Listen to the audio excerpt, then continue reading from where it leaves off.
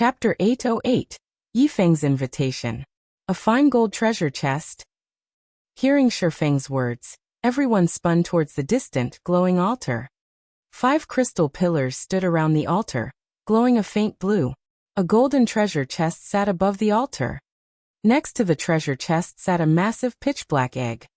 Runes decorated the egg's surface, and a faint, white mist flowed into it. "Rain, that should be the item you're looking for," Autumn Goose said as she pointed towards the egg. Due to the quest's introduction, the team knew that the quest would award a mount. That giant, sealed egg was the reason for their visit to the Crystal Forest. "That should be the one." Thoughtful Rain nodded. However, when she looked at the altar, her expression darkened slightly. A faint, blue barrier enveloped the altar. An NPC also stood next to the altar with his eyes closed. If one used an identification skill on this NPC, they would discover that he was actually a level 100, Tier 3 illusionist. Gerard Illusionist. Level 100. HP 8, 000, 000/8, 000, 000. The indicator above this illusionist was red, informing players that this Tier 3 NPC was an enemy. A Tier 3 class was the equivalent of a Great Lord of the same level. Although NPCs had far less HP than Great Lords of the same level, players would rather deal with a Great Lord than a Tier 3 NPC. Furthermore, the illusionist before them was a level 100, Tier 3 NPC. The instant everyone noticed Gerard's presence, they felt a weight land on their shoulders. A gloomy atmosphere descended on them, sabotaging their earlier joy of finding the Berserk skill. "Are we supposed to defeat him?" Blue Bamboo asked softly as she pointed at Gerard, worried that her voice would attract the NPC's attention. Nobody in the party had an answer to the cleric's question. If they had to defeat Gerard to complete this quest, then this trip had been in vain. Even a level 100 Tier 1 NPC could beat them black and blue, much less a level 100 Tier 3 NPC. The difference in levels and attributes was simply too massive.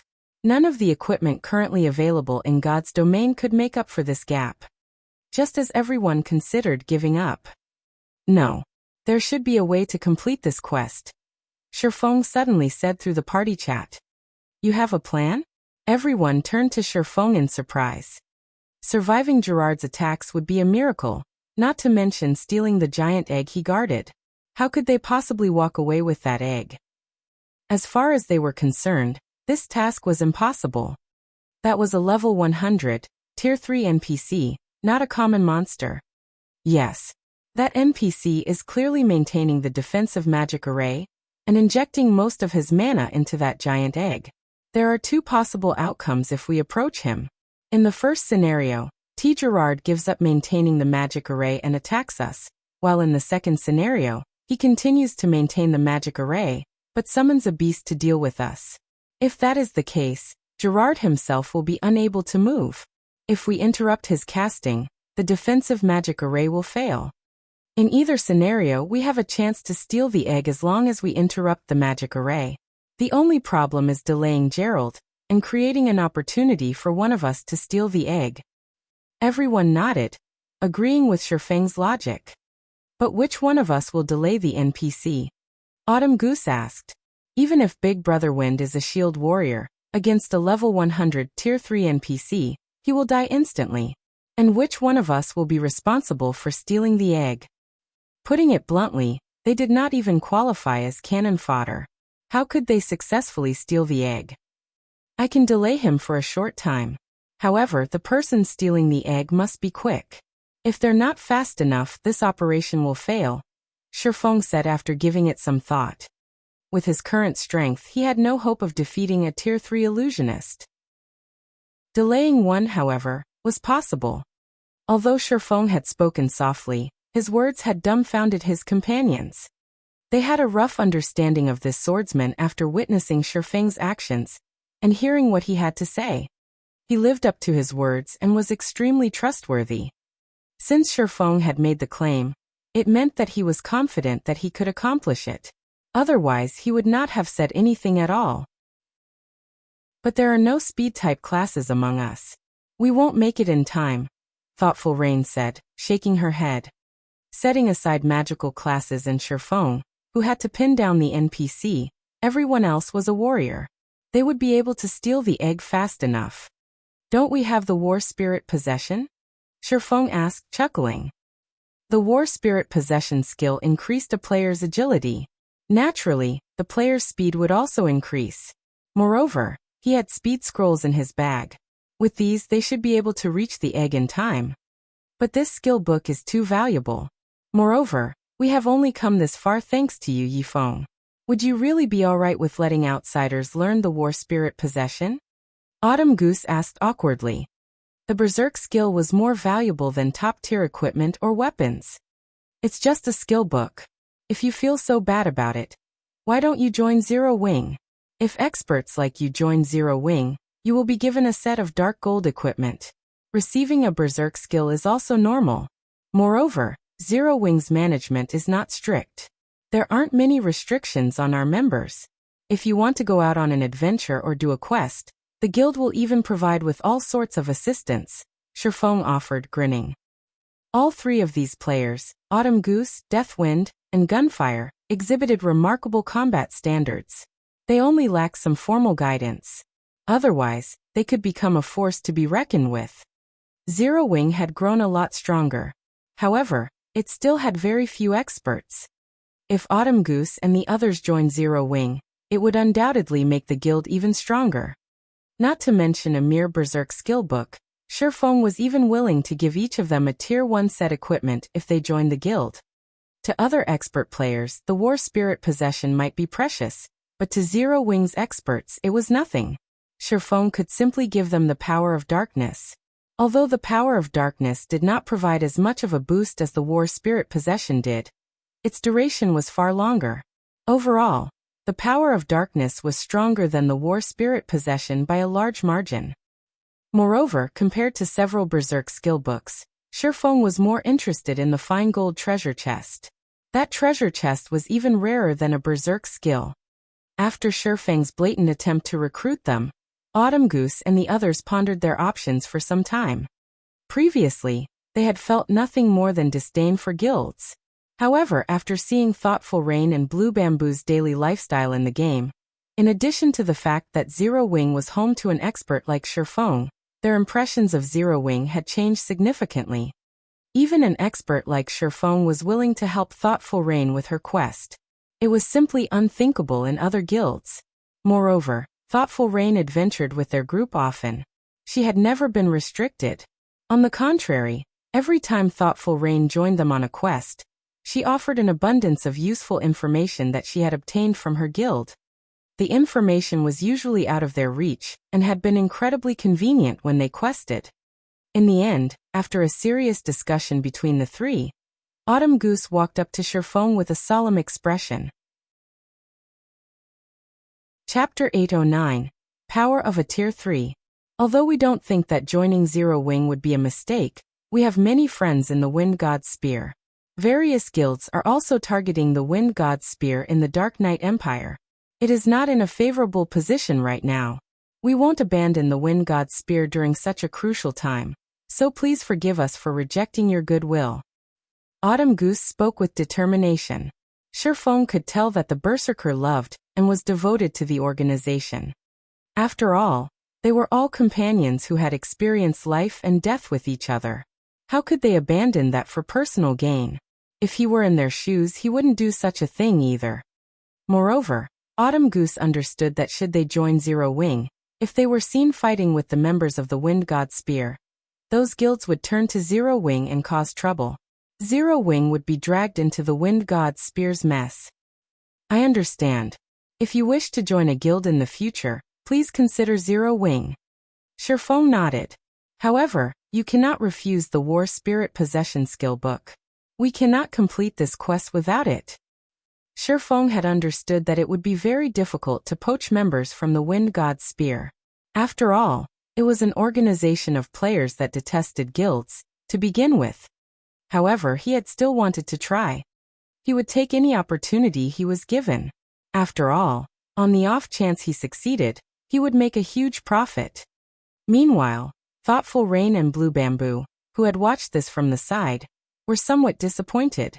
If Autumn Goose and the others had joined Zero Wing, they would have a much easier time questing and adventuring together. Following which, after a brief discussion, it was decided that Autumn Goose would learn the War Spirit Possession. "Alright, take these," Feng said. He retrieved 5 silver magic scrolls from his bag, handing them to his 5 party members. "Is this a Tier 1 instantaneous movement magic scroll?" Deathwind could not help his shock after examining the scroll. There were all kinds of magic scrolls in God's domain. Among them, the most precious were the summoning scrolls, although the instantaneous movement magic scrolls followed closely behind. Instantaneous movement magic scrolls allowed players to teleport from one location to another, although it was limited. Players could travel 300 yards in the blink of an eye with a Tier 0 instantaneous movement magic scroll, 1,000 yards with a Tier 1 scroll, and 4,000 yards with a Tier 2 scroll. It was one of the best tools for retreat. However, these scrolls were extremely rare. Even dungeon and field bosses rarely dropped them. Deathwind had only ever heard about such scrolls. On the market, one Tier 0 instantaneous movement magic scroll sold for more than 1 gold. Not to mention a Tier 1 instantaneous movement magic scroll. Now that they had these scrolls, they could immediately escape the area once they obtained the egg. They could even avoid the Icefire cheetah that still guarded the cave's entrance. Autumn Goose and Gunfire were similarly speechless. "Big brother Feng, you're rich. Can I mooch off of you in the future?" Blue Bamboo joked as she smiled at the Tier 1 magic scroll in her hands. Blue. Thoughtful Rain immediately flicked her friend's forehead. To think that the girl was still in the mood to fool around at such a crucial time. Begin the operation. Upon seeing Autumn Goose in position, he charged towards Gerard the Illusionist. When he was 80 yards from the NPC, Gerard discovered Feng's presence. "Foolish fellows. You rushed to your deaths. I'll send all of you to hell."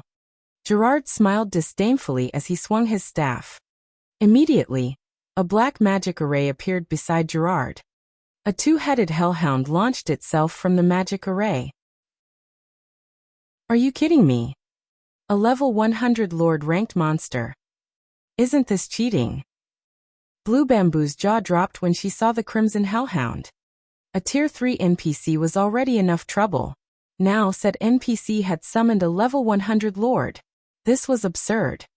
Everyone else's expressions similarly darkened. Heh. Feng, however, only revealed a faint smile. The Hellhound hadn't surprised him in the least. An illusionist was a Tier 3 class. It was not unusual for one to summon a Tier 2 Lord. Powerful illusionists were even capable of summoning Tier 3 Lords. A Tier 3 illusionist was even more effective in battle than a Tier 3 Great Mage. Of course, while illusionists were capable of summoning powerful monsters, they were very weak. After emerging from the magic array, the Hellhound opened its 2 mouths and spewed crimson flames. The fire engulfed over half of the cave, and any rock that these flames touched instantly turned into molten magma. At this time, Feng activated Thunder God's Descent, increasing his movement speed and attack speed by 150%. He then transformed into a shadowy streak as he dodged the oncoming fire before continuing towards Gerard. By the time the Hellhound ceased its fiery attack, Feng was less than 40 yards away from the illusionist. Following which, Feng activated Absolute Time, silencing Gerard and canceling his spellcasting. "Despicable ant. You dare to ruin my work." Gerard grew enraged. However, under a silenced state, even Gerard could not cast any spells without leaving Absolute Time's effective area. Suddenly, Feng threw the blazing meteor in his hand. Flame God's Fury.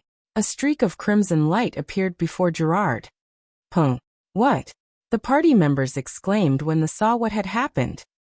Gerard had actually caught Feng's blazing meteor between his fingers. "Sure enough, the difference between our attributes is simply too massive." Feng smiled bitterly. However, he had already achieved his initial goal. Gerard focused solely on him. In the next moment, both Gerard and the Hellhound charged at Feng. Both the Tier 3 illusionist and the Hellhound's attributes were far higher than Feng's.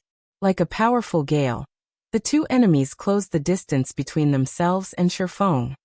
Not daring to be careless, Feng immediately swapped the Aura of Time for the Aura of Wind and activated Wind Rider. His speed soaring once more, he made a mad dash for the cave's exit. Autumn Goose had also activated War Spirit Possession and dashed for the giant egg. However, Feng's situation was precarious. To avoid receiving the brunt of Gerard's full strength, he had to remain inside Absolute Time's field. Unfortunately, Feng was slightly slower than the Hellhound. However, by relying on his understanding of the terrain, dodging the Lord's direct attacks was still relatively easy. Only the Hellhound's attack range was quite long. In addition to the limited amount of space he had to dodge to, he received some splash damage from the Lord's attacks. The flying rubble alone devoured nearly 2,000 of Feng's HP. He could only survive a few hits. Autumn Goose was extremely anxious. Upon arriving before the giant egg, she began to collect it. Why is there a collection time? Autumn Goose's anxiety jumped as she glanced at Feng. While she had approached the giant egg, Feng had lost 1/4 of his HP. If she delayed any longer, they would all be in extreme danger. Time seemed to crawl by. Autumn Goose had spent a total of 3 seconds collecting the giant black egg. As for the locked fine gold treasure chest, she simply chucked the thing into her bag. Meanwhile, Feng had less than 1/3 of his HP remaining. Damnable thieves. Don't even think of leaving this place alive. Discovering that the giant black egg had been stolen, Gerard was furious. Waving his staff, he shattered the restriction Absolute Time placed on his magic power. Over a dozen silver-colored elemental balls appeared around his body before flying towards Autumn Goose and Feng. Go! Feng shouted sternly. He then unfurled his own instantaneous movement magic scroll and vanished from the cave. Chapter 8:10 Wings Horror. In a secluded, primitive forest, several figures suddenly appeared. As these figures appeared, a distant cave crumbled as a pillar of light shot into the sky.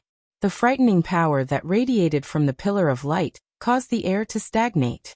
A long, terrifying roar echoed throughout the forest.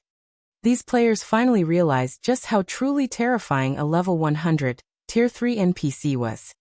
Astonishingly, Feng had actually survived against the NPC for so long, and escaped relatively unharmed.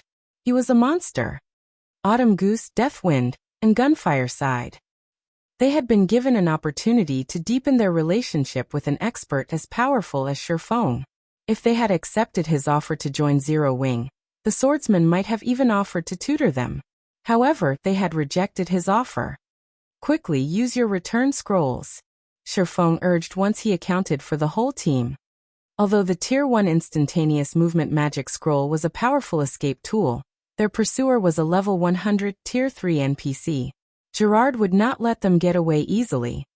Hearing Feng's reminder, everyone quickly took out their return scrolls and began to activate them. The seconds ticked by. They were all on edge. If Gerard caught up to them, they wouldn't have another chance to escape. Fortunately, the Tier 1 instantaneous movement magic scroll had put quite a bit of distance between themselves and Gerard. Even if the illusionist managed to escape the cave, he wouldn't discover their exact location immediately. Sure enough, Gerard had not found them as they finished activating their return scrolls. White River City's teleportation hall. That was close. I thought we were dead for sure, Blue Bamboo said as she patted her chest. Even though she had returned to the city, some fear still lingered in her heart. A level 100, Tier 3 NPC was practically invincible to current players. This had also been the first time she had ever seen a monster shatter a player's attack. One could imagine just how vast the gap was between either side's attributes. Fortunately, they had completed their quest. As soon as Blue Bamboo finished speaking, a sound of a system notification reached their ears. System, you have been targeted by Gerard. If you cannot incubate and hatch the giant egg in 3 days, Gerard will discover your presence in any field map you venture to. If Gerard kills you, you will suffer a double death penalty and 3 days of a weakened state. Why is there another quest? Thoughtful Rain frowned as she looked at the system notification. Her initial quest had been to retrieve the giant egg, Now, after so much trouble to accomplish that, she received another one. Moreover, the penalty for failure was considerably severe. If she failed this quest, a level 100, Tier 3 NPC would hunt them down. Unfortunately, players at this stage of the game had no hope of killing this NPC. In other words, they would no longer be able to explore or level up if she failed. Autumn Goose and the others wore similarly horrified expressions. Although they had helped Thoughtful Rain, they had never expected to be held accountable for the quest as well. This was the first time they had encountered such a quest. They had experienced Gerard's power personally. If they encountered Gerard in the fields, they would only find death. Does the egg's description include any incubation methods? Feng asked Autumn Goose. He had long since grown accustomed to such sudden developments. Let me see. Autumn Goose hurriedly called up the giant egg's information. It says that we'll need a large amount of life force to incubate this egg, which can only be obtained by killing great lords that are level 40 or above. How many do we need to kill? Feng asked. 20. Autumn Goose said helplessly. 20. This is a joke, right? We're talking about great lords. Blue Bamboo could not help but despair. Deathwind and Gunfire frowned as well. A level 40 Great Lord was no laughing matter. Generally, each of these monsters required a raid team of 100 level 40 players geared with top-tier equipment. Even then, any mistake could get them all killed. Even if they gathered such a team, raiding a single Great Lord would most likely require an entire day. The sacrifices they'd have to make were also staggering. No matter how one thought about it, it was impossible to raid 20 level 40 Great Lords in 3 short days. First of all, level 40 Great Lords were not that easy to find. Normally, these monsters only lurked in 100-man team dungeons. Even finding 20 Great Lords in the fields would take more than 3 days. How difficult was raiding a level 40, 100-man team dungeon? Even now, the various large guilds were still attempting to challenge the hard mode version of these dungeons, not to mention Hell mode. Even if they mobilized all of Wind God's spear, they could not complete this quest. While everyone struggled with their frustration and despair. It isn't exactly impossible to complete this quest, Feng said after giving it some thought. However, I'll need to prepare first. You guys should wait here for a while. Of course, it was impossible to kill a level 40 Great Lord with the power of a 6-man party. However, a 20-man team might have a chance. What? He even has a plan for this? Gunfire watched Feng's departing back with doubtful eyes. Even Thoughtful Rain and Blue Bamboo, who were in the same guild as Feng, were shocked. They had been talking about level 40 Great Lords, yet Feng spoke of them as if they were only common monsters. After waiting for some time, they heard excitement spread throughout the teleportation hall. Wah! Isn't that Fire Dance from Zero Wing? Look. That's Zero Wing's vice leader Aqua Rose. Oh. The players inside the teleportation hall were stupefied when Fire Dance and the dozen or so Zero Wing core members entered the building. To ordinary players, these experts were basically legends. They lived in a completely different world. After the war in the Stoneclaw Mountains, players finally understood the power of a true expert. Zero Wing's core members had long since become idols in White River City. How could these players contain their excitement as they finally saw these stars? What? Blue Bamboo was dumbfounded when she saw Fire Dance and the others approach their party. These players were Zero Wing's upper echelons. Every one of them was a top-tier expert in Starmoon Kingdom, yet after a single call, they had hurried over. Even Violet Cloud, whom she admired greatly, was here. She could not believe this was happening. Just who is Yifeng? Autumn Goose could not help but turn to look at Feng. Deathwind and Gunfire were similarly shocked.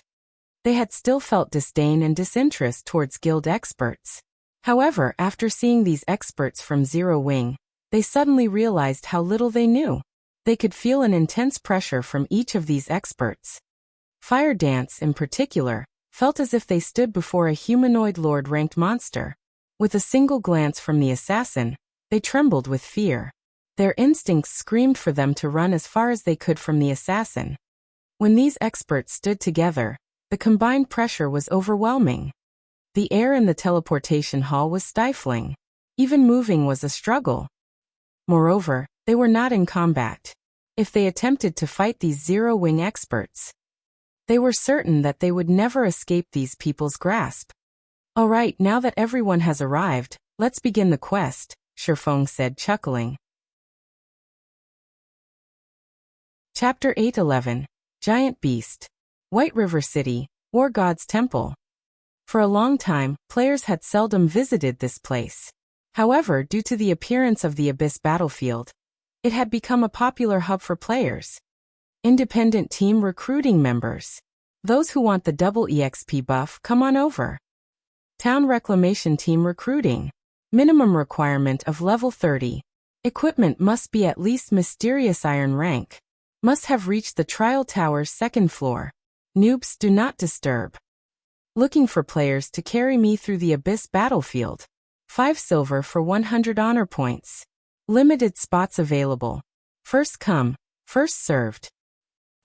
Shortly after the new expansion pack launched, everyone had adapted to the new changes. Many players had already gained some experience of the playstyle in the Abyss battlefield. Feng was very surprised when he arrived. He had not expected everyone to adapt to the Abyss battlefield so quickly. The Abyss battlefield was a paradise for experts, particularly solo experts. Due to the Abyss battlefield's appearance, many solo experts had been able to shine brilliantly in the past, creating countless legends in God's domain. The Abyss battlefield back then had also shortened the gap between independent players and guild players. One of the main reasons for this was the EXP gain. Guild members could accumulate the double EXP buff in their guild residences. Although the accumulated double EXP buff did not seem like much, ordinary players could not fight for long periods. All players needed a break at some point, whether it was to repair their weapons and equipment, or to recover their concentration and stamina. Overall, a large part of a player's time in the game was spent resting. Hence, the difference the double EXP buff created became significant. However, it was extremely difficult for independent players to accumulate the double EXP buff. Aside from purchasing a house of their own in NPC cities, the only other option was to rest in a player-built city. This further highlighted the importance of the Abyss battlefield. Players would earn honor points corresponding to their performance on the battlefield. They could trade those honor points for the double EXP buff or potions. Powerful solo experts could easily earn a large number of honor points, and the double EXP buff they could purchase was far more than guild players. In addition, these solo experts were strong enough to kill monsters of a higher level. Overall, solo experts were able to level only slightly slower than guild experts. Aside from the EXP buff, honor points could also be traded for top-tier equipment. Although the equipment's attributes leaned more towards PvP, it was still valuable. The various large guilds also took advantage of the Abyss battlefield to grind for top-tier equipment. There were many bosses in the Abyss battlefield. Every town that monsters conquered would contain multiple bosses. The weakest among these bosses were lords, while most were great lords. Some towns were even protected by high lords or mythic monsters. Guilds didn't need to look far to find field bosses. However, although there were many advantages to the Abyss battlefield, it had its downsides as well.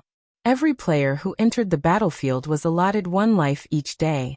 In addition, the monsters dropped neither materials nor money. They only dropped weapons and equipment. If one's goal was purely to obtain top-tier equipment, the Abyss battlefield was the perfect place for them. Feng led his team into the Abyss battlefield. After entering the Abyss battlefield, players were transported to the human race's campsite. As soon as Feng and the others arrived, they were greeted by a sea of players. White River City's players weren't the only ones who had gathered at this campsite. Players had arrived from every city in Star Moon Kingdom. They were all gearing up and preparing to set out. However, as this was a battlefield, one could see wandering abyssal monsters in every direction. Players generally formed 100-man groups in the Abyss battlefield. That way, they had a higher chance of survival. After all, the longer they remained alive, the more opportunities they would have to earn honor points. This run has been the best. I earned 500 points during this run. I can afford a basic double EXP potion. I'll get 10% of the double EXP buff with that. I might be able to reach level 32 by the end of the day. That's nothing. I heard that the players in Heaven's Burial's main army have conquered a town. With the honor points they earned, they can purchase 3 basic double EXP potions. For those that perform well, they might even earn enough points to buy a basic body strengthening potion. Wow. That much? One of those potions could improve my attributes by 10% and reduce my stamina consumption by 15% for 2 hours. The basic body strengthening potion costs 5 times as much as the basic double EXP potion. What did you think? They cleared out the abyssal monsters of an entire town. Naturally, they received a ton of honor points. The various guilds are dispatching their armies to clear out these monster towns. With enough basic body strengthening potions, raiding dungeons will be a breeze. It's a pity that my guild is so small. We are nowhere near strong enough to clear out a town. The players around the campsite chatted as they stood in line to repair their weapons and equipment. They envied the players who had joined large guilds. Unlike those players, they had to accumulate honor points slowly by killing wandering abyssal monsters in the Abyss Battlefield's outermost regions. Let's go. Feng opened the battlefield's map. After examining it for a moment, he headed towards the nearest small, ruined city. Wow, those guys got guts. They are leaving the campsite with just a 20-man team. Are they tired of living? I think they're experts. So what if they're experts? Once they start fighting, they'll learn that even experts are useless here. Moreover, didn't you see which direction they went? They are heading towards South Lake City. None of the players who have gone there have returned alive. The players resting at the campsite fell into a heated discussion when they saw Feng's group of cloaked figures. The Abyss battlefield was comprised of various regions. Different regions had different threat levels. The outermost region was the safest. However, there were far fewer monsters here. Players could not earn many honor points with so few targets. More monsters wandered around the outer region of towns, most being elites with a few chieftains thrown in the mix. Ordinary players who ventured into these areas quickly lost their lives. However, one could earn quite a sum of honor points if they survived. Monsters were abundant inside a town. There were also plenty of lord-ranked monsters present. Sometimes, even great lords would appear in towns. A party of players would find it very difficult to survive. As for small cities, these were considered monster nests. When players entered the city, their attributes were suppressed immediately. Generally, great lords guarded these small cities. Sometimes, one even encountered a mythic monster. Even a 100-man elite team would find it very difficult to survive here. Grand lords generally ruled over medium cities, and players had a very high possibility of encountering a mythic monster. In large-sized cities, players were guaranteed to find a mythic monster waiting for them. Even a guild-organized 1,000-man army risked a one-way trip by attempting to challenge these locations. Naturally, Feng understood the battlefield's layout. He was far more familiar with the battlefield's rules than any other player. To grind for great lords, towns were the safest choice. However, Feng had a time limit. Hence, he had no choice but to pick a small city. After traveling for over 2 hours, Feng and the others finally arrived at South Lake City. The entire city had become a nest for abyssal monsters. One could smell the rich scent of blood from the city's edge. Is that a Grand Lord? Autumn Goose's heart pounded when she saw the giant monster, which was over 100 meters long, hovering above the city. Chapter 8:12 Siege. How can a monster be so massive? Every member of the party was flabbergasted as they watched the massive figure in the sky. This was a bone dragon with a body that stretched over 100 meters, and a wingspan that covered over 200 meters. As its name suggested, its entire body was made of bone. Its massive skeletal head loomed like a small mountain. Smoldering green fire danced in its hollow eye sockets. The bone dragon created storms with every flap of its skeletal wings. Frostbone Dragon Undead Grand Lord. Level 45. HP 64, 000, 000/64, 000, 000. This was the first time Autumn Goose and her companions had ever seen a Grand Lord, and they stared, struggling to breathe. The Frostbone Dragon had a staggering 64 million HP. However, this was not the Bone Dragon's biggest threat. At the rank of Grand Lord, a monster could inflict a powerful mental pressure, preventing players from exerting their full strength. That thing can probably instant kill me with its breath attack. Gunfire involuntarily gulped as he watched the Bone Dragon circle above the city. Are we really going to kill monsters here? There are too many. Blue Bamboo asked worriedly as she glanced at the sea of abyssal monsters within the city walls. Skeleton Soldier, Undead Elite. Level 42. HP 140, 000/140, 000. These skeleton soldiers bore a shield and weapon in each hand. They also stood together in large groups with over 100 other skeleton soldiers. If they fought one of those skeleton squads, it was highly likely that they would attract even more skeleton soldiers. Skeleton captains also roamed the city. Skeleton Captain Undead Chieftain. Level 42. HP 1 300, 000/1, 300, 000. If they fought here, an endless stream of monsters could easily surround them. Their chances of survival would plummet. Why don't we check somewhere else? Autumn Goose suggested. They could deal with these numbers if they were merely common monsters. However, the weakest monster in the city was an elite. Chieftains even called this city home. Even a 20-man team had little hope of surviving this place. Although they knew Feng and the others were quite strong, the skeleton captains were not isolated. From where they stood, they could spot as many as 6 captains. Who knew how many more would appear once they started fighting? It was simply too dangerous to fight here. Relax. You guys just need to watch from the sidelines. Feng laughed, not bothering to explain. After stabilizing their mental states, Fire Dance and the others burst into action. Ordinary experts might struggle against the sea of monsters. To Zero Wing's core members, however, this wasn't even a challenge. This was a paradise. Fire Dance and Flying Shadow charged into the crowd of skeleton soldiers, luring the elite monsters. Meanwhile, Minor Wind and the other ranged classes launched their bombardment from a distance.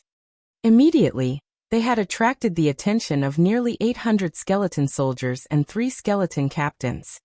Autumn Goose and her friends' anxiety mounted. The army of skeleton soldiers and the 3-meter-tall skeleton captains that wore black, thorny armor seemed to have an unstoppable momentum as they charged to meet Zero Wing's group. Deathwind, who stood between his team and the monsters, felt a massive pressure weigh him down. Just as the skeleton soldiers were about to reach the team, Cola, Yiwumian, and Turtledove made their move. Justice Roar. Angry Howl. The 3 MTs tore the aggro from the small team and forced the monsters to focus on them. Take this. Cola raised his flaming divine blue fire shield and bashed it into the approaching crowd. Boom. With one hit, the MT sent the leading skeleton soldiers into a backward tumble.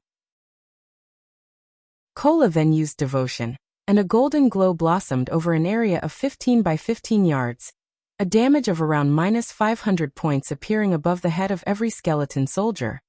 As for Turtledove and Yiwumian, they also dominated over their opponents. With each crash, they knocked down a group of skeleton soldiers. When they used an AoE skill, they devoured hundreds of HP from several dozen soldiers. The 3 MTs stood like an iron wall as they blocked the undead's advance. The 3 skeleton captains had just as much trouble. Even against the chieftain's attacks, Cola and the others did not retreat by a single step. They dodged the majority of the attacks sent at them, launching counterattacks and dealing over -2,000 damage to each chieftain. So strong. Gunfire could not help his shock. Not only could these 3 MTs hold back the hundreds of elite monsters and 3 chieftains, but they also dodged most of the incoming attacks, barely losing any HP. They should have stabilized the aggro by now. Let's start attacking as well, Blackie said excitedly.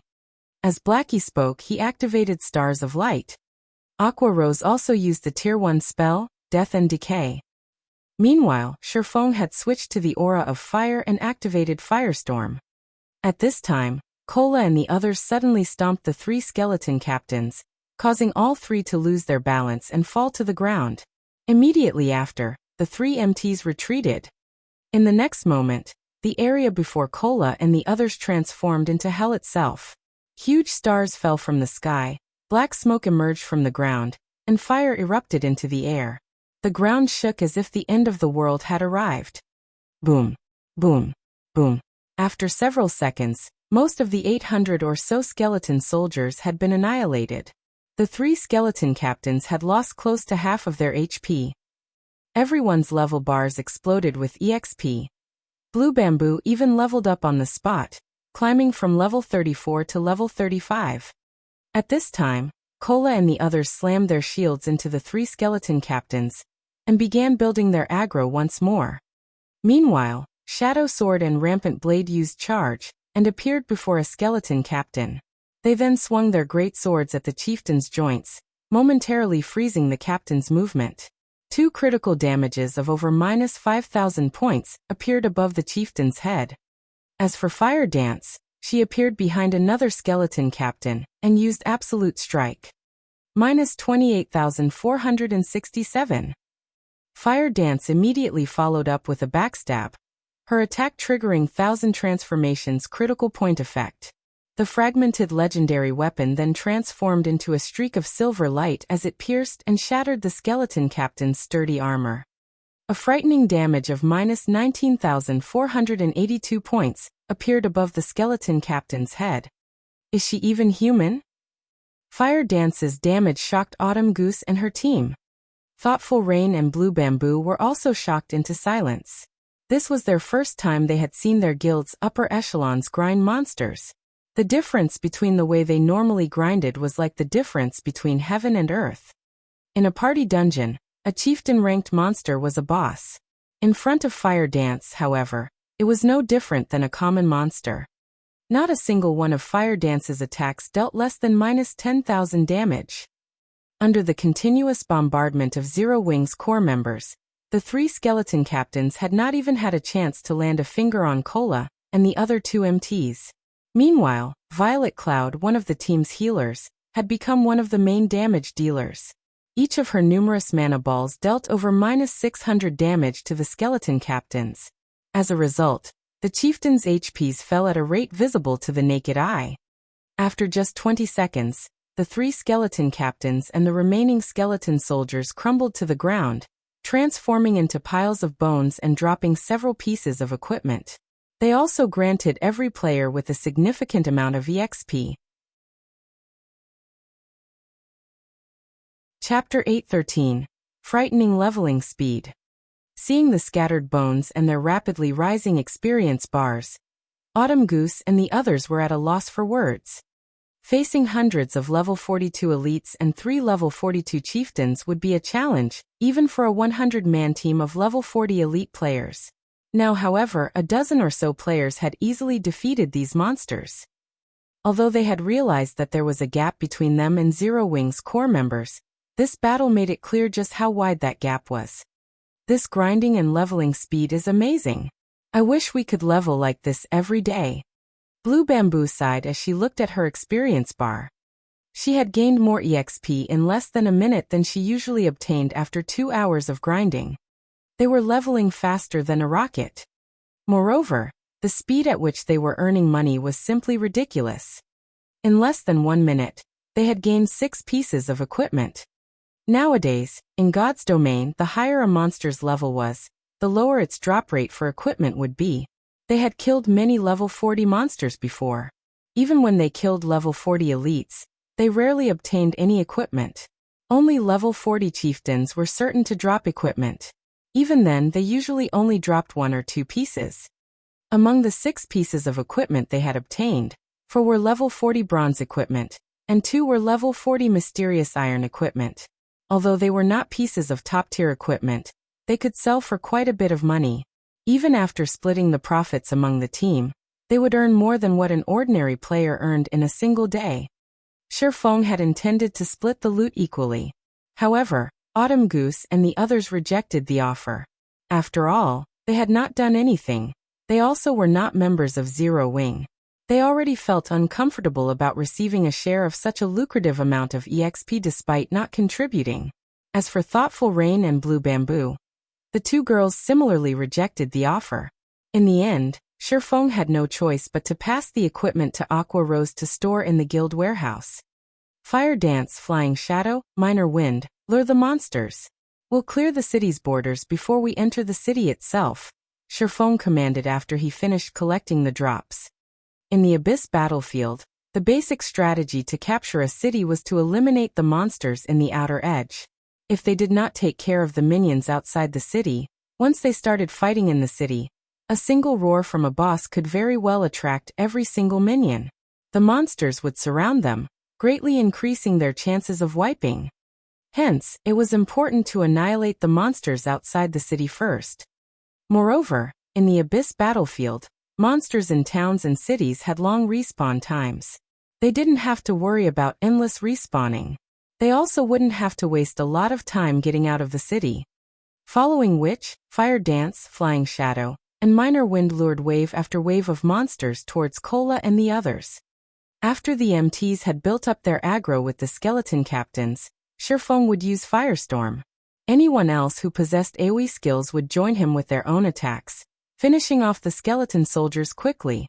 Afterward, everyone would focus their attacks on the chieftain-ranked skeleton captains. The team finished off a wave of monsters every 5 minutes, rapidly filling their experience bars.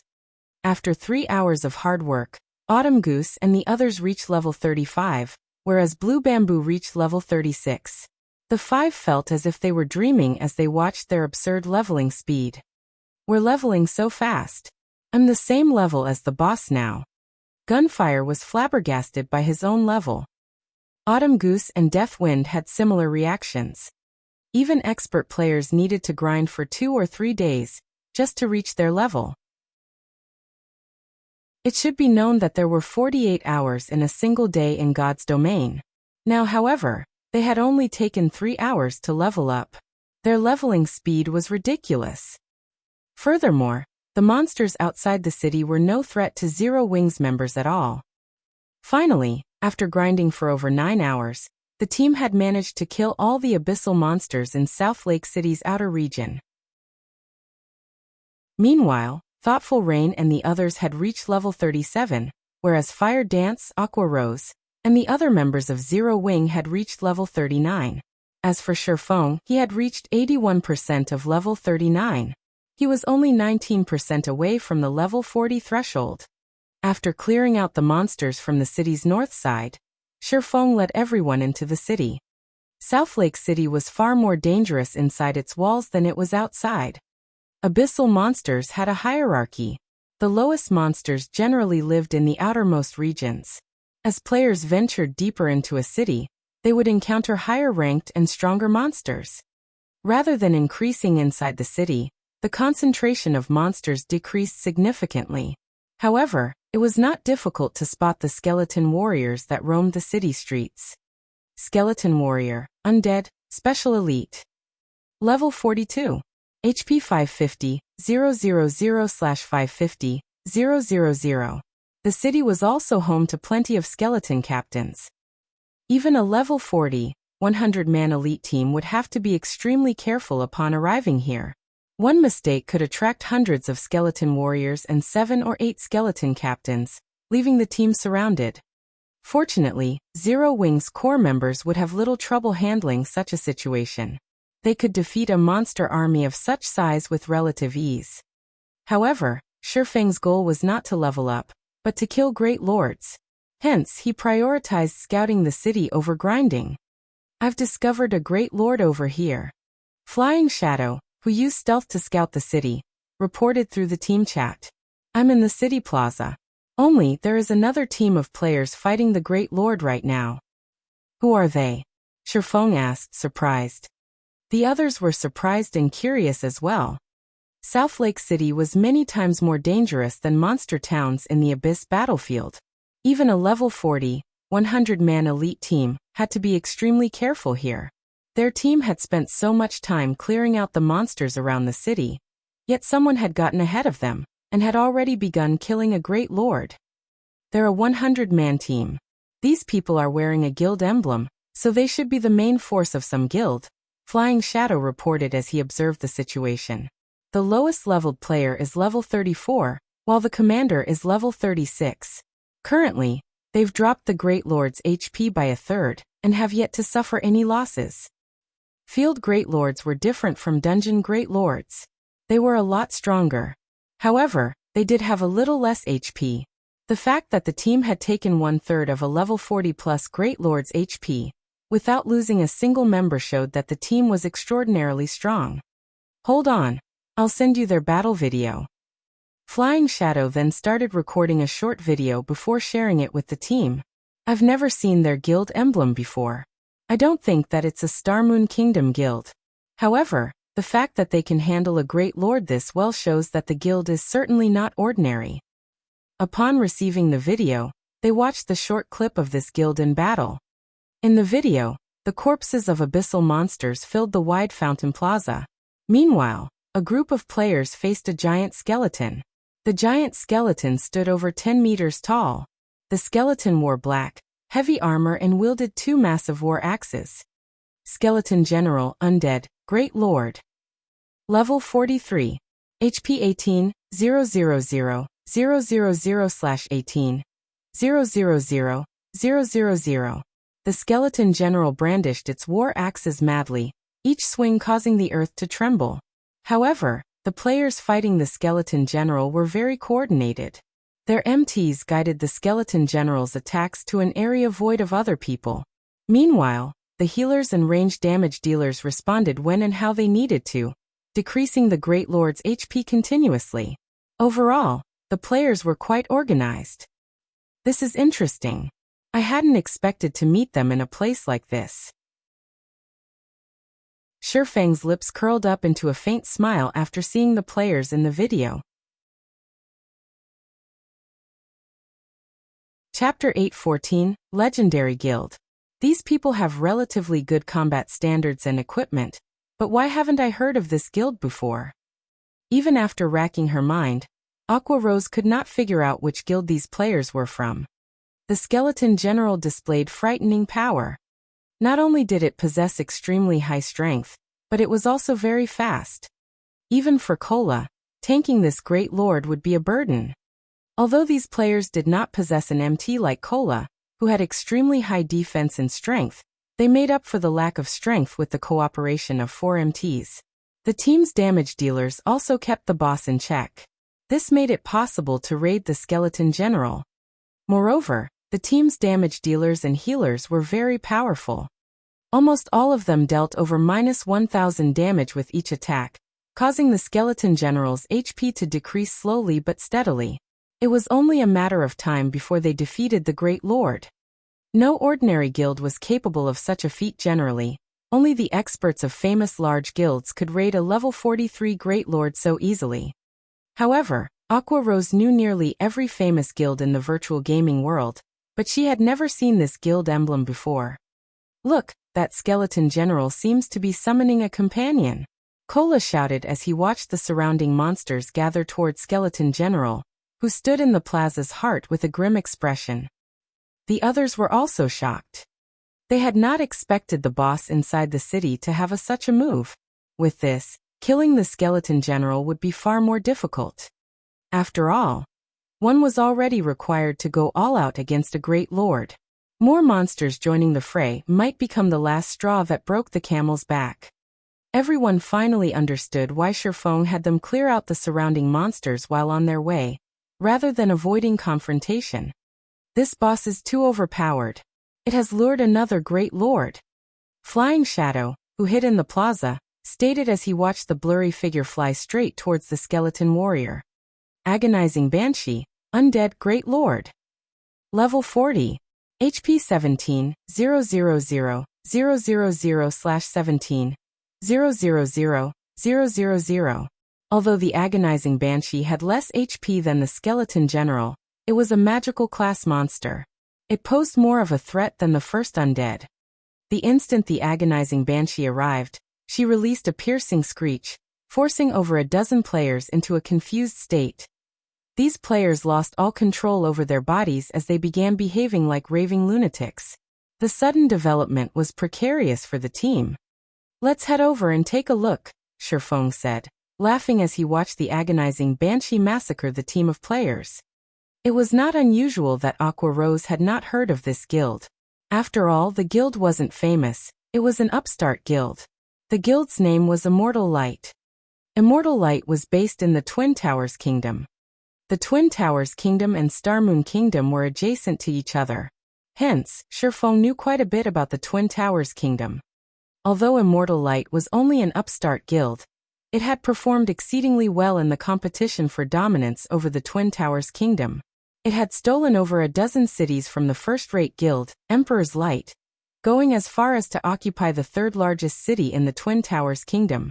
In Feng's previous life, Immortal Light had been one of Shadow's allies. However, Immortal Light was much stronger than Shadow had been.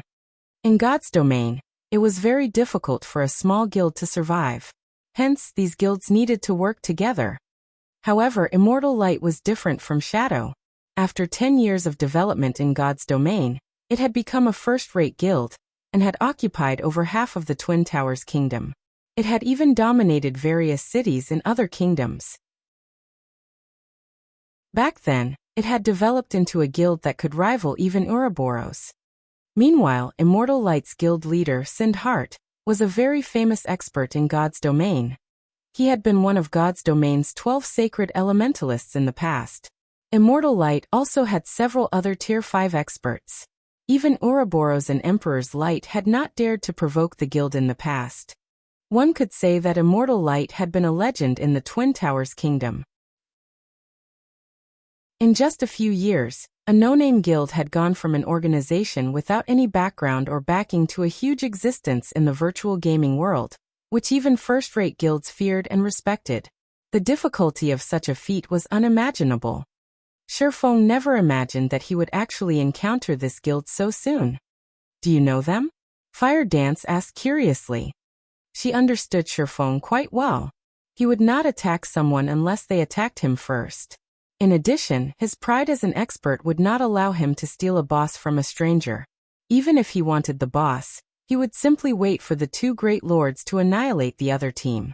However, since Feng chose to approach the battle, it was likely that he knew the guild. "Something like that," Feng replied vaguely, not knowing how to answer this question. In the past, he had been acquainted with this group from Immortal Light. In this life, however, they did not know him. Above the wide plaza, two great lords and dozens of skeleton warriors faced down the 100-man team. "Split up the bosses. Rangers, kite the minions," the team's leader Sindhart shouted.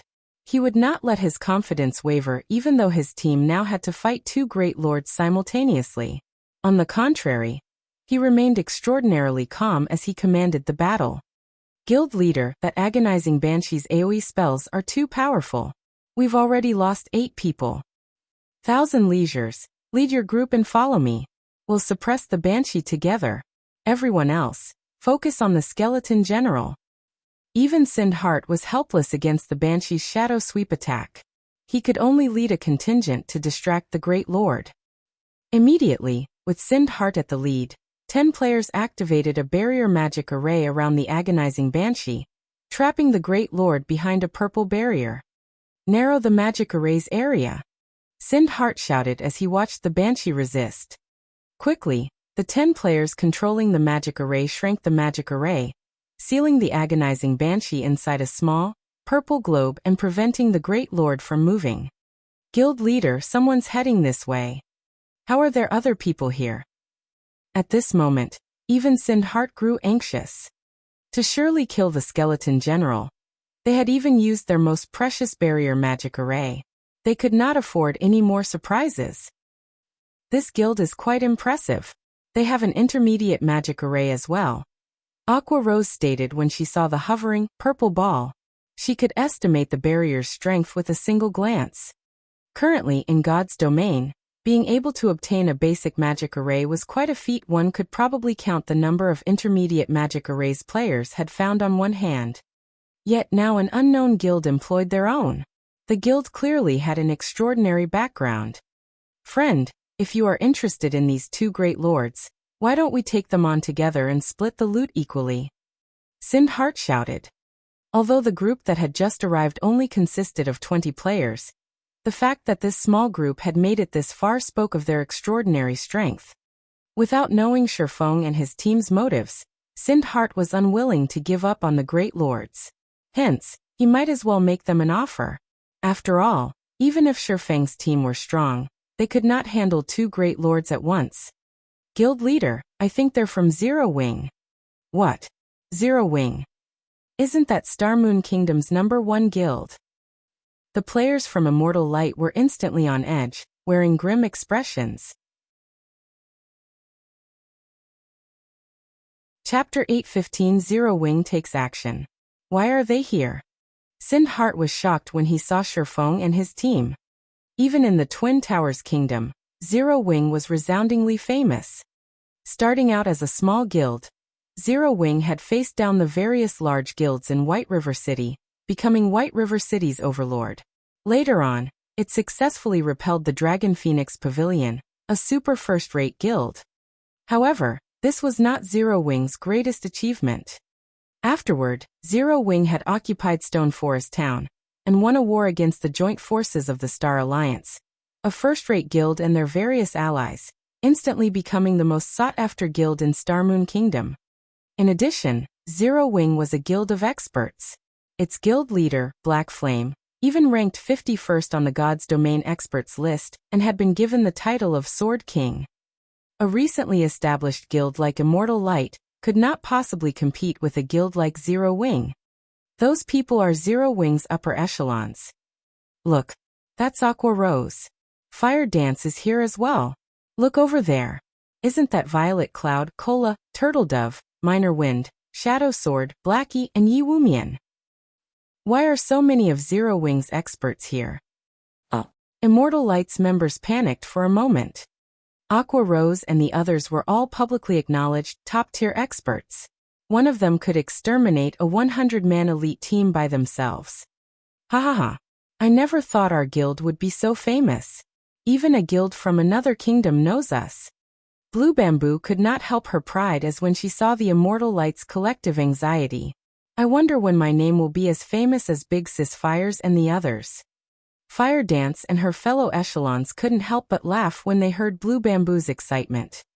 In reality, even they had never imagined that they would, one day, become famous experts in God's domain. Before they had met Feng, they had never dreamed of such a thing. Now, however, they were targets for players' admiration. Is Zero Wing really such an amazing guild? When Autumn Goose overheard the Immortal Lights members, she was shocked. She and her companions were independent players from the faraway Dark Knight Empire. Hence, they had only heard rumors of Zero Wing's strength through the forums. They had never witnessed the guild in action. In their opinion, however, even the large guilds in the Dark Knight Empire were subpar at best. Hence, how strong could a guild from a kingdom possibly be? However, after witnessing these players' performance, they had a clearer understanding of the guild's strength. They felt that Zero Wing was different from those large guilds in the Dark Knight Empire. Yet it would seem that Zero Wing was far more powerful than Blue Bamboo, and the official forums made it out to be. Guild leader Sind, rest assured, we aren't here to steal your bosses. However, we won't help you with these bosses either. If you can't handle them, give up. We'll take over from here, Feng said, shaking his head as he responded to Sindhart's proposal. Level 40+ great lords were not easy to find, even in the Abyss battlefield. Moreover, a great lord dropped far better loot than a lord. Monsters of such rank generally drop top-tier equipment. Even in Zero Wing, level 40 top-tier equipment was still quite rare. Hence, he could not afford to split the drops. Hearing Feng's answer, a huge weight lifted from Sindhart's heart. Zero Wing was the #1 guild in Star Moon Kingdom. The guild's upper echelons would not break their word easily. Thank you, Sindhart said with heartfelt gratitude. Following which, Sindhart commanded his team to focus on the skeleton general, which only had 60% of its HP remaining. The agonizing banshee was still trapped inside the intermediate magic array, so it was possible to kill the skeleton general. Time passed quickly. Finally, Immortal Light's members reduced the skeleton general's HP to 30%. Be careful. The skeleton general is about to go berserk. Sindhart hurriedly reminded his team. Immortal Light's MTs began to prepare, activating their life-saving skills. The healers at the rear also readied themselves. "Humans, I will devour you," the skeleton general shouted, its eyes releasing a bloody radiance. Suddenly, the skeleton general split into 3 copies of itself. All 3 were identical, even down to their HP bars. Amazing, this skeleton general actually knows a duplication skill. Aqua Rose exclaimed. Among the many bosses they had encountered, very few could duplicate themselves. Any bosses capable of such a feat were extremely difficult to fight. Suddenly dealing with 2 additional bosses could destroy a team's formation and rhythm. If not handled properly, it would not take long for the team to suffer annihilation. "They're in trouble," Fire Dance stated as she glanced at the 3 skeleton generals. Each general radiated the same pressure. This meant that all 3 skeleton generals had the same combat power. It had taken almost everything the Immortal Light members had to deal with the one skeleton general. Now they had to take down 3 such monsters simultaneously. While Zero Wings members discussed the situation among themselves, several Immortal Light MTs were thrown into the air. Until now, the team had relied on the combined strength of 3 or 4 MTs to defend against the skeleton general's attacks. Now that they had to fight 3 great lords at the same time, their MTs had to split up. As a result, they didn't have enough strength to tank the bosses. In 10 short seconds, Immortal Light lost another 8 members. Guild leader, at this rate, will most likely wipe. How did things come to this? Sindhart balled his fists, frustration filling his heart. They had already lacked enough members to deal with the skeleton general. Furthermore, to deal with the agonizing banshee, they had been forced to split their team and pull 10 members away from the main fight. Now that the general had split into 3, they didn't have nearly enough strength to face the boss. A single attack from one of the great lords could obliterate over 7,000 HP from one of their MTs. If the MTs did not block the attack with their shields, they might die instantly. "Retreat," Sindhart commanded, gnashing his teeth. If they wasted any more time, none of them would leave this place alive. If they retreated now, at the very least, half of their numbers might survive. "They can't hold on anymore," Blackie chuckled. "Let's go then," Feng said. Hearing Feng's command, Zero Wings members exploded into action. Cola and Yi Wumian charged at the fully regenerated skeleton general, whereas Turtledove made her way towards the agonizing banshee. "We're going in now." Autumn Goose and the others were momentarily stunned, thinking that they had heard wrong. Although Immortal Light's members had already left, there were still 2 great lords in the plaza. What could they possibly do with a team of 20 players? What are they trying to do? The members of Immortal Light, who had escaped, were even more flabbergasted. Zero Wings' team had far too few members. Furthermore, to deal with the 2 great lords, their team of 20 had to split itself. This was insane. Just as Autumn Goose, Thoughtful Rain, and the others struggled against their days, the battle against the 2 great lords had begun. Cola sent a shield of vengeance at the skeleton general, taking more than 2,000 of the great lord's HP. He then followed up with a hammer of sanctions, eliminating another 3,000 plus HP, and focusing the great lord's aggro on himself. Facing the skeleton general's quick blow, Cola raised his shield and received the attack. He was immediately forced to retreat by 6 steps, both his hands numbing slightly. A damage of over minus 3,000 points appeared above his head. However, to Cola, who had over 18,000 HP, this damage was acceptable. "That's a lot of strength. I can use this opportunity to test a move that I recently learned." Cola smiled. Seeing another of the skeleton general's battle axes swiftly approach, he lifted his shield, blocking and pushing against the attack. As the attack sent Kola backward, he only lost around 1,700 HP, far less than the previous attack. Very quickly, Violet Cloud recovered his HP to full. "Let's also begin," Aqua Rose said as she smiled at the agonizing Banshee. She then used Blue Fire Summon. Immediately, 3 Blue Fire Crows appeared on the battlefield and assisted Turtledove against the agonizing Banshee. Chapter 8:16. Bullying a Great Lord. What a powerful summoning skill. Autumn Goose and the others were shocked when they saw Aqua Rose's 3 level 39 elite ranked Blue Fire Crows. Generally, summoners could only summon 1 elite or a few common monsters.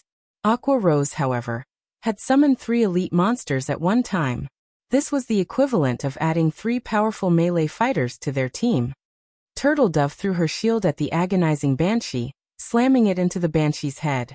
Not only did this attack interrupt the Great Lord's Tier 2 spellcasting, but it also achieved a critical hit, dealing nearly -5,000 damage. The agonizing Banshee was enraged. She pointed a finger at Turtledove. Immediately, 8 Black Fog Spears shot towards the Guardian Knight. These Black Fog Spears had significantly damaged the Immortal Light members when they had faced her. As the spears were incredibly powerful, even when the Immortal Light's MTs blocked the attack with their shields, they had lost nearly 4,000 HP. Worse yet, the Banshee had launched 8 of these spears. Even an MT would lose their life if they received 4 or 5 spears. "That won't work against me," Turtledove declared. Rather than retreating, she charged towards the Black Fog Spears. Just before the spears reached her, Turtledove raised her shield and leaped forward, smashing into one of the Black Fog Spears. The remaining spears simply flew past Turtledove's body, missing her completely. Boom! Upon collision, Turtledove was forced back by 2 steps. She lost nearly 1,800 HP. In the next moment, however, a healing light touched the Guardian Knight, returning her HP to full status immediately. "That is an MT from Zero Wing?" Sindheart was astonished as he watched Turtledove handle the agonizing Banshee's attacks so gracefully. When their strongest MT blocked one of the Black Fog Spears, he had lost over 3,400 HP instantly. In addition, due to the incredible speed of the spears, he hadn't been able to avoid the following attacks in time. Generally, he would receive roughly 3 spears, destroying more than half of his HP.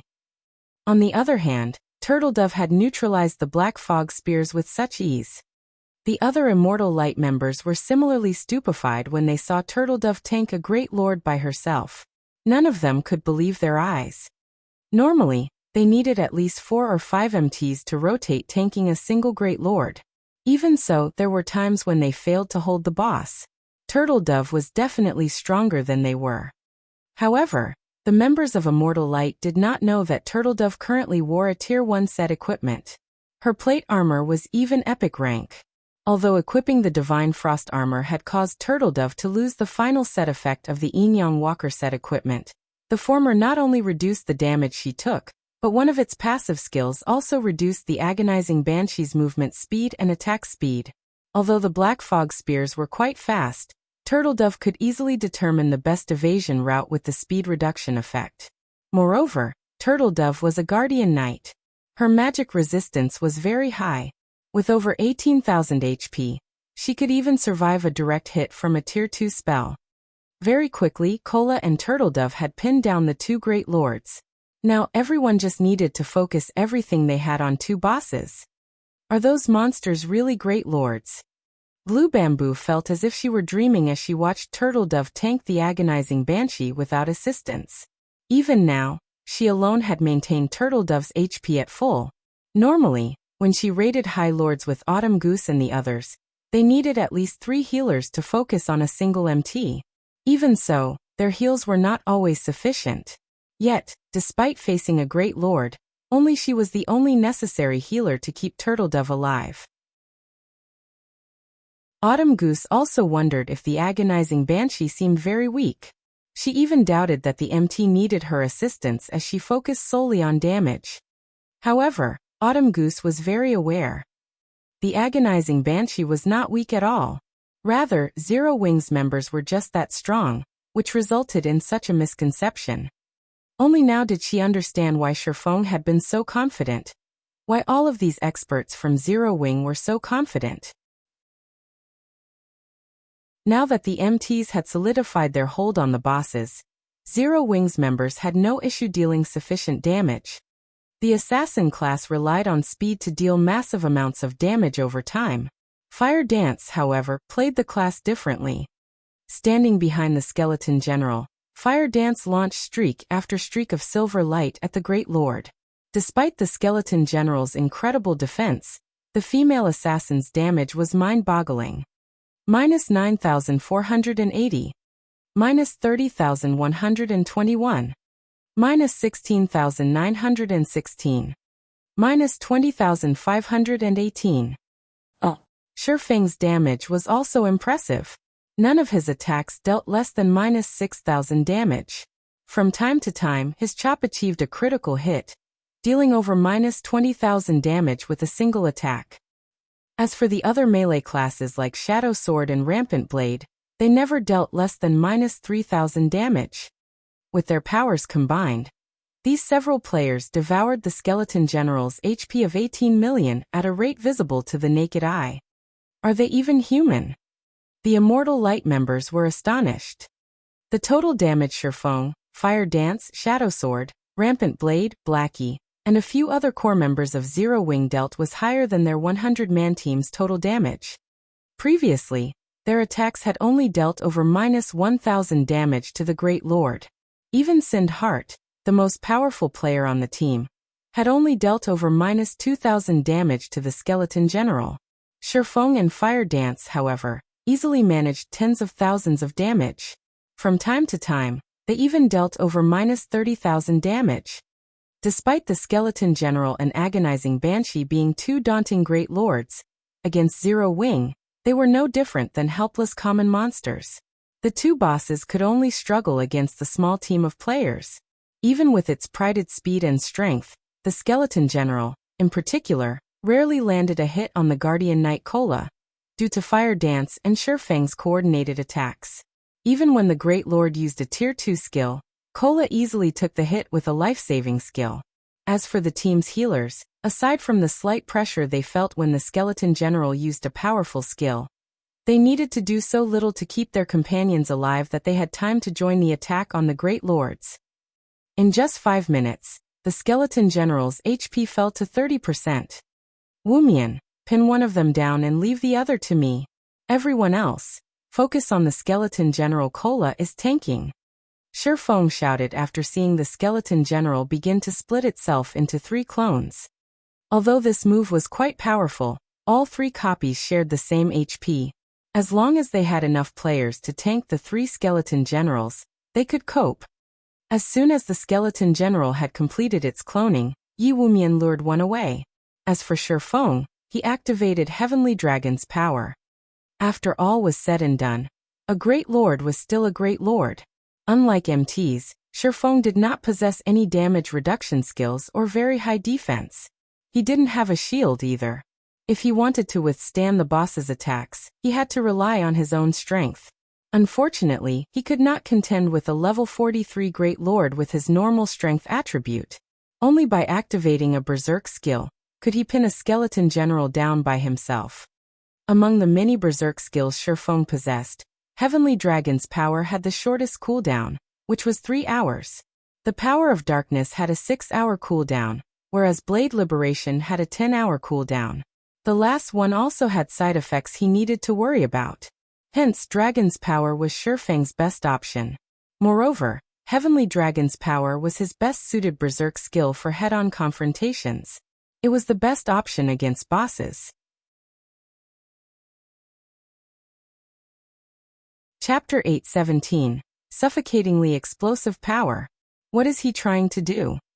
Sind Heart and the others were confused as they watched Feng charge towards a skeleton general. No swordsman could solo a Great Lord. Even a Berserker, a class famed for its strength, would fly through the air if they tried to block a Great Lord's attack with their weapons. Feng used Killing Ray to block one of the skeleton general's descending battle axes. Sure enough, my attributes aren't high enough to deal with this great lord. The resulting impact had forced Feng to retreat by 3 steps, his hand numbing slightly. Meanwhile, a damage of over -700 points appeared above his head. However, to Feng, who had close to 50,000 HP after activating Heavenly Dragon's power, such a small amount of damage was nothing. His battle recovery regenerated nearly 500 HP every 5 seconds. Violet Cloud waved her staff, and immediately, a faint golden film blanketed Feng's body. Bluish-green life force flowed into the swordsman. Suddenly, a recovering status appeared over Feng's status bar, recovering over 1,600 HP every 5 seconds for 15 seconds. In the blink of an eye, Feng's HP was full. Seeing that its first attack had failed, the skeleton general swung its other battle axe at Feng violently. Having predicted the skeleton general's attacks, Feng sidestepped abruptly, using the abyssal blade to receive the descending battle axe while thrusting Killing Ray towards the skeleton general's armor. A streak of blue light flashed. Although Killing Ray could not compare to the fragmented legendary ranked 1000 transformations, after equipping a magic device, its sharpness was only slightly weaker than the 1000 transformations. As a result, it easily pierced the skeleton general's robust armor. A critical damage of -15,824 points appeared above the skeleton general's head. The Great Lord bellowed, angry with the damage it had received. Suddenly, its battle axes released a strange, smoldering green flame as it swung the weapons at the ground. The ground instantly shattered, flames surging into the sky and covering a radius of 15 yards. Feng had long since prepared for this moment. He jumped up and passed the skeleton general's head. He then used one of Killing Ray's skills, Summon Lightning.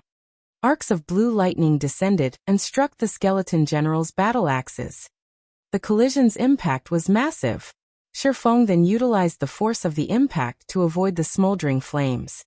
He then activated Silent Steps and appeared behind the skeleton general, the sacred sword in his hand releasing a dazzling, flaming glow.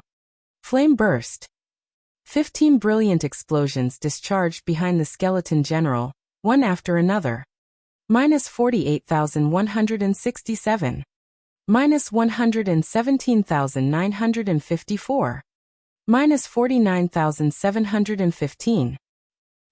15 damages appeared above the general's head, one after another. Killing Ray had a 50% critical rate. In the blink of an eye, the skeleton general lost over 1 million HP. For a time, Autumn Goose, Sind Heart, and the others were speechless. They sucked in a breath of cold air, not believing their eyes. Feng's damage was insane. He had dealt over 1 million HP. Even a level 40 chieftain only had so much HP. Feng had the power to instant-kill a level 40 chieftain.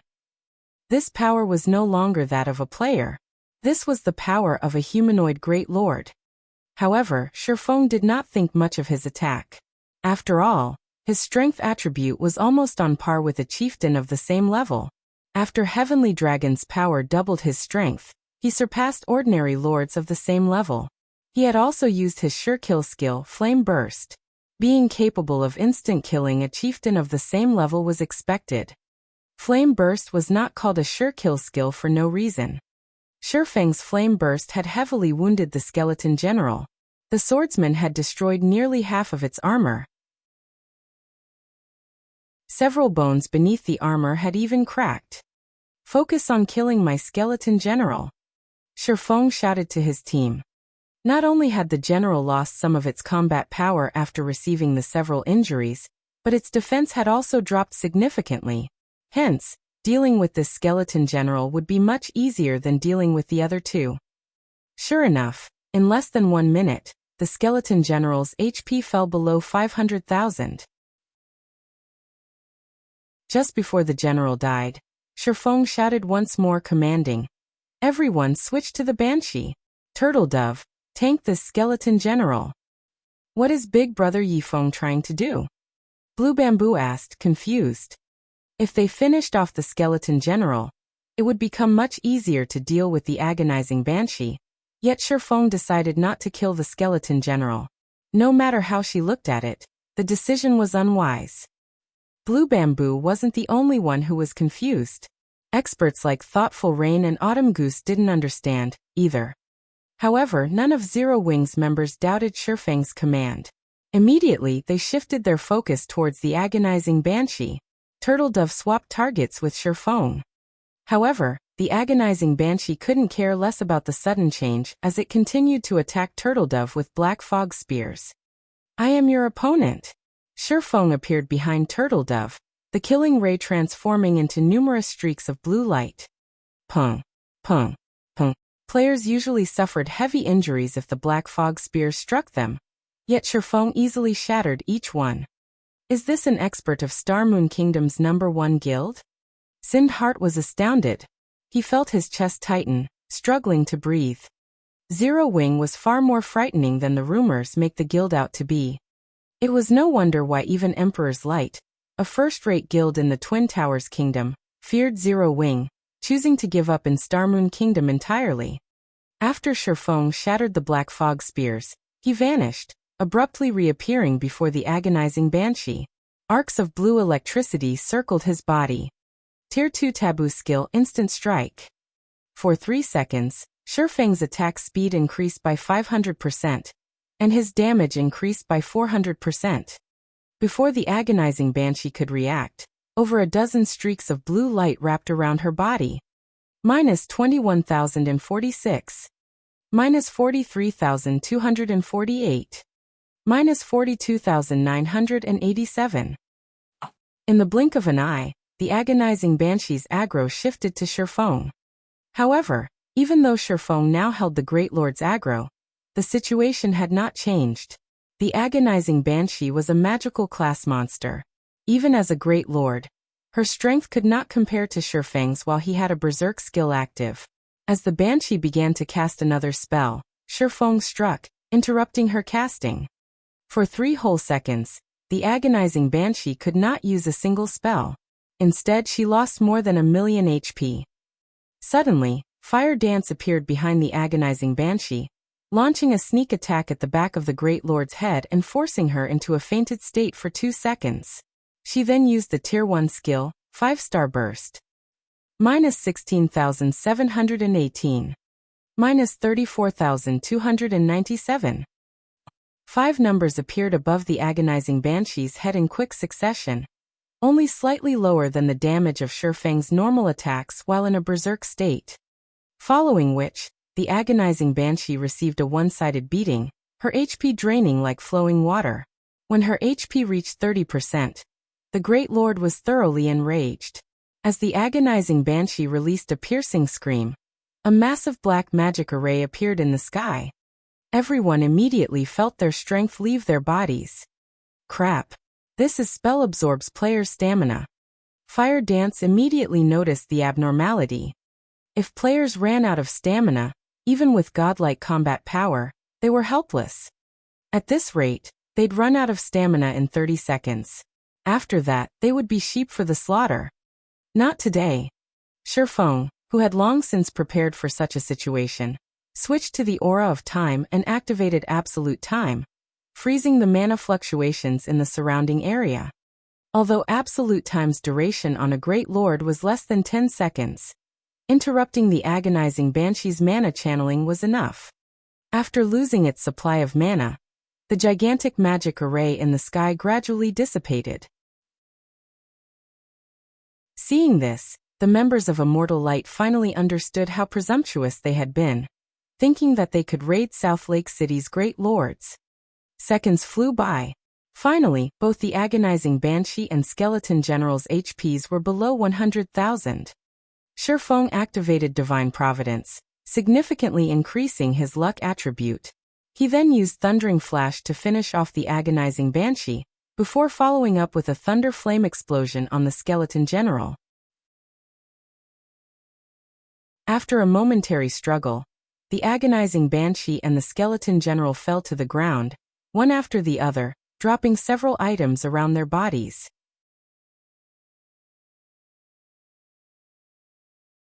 Chapter 818 Abyss Sect. It's over. Autumn Goose wondered if she were dreaming as she stared at the two fallen Great Lords before her. In the current God's domain, Great Lords struck fear into every player's heart. Even a 100-man elite team, led by an expert, would find it extremely difficult to defeat one. They might even be annihilated. Yet now this team of 20 players had defeated two Great Lords simultaneously. Moreover, a few of the team members had held back. No matter how she looked at this situation, it simply could not be real. Looking at it now, Autumn Goose found that the Wind God's spear simply could not compare to Zero Wing in terms of strength. They lived in entirely different worlds. If not for Thoughtful Rain, they probably would never have met Feng and the other core members of Zero Wing. When she thought back to how they had tried to persuade Thoughtful Rain and Blue Bamboo to leave Zero Wing and join the Wind God's spear, she could not help her embarrassment. Rain, hurry up and collect their life force. If you do not collect them within 5 minutes after the Great Lords die, you will lose your chance, Feng hurriedly reminded his companion. Thoughtful Rain finally woke from her daze as she retrieved the giant, pitch-black egg and collected the life force of the two Great Lords. While Thoughtful Rain collected the dissipating life force, Feng gathered the loot the two bosses had dropped. The two Great Lords had dropped a total of 7 pieces of equipment. Although this did not seem much, in the Abyss battlefield, this was a considerable harvest. It was easier to find high-ranking monsters in the Abyss battlefield than it was elsewhere. Hence, the drop rate of the top-ranking monsters had been reduced. With the increase in levels, monsters' drop rate for weapons and equipment also decreased. The drops this time are fairly nice. Joy surfaced on Feng's face after he finished appraising the items with his omniscient eyes. Among the 7 pieces of equipment, 5 were level 40 fine gold equipment. They had even obtained a piece of level 40 dark gold weapon. Ice Spirit Staff, dark gold rank. Level 40. Attack power plus 1045. Strength plus 51. Agility plus 47. Intelligence plus 92. Vitality plus 87. Endurance plus 66. Casting speed increased by 15%. Magic damage increased by 20%. Casting range plus 5. When casting, 20% chance to obtain the power of frost, causing 220% frost damage, and reducing target's movement speed by 30% for 5 seconds. Additional passive skill dash. Frost Blessing. Increases ice-type spell effects by 30%. Additional active skill dash. Waterfall. Causes 300% frost damage every second in a radius of 20 yards for 8 seconds, freezing everyone within range for 10 seconds. Effective radius increases by 10 yards every second. Cooldown, 3 hours. Once Feng shared the Ice Spirit Staff's information in the team chat, everyone fell speechless. Although the staff's basic attributes are average at best, it increases all of them. Moreover, its active skill is insane. This is the first time I've seen a skill that can cover a radius of 100 yards. Even Stars of Light can't compare to this waterfall. If one uses waterfall on a battlefield, it will devastate the enemy forces. It's a pity though. It would be amazing if it were an epic rank staff. Large-scale destruction spells were priceless treasures to every guild in God's domain. Not to mention waterfall, a spell with so much AoE range. On a battlefield, this spell could easily wipe out several thousands of players. In a battle of 10 or 20,000 players, this spell could decide the victor on its own. The active skill was worth more than an epic item. Feng chuckled as he watched everyone admire the Ice Spirit Staff's active skill. Among the 7 pieces of equipment and weapons, the Ice Spirit Staff's active skill was astonishing. However, rather than the Ice Spirit Staff, what surprised Feng was the dark gray breastplate. A faint, bloody glow surrounded the armor, giving the equipment a creepy feeling. Sure enough, Divine Providence is a godly skill. Feng could not help but sigh. He then shared the statistics of this item through the team chat. Upon seeing the breastplate's attributes, even the excellently geared core members gasped. Abyss Armor Breastplate. Level 40, Level 60. Equipment requirement. Strength 700. Defense plus 1240, level 40. Magic resistance plus 10. Strength plus 42, endurance plus 40, agility plus 35. Abyss set equipment. Level 40, level 60. Equipment requirement. Berserker. Set consists of 8 parts. Head, shoulders, chest, hands, wrists, waist, legs, and feet. Set effect. 2-piece effect. Increases all attributes by 10%. 4-piece effect. All skill damage increased by 20%. Attack speed increased by 20%, and movement speed increased by 15%. 6-piece effect. Obtain Abyss Rampage skill. Increases all attributes by 100% and gain immunity to all control effects for 1 minute. Cooldown 5 hours. 8-piece effect. Obtain Blade of Abyss skill. Transforms equipped weapon into the Blade of Abyss, increasing strength attribute by 300%, attack speed by 100%, and attack range by 10 yards for 15 seconds. Cooldown 3 hours.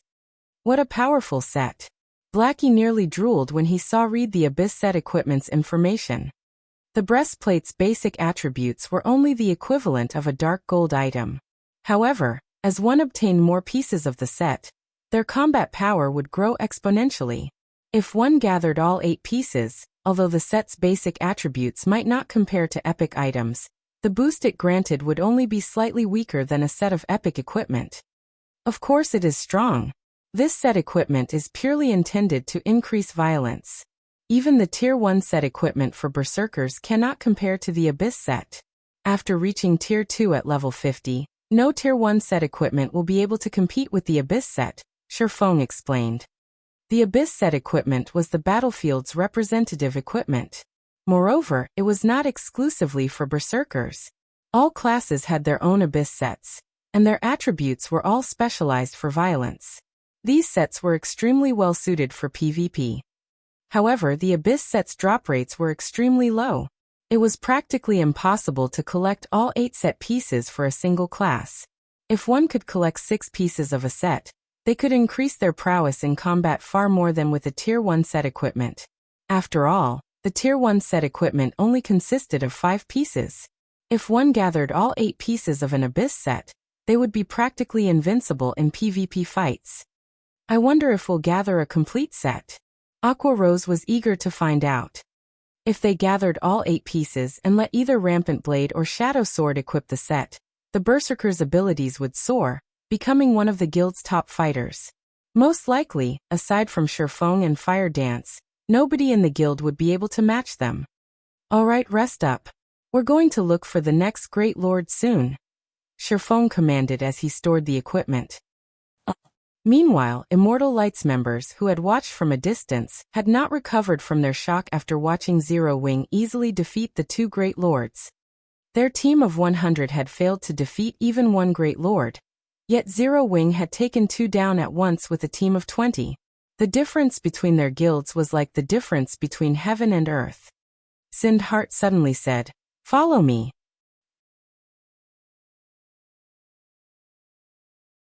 Chapter 819 City Deed. Huh. Why are they heading our way? Aqua Rose asked when she saw the members of Immortal Light approach their team. Jokingly, she said, "Are they going to try to plunder our loot? If they try to rob us, I won't mind giving them a final send-off." Fire Dance laughed as she unsheathed her 1,000 transformations that hung from her waist. Although the Immortal Light players were relatively strong, she was more than enough to annihilate their team. Moreover, she looked forward to the day someone tried to rob them. Previously, she had found plenty of inspiration during her time in the Dark Arena. This was the perfect opportunity to test some of her ideas. They shouldn't be that stupid. They should be able to tell the difference between our strength and theirs. Feng laughed as he watched his teammates prepare for a fight. Sindhart would be one of the 12 sacred elementalists of God's domain in the future. If he lacked the necessary insight to tell the difference in strength between their teams, he would never have been able to make Immortal Light a famous, first-rate guild in the Twin Towers Kingdom. Thank you for your help. If not for you guys holding off those 2 Great Lords, none of us would be alive right now. Sindhart immediately expressed his gratitude upon arriving before Zero Wing's team. his tone containing a hint of respect. Sindhart's expert companions also stared at Zero Wing's members with reverence. The heavy pressure fire dance emitted, in particular, made them breathless. If these teams fought each other, they would most likely die in an instant. It's nothing. Feng shrugged. If you guys are looking for great lords, we can help, Sindhart offered. On our way here, we encountered quite a number of great lords. Only, these great lords resided in concentrated areas.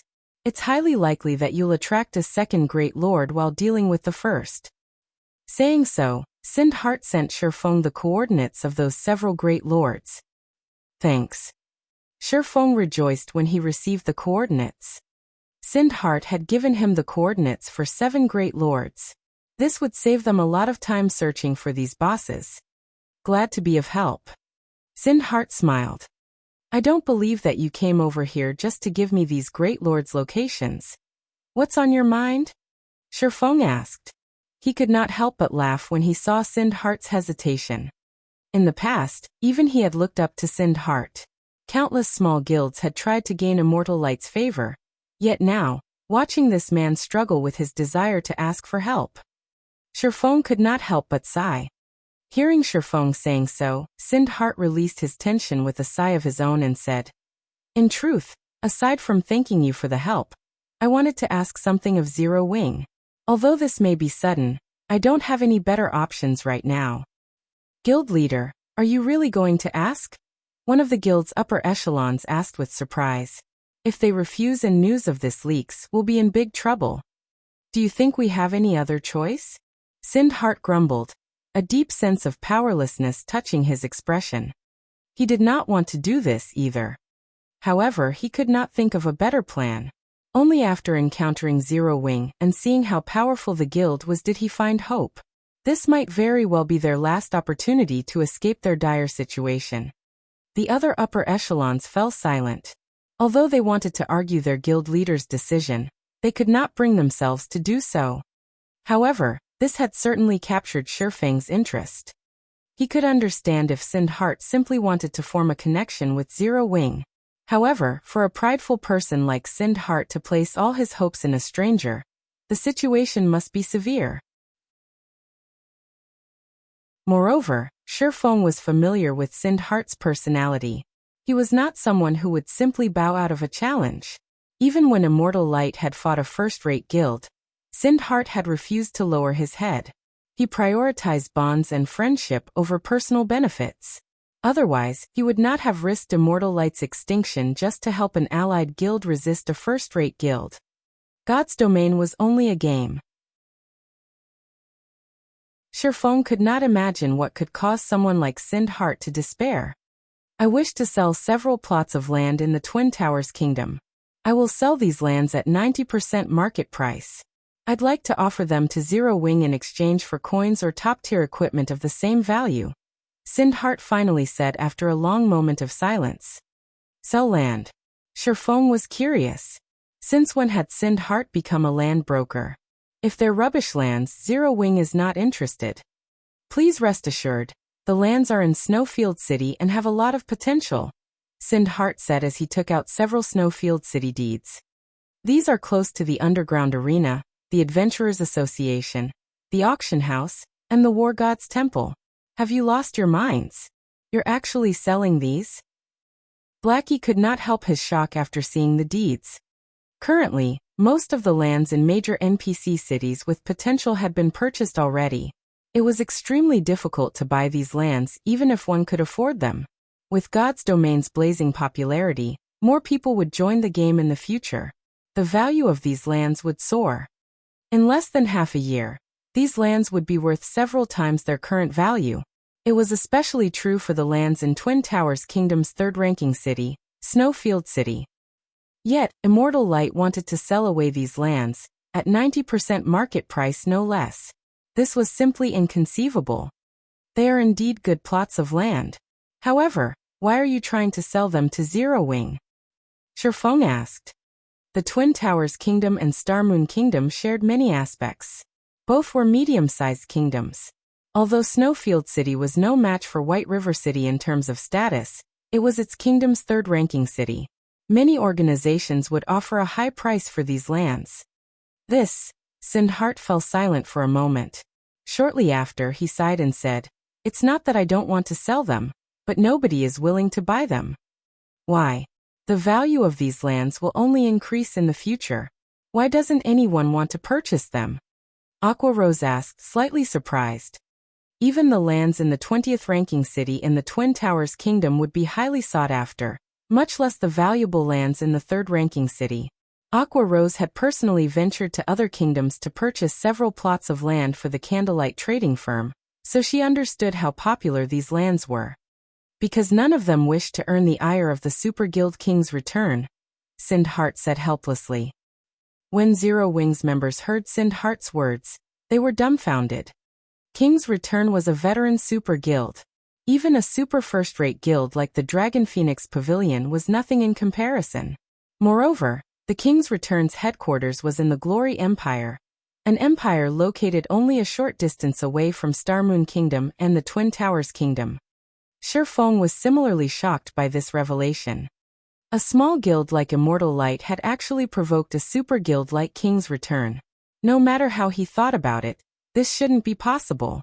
Moreover, it would be child's play for King's Return to wipe Immortal Light out of existence. Immortal Light was no threat to the super guild at all. Gnashing his teeth, Sindhart stated, "I don't want much for these 5 plots of lands. I only ask for 13,000 gold.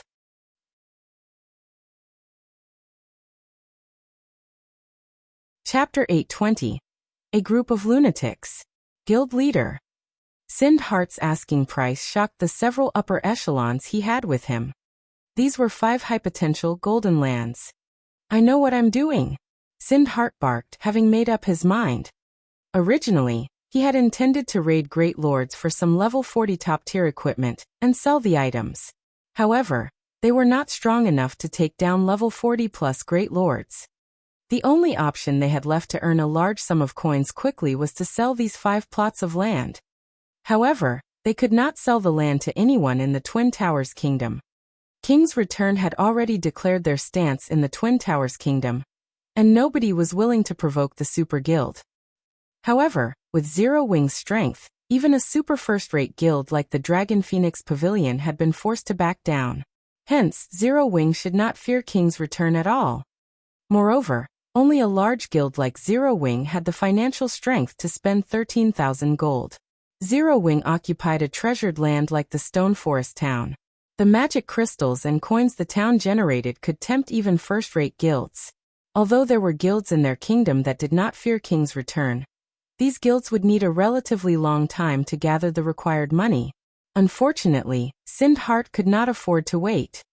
13,000 gold? Feng had never expected Sindhart to sell these lands for so little. Based on the current market, these lands were roughly worth 20,000 gold. Even at that price, many people would fight over them. Now, however, Sindhart wanted to sell them for 13,000 gold. Feng could profit greatly if he bought them. Not to mention, Starmoon Kingdom and the Twin Towers Kingdom were neighbors. These lands could benefit Zero Wing when it expanded towards the Twin Towers Kingdom. It seems that Sindhart has been backed into a corner. Feng could more or less understand Sindhart's current predicament after seeing the man's anxiety. In Feng's previous life, however, Immortal Light had never ceased to exist. This showed that King's Return had not wiped out Immortal Light in the past. Moreover, he had never heard of King's Return attacking Immortal Light. Immortal Light had most likely relied on itself to solve this problem. "Alright, we'll buy these 5 plots of land." Feng nodded. "Only we'll need some time to prepare such a large sum. Why don't we conduct the trade in 3 days? 3 days? Sindhart pondered for a moment. Quickly, his tense expression relaxed as he responded, "Thank you. I'll visit Zero Wing personally."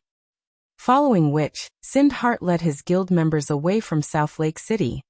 "Guild leader, are we really going to oppose King's Return?"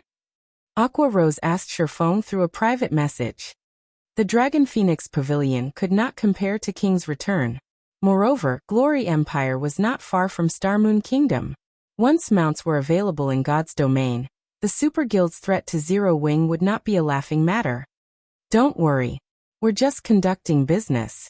If we stop doing business just because a super guild demanded it, we might as well give up competing for dominance over God's domain, Feng said, shaking his head.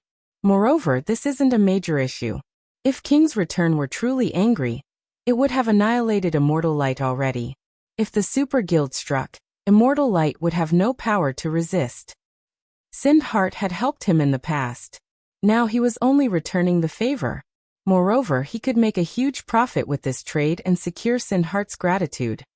If Sind Heart owed him a debt, he might be able to poach Sind Heart into Zero Wing in the future. Why wouldn't he accept such an offer?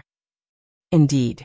If we can obtain those 5 plots of land, the Candlelight Trading Firm can start its development in the Twin Towers Kingdom.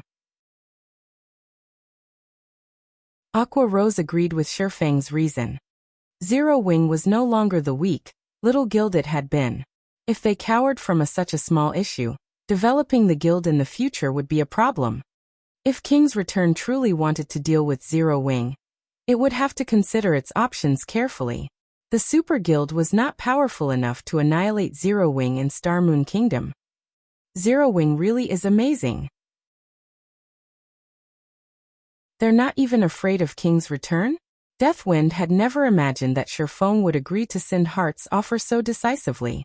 For a moment, he was at a loss for words. The Wind God's spear was already impressive for standing up against the first-rate guilds in the Dark Knight Empire. However, Zero Wing was far more amazing. The guild was not even afraid of the titans of the virtual gaming world. I wonder when the Wind God's spear will conduct itself like Zero Wing? Deathwind's mind wandered. Maybe joining a guild like Zero Wing isn't a bad idea. At this moment, Autumn Goose envied Thoughtful Rain and Blue Bamboo. After Immortal Light departed, Feng led the team on a hunt for more Great Lords. With the coordinates Sind Heart had provided, the team quickly cleared a path towards these Great Lords. The Great Lords behind city walls were no challenge for Zero Wing's core members. The only issue they encountered was their berserk skills cooldowns. Fortunately, however, not every Great Lord required their berserk skills. For 2 days, Feng and the others spent their time either killing Great Lords or clearing a path through random monsters towards Great Lords. Time passed leisurely as they learned more about each other. Over these 2 days, their experience bars had risen rapidly due to the large mobs of monsters they killed. Not only had Feng reached level 40, but Aqua Rose and the others had also hit level 40. This is the last one. Thoughtful Rain looked at the fallen Great Lord as she collected her 20th Great Lord's life force. Oh, not bad. We actually got another Abyss set piece, Feng said after appraising the 3 pieces of equipment he had picked up. Smiling, he said, now we only need 2 more to complete the Abyss set for Berserkers. Although he had used Divine Providence for every Great Lord they had killed during the past 2 days, the Abyss set equipment's drop rate was simply too low. Even with his boosted luck attribute, a limited number of pieces had dropped. Fortunately, the Great Lords in South Lake City only seemed to drop the Abyss set for Berserkers. Otherwise, they would not have gathered 6 pieces. Our job is finally done here. Autumn Goose released a sigh of relief after watching Thoughtful Rain collect the final life force. If not for Zero Wing's help, they would never have killed 20 level 40 Great Lords in 3 days. In the end, the level 100, Tier 3 NPC would have hunted them down until they quit God's domain. However, after realizing that they had completed their quest, Autumn Goose was slightly disappointed. While grinding monsters and raiding bosses with Feng and his team, not only had they enjoyed chatting with each other, but she had also learned several techniques from Zero Wing's core members. Now that their quest was complete, they would have to go their separate ways, and she could not help her slight reluctance. Leader, since we have completed the quest, it's time to deal with the other issue, right? Fire Dance asked as she turned to the gigantic bone dragon in the sky, a glint of excitement flashing in her eyes. The rest of the team laughed at Fire Dance's jubilance. It was definitely not their style to leave a Grand Lord alone. To avoid any unnecessary risks, they had avoided challenging the Frostbone Dragon. Now that they had finished their main objective, however, they had to kill the Grand Lord. That's a level 45 Grand Lord you're talking about. Autumn Goose could not believe that these members from Zero Wing actually considered raiding the dragon. They were insane. How can we possibly win against that with so few people? It might have been impossible before, but it is definitely possible now, Feng said, laughing. He then retrieved a dark gold flute from his bag. Complex runes decorated the flute, and it emitted a faint pressure.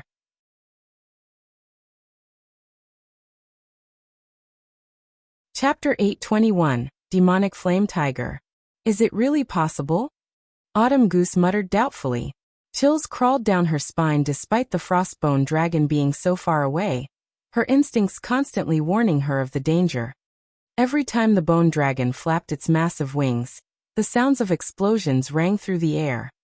Even a fool could see the difference between the Grand Lord and a mere Great Lord. The two were on entirely different levels. Feng understood this fact as well. The Frostbone Dragon was South Lake City's final boss. Of course, it wouldn't be an easy opponent. Fortunately, however, he had two powerful trump cards.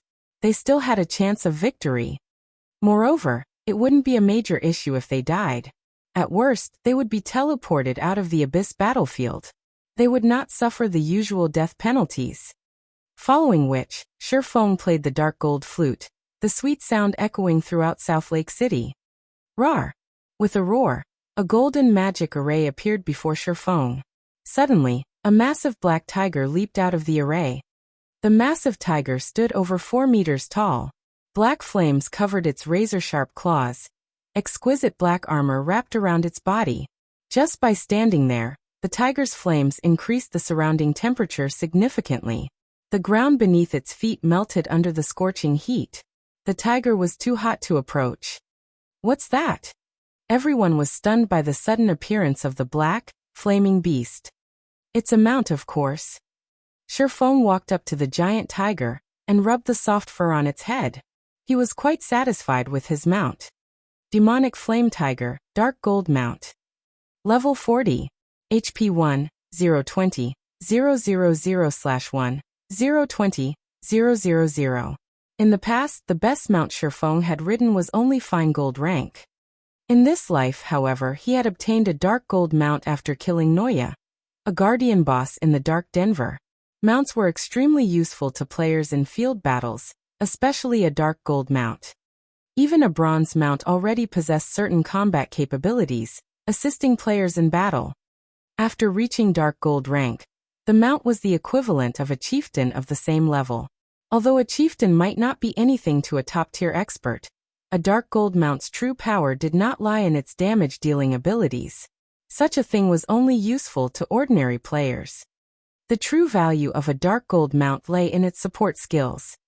Having a dark gold mount was the equivalent of having a player with support skills by one's side. Sure enough, a dark gold mount's skills are very powerful.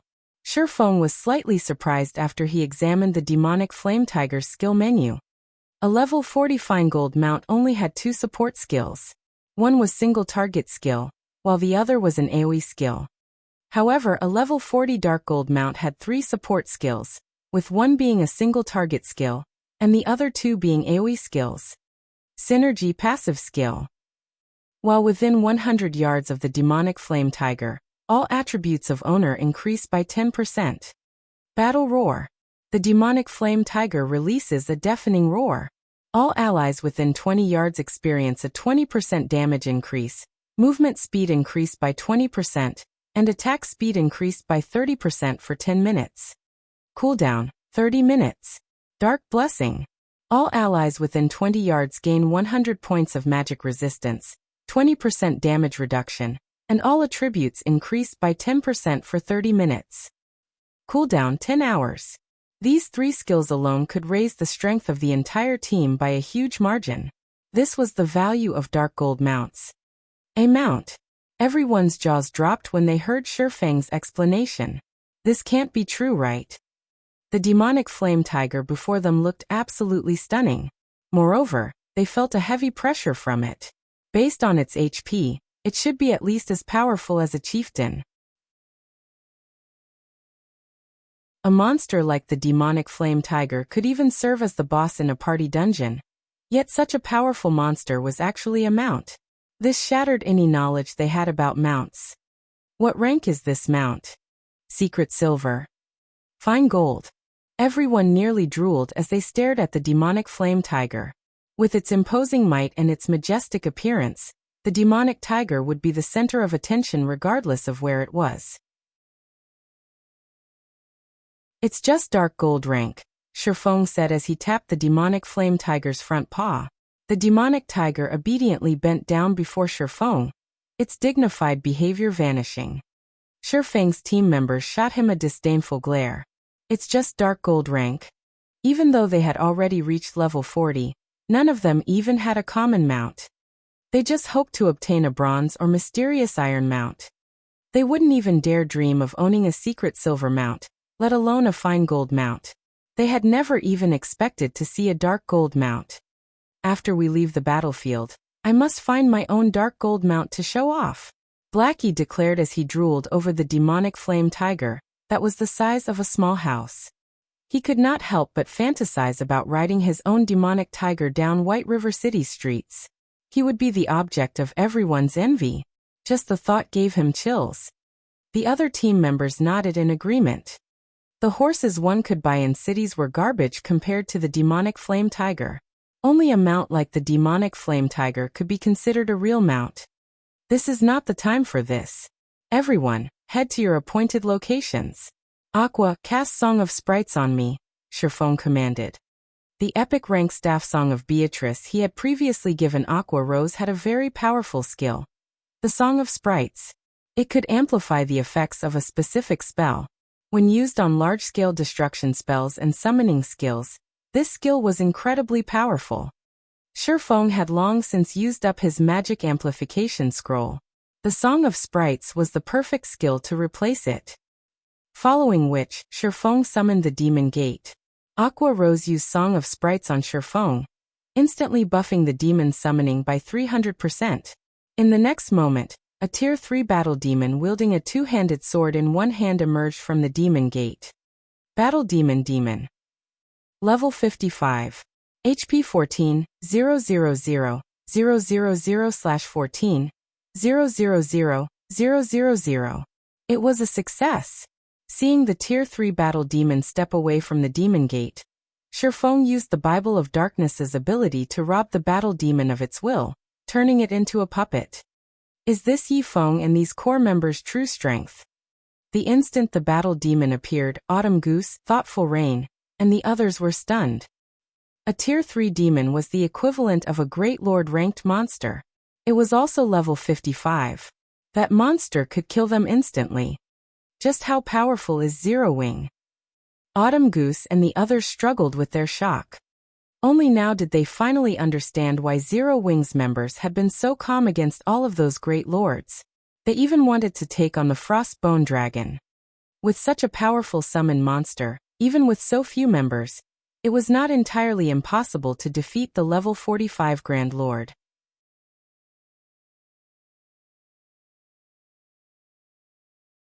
Chapter 822, Adjudicator. Glory Empire, Imperial Capital Light City. As the main headquarters of the Super Guild King's return, Light City's prosperity surpassed even that of the Black Dragon Empire's imperial capital. The player population alone exceeded the capital's by 15 million. The player population wasn't the only indicator of Light City's prosperity. Players' levels also displayed the city's success. Currently, God's Domain's mainstream players were around level 32, while some of the more powerful elite players had reached level 35. However, if one wandered the streets of Light City, they would easily spot level 35 elite players. From time to time, one would also notice level 36 or level 37 independent players. The capital cities of various kingdoms and ordinary empires could not hold a candle to Light City. The reason behind the high levels of Light City's players was none other than the Super Guild King's return. Super Guilds had very long histories in the virtual gaming world. Normally, these super guilds had their own means of nurturing experts, and they had no need to recruit powerful players from elsewhere. Moreover, the experts who enjoyed Super Guild's nurturing would always rank as the top rookies of the year in the virtual gaming world, instantly becoming well-known experts. their personal value would soar by several times. Countless players held this long-cherished dream of gaining overnight fame and riches. Hence, every year, swarms of young players would take part in the internal exam of super guilds, fighting to gain membership and participate in the guild's expert training programs. Aside from nurturing its own experts from scratch, King's Return, a super guild that had already existed for a long time, did recruit some experts from elsewhere as well. These experts would become internal members and receive a multitude of resources. If any of these experts became one of the year's top newcomers, they might even earn the privilege of becoming one of the guild's upper echelons. If that happened, they would not have to worry about a lack of money for the rest of their lives. Aqua Rose and Purple Eye were both such players. However, they had chosen their own paths. Hence, after finishing their training and paying a certain price, they left their super guild. Meanwhile, King's Return was once again recruiting experts. Hence, many players throughout God's domain had come to Light City, hoping to join King's Return. There was no lack of expert players among the crowd. Currently, many players were lined up inside King's Return's guild residence, giving the place a lively atmosphere. However, when two men entered the guild residence's main hall, the room fell silent, every gaze shifting towards these two people. Of these two, one was a middle-aged man wearing black armor. He also carried a great sword with inscribed runes, a chill radiating from the weapon. This man was a level 38 berserker. A handsome, younger man stood beside the berserker with an unruly temperament. The young man carried a staff made of sapphire crystal and wore a set of gray mage robes. Faint arcs of gray electricity surrounded his body. This man was a level 38 elementalist. Even in the entire Glory Empire, these people's level could rank at the very top. Isn't that the Thunder Sword, Broken City? I actually get to meet one of King's Return's upper echelons. I'm so lucky today. The person beside Broken City seems to be the newly promoted Adjudicator of King's Return, Hellfiend. I never thought that he would be so handsome. I wonder if he has a girlfriend? Immediately, the various players in the main hall fell into heated discussions among themselves, reverence filling their eyes as they gazed at the two latest arrivals. Every one of these players dreamed of joining the ranks of King's Return's upper echelons, or obtaining the title of the guild's Adjudicator one day. Hellfiend, in particular, had obtained the position of King's Return's Adjudicator at such a young age. This had been unheard of in the Super Guild's long history. Generally, experts could become an Adjudicator only after many years of arduous training. The title should be out of the reach of a rookie like Hellfiend, yet the youth had managed to obtain it. Under the crowd's watchful eye, Broken City and Hellfiend walked into a small meeting room. A man in a black cloak had been waiting in the meeting room for quite some time. When this man noticed the two people enter the room, he immediately stood to welcome them. Hand me the files and items. Also, give me a summary of the situation, Broken City commanded gruffly. Understood. The cloaked man nodded. He then handed over a box and a folder before saying, originally, the plan had proceeded quite smoothly. However, Sind Heart encountered Zero Wing's upper echelons. Moreover, Zero Wing's people agreed to Sind Heart's offer, and they are willing to purchase the 5 plots of land. Sind Heart will be to Zero Wing to complete the trade today. Do those people from Zero Wing not know about our warning? Hellfiend asked coldly, frowning. Sind Heart had taken the initiative to reveal the situation to them. However, Zero Wing agreed to the purchase on the spot as if King's Return means nothing to them. The cloaked man reported anxiously, sweat beading on his forehead as he felt the weight of Hellfiend's gaze. Zero Wing is taking us too lightly. Rage flashed in Hellfiend's eyes as he slammed his staff into the ground, cracking it. There is no reason to be anxious. They have yet to conduct the trade, so we still have time to do something about it. I'll have someone send Zero Wing's guild leader a light warning. I believe Zero Wing will make the right choice, Broken City said, chuckling. If Zero Wing truly refuses to listen, it won't be too late for us to act. I understand, Uncle Broken, Hellfiend said as he suppressed the rage in his heart. To him, this matter was of utmost importance. If Zero Wing dared to interfere, He did not mind annihilating the upstart guild. Elsewhere, Feng directed his team's battle preparations. Fire, flying miner, lure the surrounding monsters to us. Rain, get ready to use waterfall. Blackie, get ready to use stars of light. After Feng summoned the Tier 3 battle demon, he did not rush to take on the Frostbone Dragon. A level 45 Grand Lord was simply too powerful for current players. Furthermore, the slightest mistake while the team fought inside a monster next could result in a team wipe. Clearing the surrounding monsters was a must, particularly when facing a guardian boss like the Frostbone Dragon. All guardian bosses possessed a similar ability, Life Devour. If a team did not respond to this passive skill appropriately, it would not matter how many players charged at a guardian boss. Everyone would simply charge towards their graves. Life Devour allowed guardian bosses to absorb all life force within a radius of 1,000 yards. Be they players or monsters, all those in range would lose 1% of their HPs every 3 seconds. Meanwhile, the guardian boss would absorb this HP. Hence, when going up against a guardian boss, too many people was not always a good thing. Guardian bosses usually had very high HP. Chances were high that players could not even deal enough damage to these bosses to overcome their innate battle recovery. Moreover, when fighting a Grand Lord like the Frostbone Dragon, players' stamina consumption rate would be very high. They could not afford to fight a battle of attrition against such bosses. In the end, players would die from exhaustion.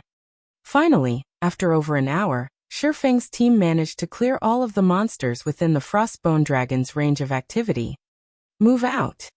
Following which, Feng directed the battle demon to charge at the Frostbone Dragon. He also activated the demonic Flame Tiger's Battle Roar and Dark Blessing.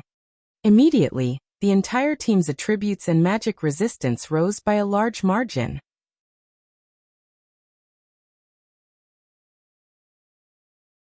Chapter 823, Monster Level Battle. Groar. When the battle demon was within 200 yards of the boss, the Frostbone Dragon sensed the demon's presence. As it released a furious roar, the Grand Lord flapped its massive bone wings. The generated gust prevented the battle demon from approaching. Before the wind came to an end, the Frostbone Dragon stretched open its jaws. Suddenly, a storm broke out, covering a 200-yard radius, and a seemingly endless amount of mana gathered in the bone dragon's mouth.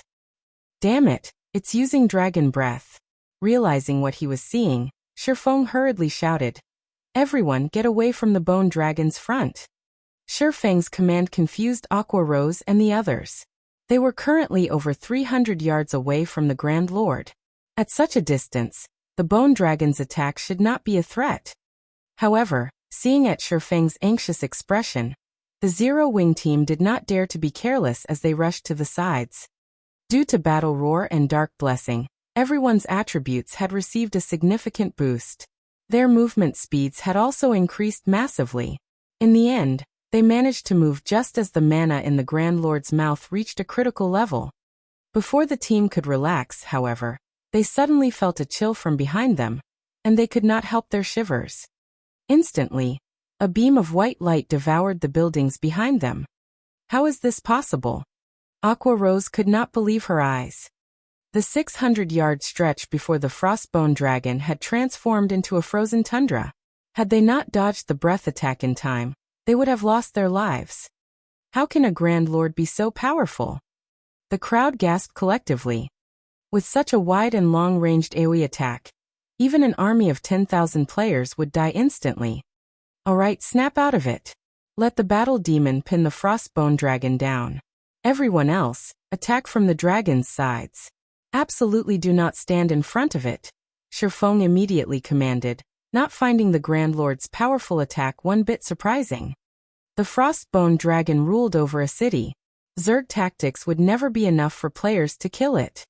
If not for his ability to summon a Tier 3 demon, he would not risk everyone's lives by provoking such a boss. Although the Frostbone Dragon was more powerful than their team, it was only a level 45 Grand Lord.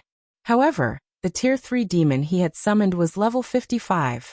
The difference of 10 levels could, mostly, make up for the difference in rank. Even if he could not exert the Tier 3 demon's full strength, he could use it to pin the boss down. As the breath attack ended, the battle demon, which Feng had previously moved out of the breath attack's range, arrived before the Grand Lord and used a Tier 3 skill. Round Flash. Countless flashes of light appeared around the bone dragon's skull, until the monster's head was hidden behind a dazzling, silver glow. -592,018. The frost bone dragon released a pained cry as its body fell to the ground abruptly, flattening the buildings beneath it. The impact caused South Lake City to tremble. As for Autumn Goose and the others, who had begun their charge towards the frost bone dragon, they were momentarily stunned. With a single hit, the Tier 3 demon demolished a small, but visible, chunk of the frostbone dragon's HP. This one attack was most likely more powerful than the combined attacks of a player army of thousands. Moreover, this was the first time she had ever seen Tier 3 beings fight against each other. Usually, she only saw players tackle monsters. The shock of watching two monsters face each other was intense. This scene allowed them to realize just how weak players were. Compared to this great battle, their previous battles were practically child's play. Before the frostbone dragon, which towered over 100 meters tall, any player would seem insignificant. The mental pressure the Grand Lord exerted stole their breath. Don't stop. We've entered its frost domain. As long as we remain inside this domain, our stamina will decrease rapidly. Even if we don't move, our stamina will decrease. We need to hurry and get rid of the bone dragon before our stamina runs out. Feng reminded his team as he glanced at Autumn Goose, Thoughtful Rain, and the others who had stopped moving due to shock. Notify me immediately if any of you run out of stamina during the battle. Yes. Everyone nodded as they regained their focus. Against such a boss, Aqua Rose and the other core members of Zero Wing fared relatively well. After all, they had raided a Grand Lord before. Only, the Frostbone Dragon was significantly more powerful than that Grand Lord. However, this was the first time Autumn Goose, Death Wind, Gunfire, Thoughtful Rain, and Blue Bamboo had faced a Grand Lord. Fighting against such an oppressive pressure, and bathing in such frigid killing intent, even moving became a struggle for them. It would be a miracle if they could even exert 50% or 60% of their usual strength. How can a Grand Lord be so terrifying? Autumn Goose's heart pounded as she watched the bone dragon's mountain-like body. She then looked at Fire Dance and the others, who appeared almost unfazed and were still charging towards the Grand Lord, and she smiled bitterly. Back in the Wind God's Spear, she had always pursued adventure and excitement. However, compared to the Frostbone Dragon, those adventures had been a walk in the park. This Grand Lord's might was overpowering enough that she felt incredibly powerless. In contrast, despite such an oppressive pressure, Zero Wing's members did not show any signs of slowing. With this, one could easily tell that Zero Wing's members had long since become accustomed to such battles. For some reason, a random thought invoked a strange feeling within Autumn Goose. This was what she has searched for all this time. While Autumn Goose was caught up in her daze, the Frostbone Dragon slammed its massive claws down onto the battle demon. Unable to dodge the attack in time, Feng could only direct the battle demon to defend itself with its weapon. Boom. -95,164. The ground beneath the battle demon's feet shattered as the demon became embedded into the ground. The surrounding land shook from the impact, a deep fissure forming and spreading towards Autumn Goose. Autumn Goose was momentarily taken aback. Compared to the Frostbone Dragon's destructive power, the great lords they had defeated earlier were nothing more than harmless kittens. However, Autumn Goose still reacted. Although her movements were sluggish due to the guardian boss's pressure, she had managed to pull her weapon up before her. Pung! The incoming shockwave struck and threw Autumn Goose, a damage of -867 appearing above her head. A gasp tore through the watching players. Despite standing so far away, Autumn Goose still received nearly -900 damage after defending herself successfully. If she had failed to lift her weapon in time, she probably would have lost over 4,000 HP in an instant. As for the Frostbone Dragon's claws, even Kola might die instantly if he received a direct hit. Even after activating his Berserk skill and all of his life-saving skills, he would only survive one attack at most. Fortunately, however, they had a Tier 3 demon to take the Bone Dragon's hits for them. Otherwise, they wouldn't have any chance of surviving against the Grand Lord. Feng simply smiled at everyone's reaction. Ordinary bosses could not compare to a guardian boss. Furthermore, the Frostbone Dragon was a member of the dragon race. It was much stronger than ordinary bosses. Even if Kola reached level 45, he could not tank this boss by himself. At the very least, they needed 3 MTs of equal caliber to handle the Frostbone Dragon. This should be far enough. Feng arrived beside the Bone Dragon and raised the Abyssal Blade. He swung the magic weapon down on the Grand Lord. Abyssal Curse.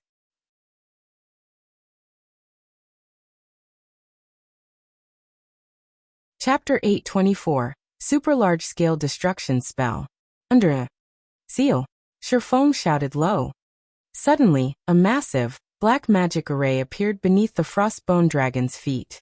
Even with its gigantic body, the magic array enveloped the Grand Lord, and an endless stream of black fog penetrated the Bone Dragon's body, slowly corroding it. Roar!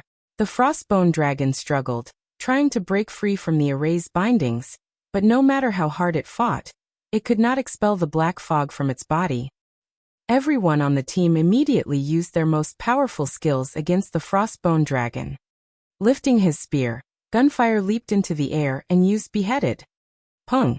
Although the Frostbone Dragon had received the attack without any resistance, when Gunfire's attack struck the Grand Lord's white bone, it felt as if he had just hit a solid wall.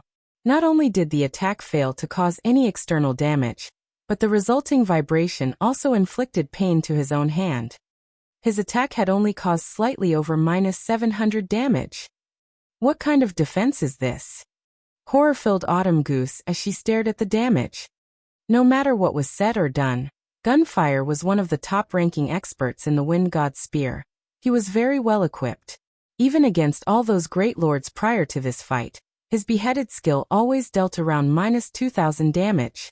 Now, however, even after receiving a significant boost to his attributes, his beheaded had only caused around -700 damage. The Frostbone Dragon's defense had to be more than double that of the previous Great Lords. Meanwhile, the Frostbone Dragon had 64 million HP. With its battle recovery alone, it could regenerate 640,000 HP every second. Not to mention, since the battle had begun, the Grand Lord had been absorbing 1% of their HP every 3 seconds. With such a powerful recovery, even 100 continuously attacking gunfires would barely scratch the Frostbone Dragon. They would be no threat to the Grand Lord at all. Fire Dance then jumped up from the Frostbone Dragon's right, landing on the Grand Lord's spine, instantly executing Absolute Strike. However, when Thousand Transformations, which was even sharper than the Sacred Sword Killing Ray, cut at the pearly white bone, the short sword only dug 3 centimeters deep into the bone before coming to a halt. -14,489. Why is there such a huge difference in defense? Fire Dance frowned. Absolute Strike was her most powerful burst skill, yet even after a critical hit, the skill only dealt over -10,000 damage. At this rate, they would die from exhaustion before they could kill the Frostbone Dragon. If this was already the case for Fire Dance, there was no need to mention how little the others could do against the Frostbone Dragon. Everyone's most powerful skills had only managed to deal around -4,000 damage to the Grand Lord. Only after including Feng's damage did the team barely deal enough to overcome the Frostbone Dragon's recovery. At this rate, they would need to fight for 5 or 6 hours to kill the Grand Lord. Unfortunately, it would be a miracle if everyone's stamina lasted for 10 minutes. As for the Battle Demon, although it was very strong, the Frostbone Dragon easily blocked the majority of its attacks. It had barely any opportunities to damage the Grand Lord. 2 seconds after Feng activated Abyssal Curse, the Frostbone Dragon's wings shuddered as it broke free from the magic array. Immediately, it swiped its tail at the Battle Demon, launching a more violent attack than before. In the next moment, an afterimage briefly appeared. Before the Battle Demon under Feng's control could react, the Bone Dragon had sent it flying. Everyone had expected the battle demon to suffer an intense amount of damage. However, the battle demon only lost around 70,000 HP. That was even less than the damage it had received before. The Bone Dragon's attributes have decreased, Aqua Rose stated as she looked at the Frostbone Dragon's HP. Currently, the Grand Lord only had a maximum HP of 57,600,000. Its attributes had been decreased by 10%. The players felt joy bloom in their chests. Their will to fight soared. Even to ordinary players, a 10% attribute drop would significantly affect their combat power, much less for a guardian boss like the Frostbone Dragon. Everyone activate your berserk skills. Use this opportunity to slay this boss. Feng hurriedly reminded. Abyssal Curse could reduce the Frostbone Dragon's attributes for 10 minutes, so if they could not finish the Grand Lord off in these 10 minutes, it would become much harder to defeat later. They needed to exert all of their strength now. Following Feng's command, everyone activated their berserk skills at full strength. As for Feng, he activated Heavenly Dragon's power. Among the several berserk skills Feng had, Dragon's power increased his strength attribute the most. With the Tier 3 battle demon acting as a meat shield, Feng used silent steps and appeared directly behind the Frostbone Dragon. Phantom Kill. Flame Burst. Feng and his doppelganger released a series of 30 dazzling explosions on the Bone Dragon's weakened ribcage. Minus 20,484. Minus 28,497. Minus 41,054. Minus 57,149. 30 consecutive hits struck the Frostbone Dragon, instantly stealing a small chunk of the Grand Lord's HP. Aqua Rose used Song of Sprites and cast the Tier 1 spell Soul Cloud. In the next moment, several dozen damages appeared above the Frostbone Dragon's head, each one devouring over 1,000 HP. In addition, Aqua Rose summoned 3 blue fire crows and 3 forest sprites. Although each summoned creature could only deal around minus 1,000 damage, with the 6 attacking together, they instantly destroyed over 6,000 of the Grand Lord's HP. In terms of damage output, Aqua Rose was only inferior to Feng and Fire Dance. Besides, the blue fire crows were slightly different from the forest sprites. The blue fire crows possessed the growth skill. As time passed, they would increase in rank. From elite monsters, the blue fire crow could grow to become lords. At that point, Aqua Rose's damage could even surpass Fire Dance's. Seconds and minutes passed quickly. Under Feng and his team's all-out assault, the Frostbone Dragon's HP quickly fell to 30%. Finally, the Tier 3 battle demon was in an extremely miserable state. It currently had less than 20% of its HP remaining. Foolish humans, feel the wrath of the abyss. The Frostbone Dragon bellowed as it suddenly flapped its wings. Xiao. The Frostbone Dragon instantly appeared above South Lake City. In the next moment, an endless amount of elemental mana surged towards the Frostbone Dragon's body from all directions. At the same time, a deep blue, twofold magic array appeared above South Lake City as well, enveloping the entire space above the city. The violent power radiating from the magic array threw everyone to the ground as if the end of the world had arrived. It's over. How does the Bone Dragon know such a spell? Shock filled Aqua Rose's eyes as she stared at the magic array above South Lake City. With her understanding of magic arrays, she knew that they had absolutely no chance of defending against the Frostbone Dragon's spell. They could only wait for death to claim their lives. With spells like this, how can anybody defeat the Frostbone Dragon? The other team members felt similarly powerless as they watched. It was technically not impossible to deal with a super large-scale destruction spell like this. However, with the magic array covering the entire South Lake City, how could they escape the spell's range in time? Ha ha ha. Go on. Flee. Let's see if you can escape the wrath of the abyss. The Frostbone Dragon laughed. I've been waiting for this. Feng's lips curled into a smile. He had been waiting for this moment for a long time. Immediately, he activated Wind Rider. He then switched the aura of wind to the aura of time before looking at Aqua Rose, saying, "Use Song of Sprites on me." It had already been 5 minutes since Aqua Rose last used Song of Sprites. The skill's cooldown should have ended. Although Aqua Rose did not understand what Feng intended to do, she cast Song of Sprites on him. Feng then flew towards the Frostbone Dragon, which was still in the process of gathering and condensing mana. Absolute time. This was Feng's final trump card against the Frostbone Dragon. If he could not interrupt the Frostbone Dragon's abyssal wrath, a super large-scale destruction spell, trying to deal with the Grand Lord would be sheer lunacy. Immediately, with the Frostbone Dragon as the center, the space within a radius of 300 yards froze. All mana in the area scattered and vanished immediately. Due to the sudden loss of mana, the Frostbone Dragon released a pained cry as it suffered a backlash from its spell. Its massive body, which had been over 100 meters in height, suddenly shrunk to only 60 meters or so. Its attributes also fell by 40% as it entered a weakened state for 3 minutes. The Frostbone Dragon's body then crashed to the ground.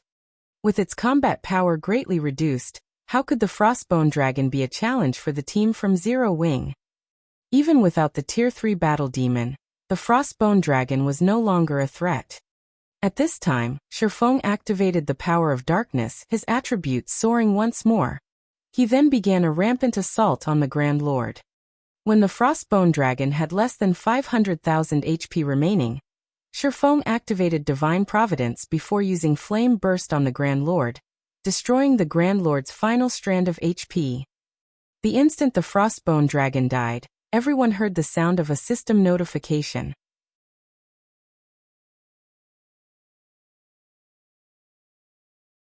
Chapter 825. Loot of a Grand Lord. It's finally dead. They could not help but breathe out a sigh of relief when they saw the Frostbone Dragon falling to the ground. The Grand Lord's HP thoroughly depleted. As the Frostbone Dragon fell to the ground, everyone's experience bars had also abruptly increased by a large margin. So much EXP. A golden glow-covered autumn goose, death wind, gunfire, thoughtful rain, and blue bamboo as all 5 of them leveled up from level 38 to level 39, expressions of shock appearing on their faces. Even the combined EXP they gained from killing the 20 Great Lords from before could not compete against the EXP provided by a single Frostbone Dragon. While everyone was celebrating over their success in killing the Frostbone Dragon, a system announcement suddenly surprised everyone. System announcement.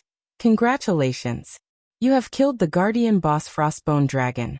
War God's Temple Reputation plus 20 points. Rewarding 5 basic medals of honor. Wah. We've hit the jackpot this time. We got 5 basic medals of honor.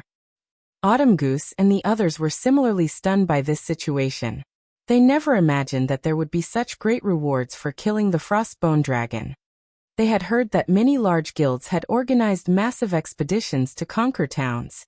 Meanwhile, aside from earning a large amount of honor points, another important reason these guilds were organizing such expeditions was to increase their reputation with the War God's Temple, as well as obtain basic medals of honor.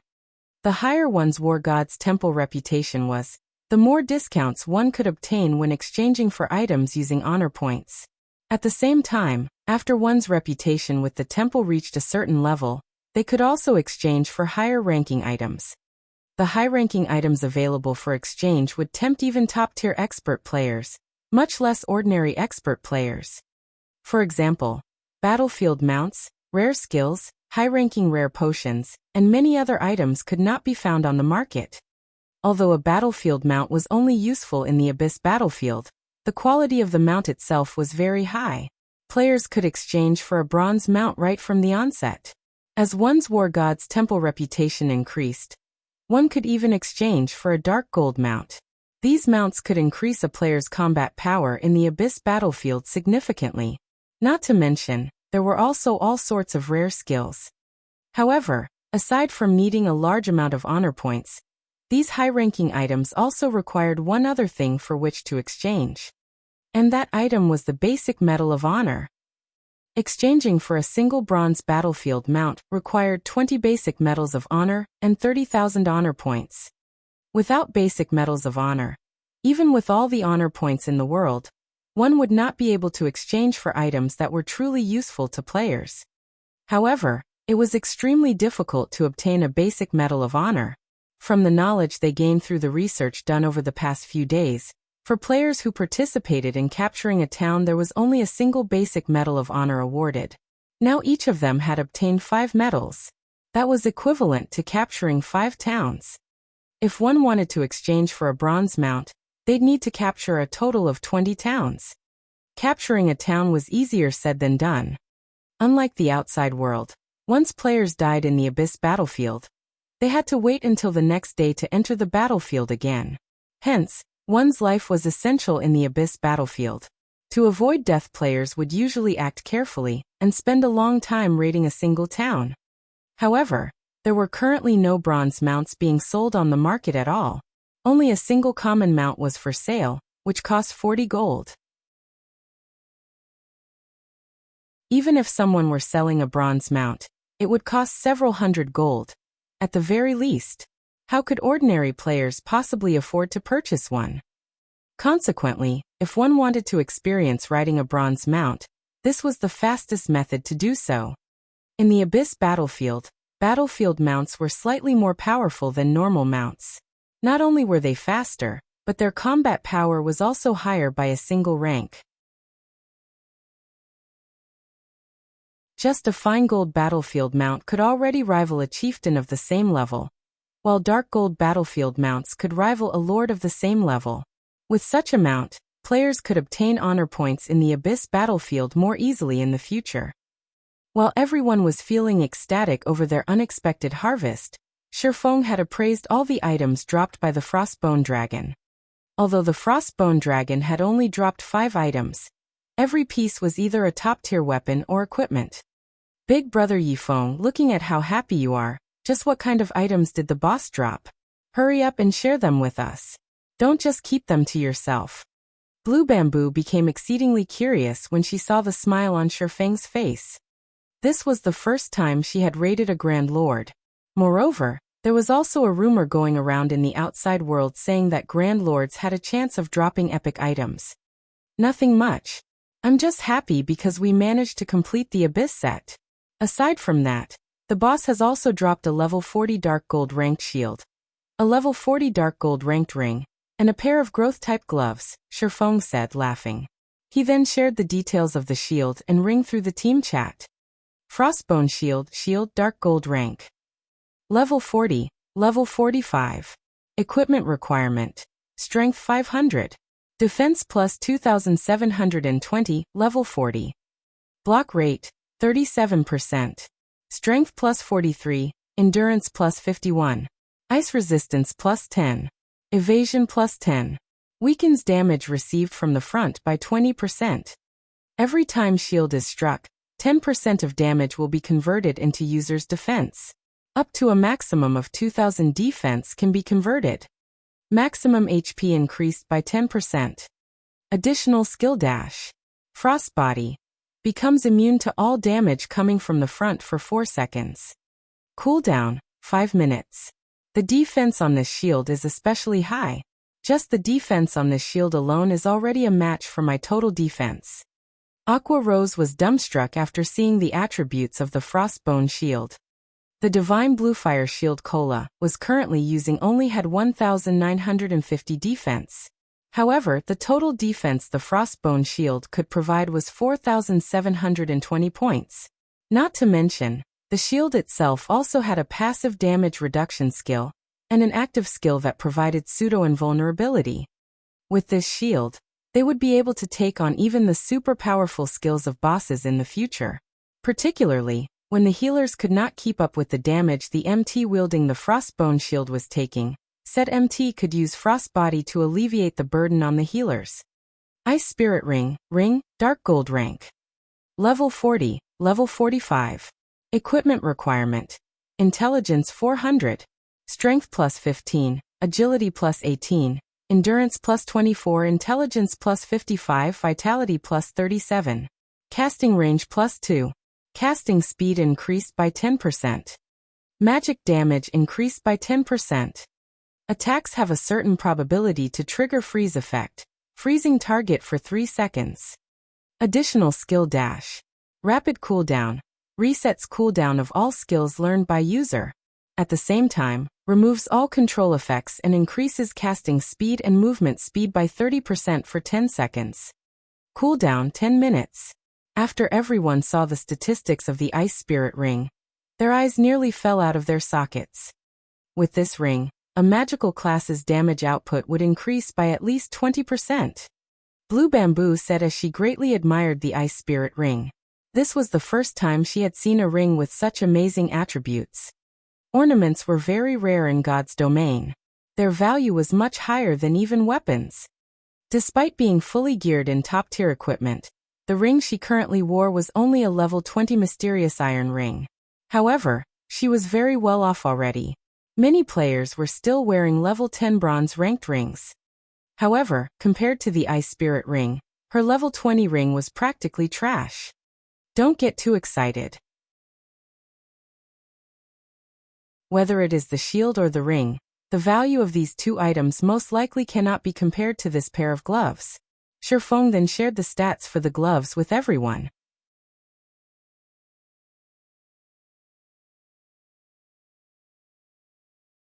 Chapter 826. Background of the Number 1 Guild. Growth Type Equipment. Everyone looked at the image that was releasing a faint white glow. There were many divine runes carved on the pair of gloves. There was also a small dark blue magic array etched on the back of the gloves, with a light blue bead embedded in the middle of the magic array. Frost gloves, cloth armor, bronze rank. Level 40, level 90. Defense plus 348, level 40. Intelligence plus 26. Vitality plus 22. Endurance plus 21. Additional passive skill dash. Force chant. While casting, there is a 5% chance to cast tier 1 or below spells instantly.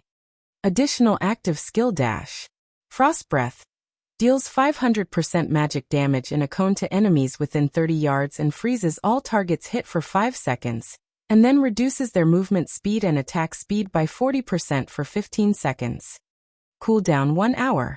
Gloves that had once been worn by the Frost King with frost beads embedded on the gloves, which were sealed by the Frost King, and are unable to display their full power. To lift the Frost King's 5-layered seal, a large amount of EXP is needed to be absorbed. Removing the first seal requires 300 million EXP. The upgrade requirement of this equipment sure is rough. Just the first seal requires 300 million EXP. Blackie raised his brows. This much EXP was enough to allow current ordinary players to level up once. Moreover, this was only the first seal. There would still be 4 more seals after this one. Needless to say, the following seals would surely have higher requirements. But the skills of this piece of equipment are amazing. It is capable of instant casting tier 1 spells. Only the chances are a little too low. The AoE control skill, on the other hand, is quite good.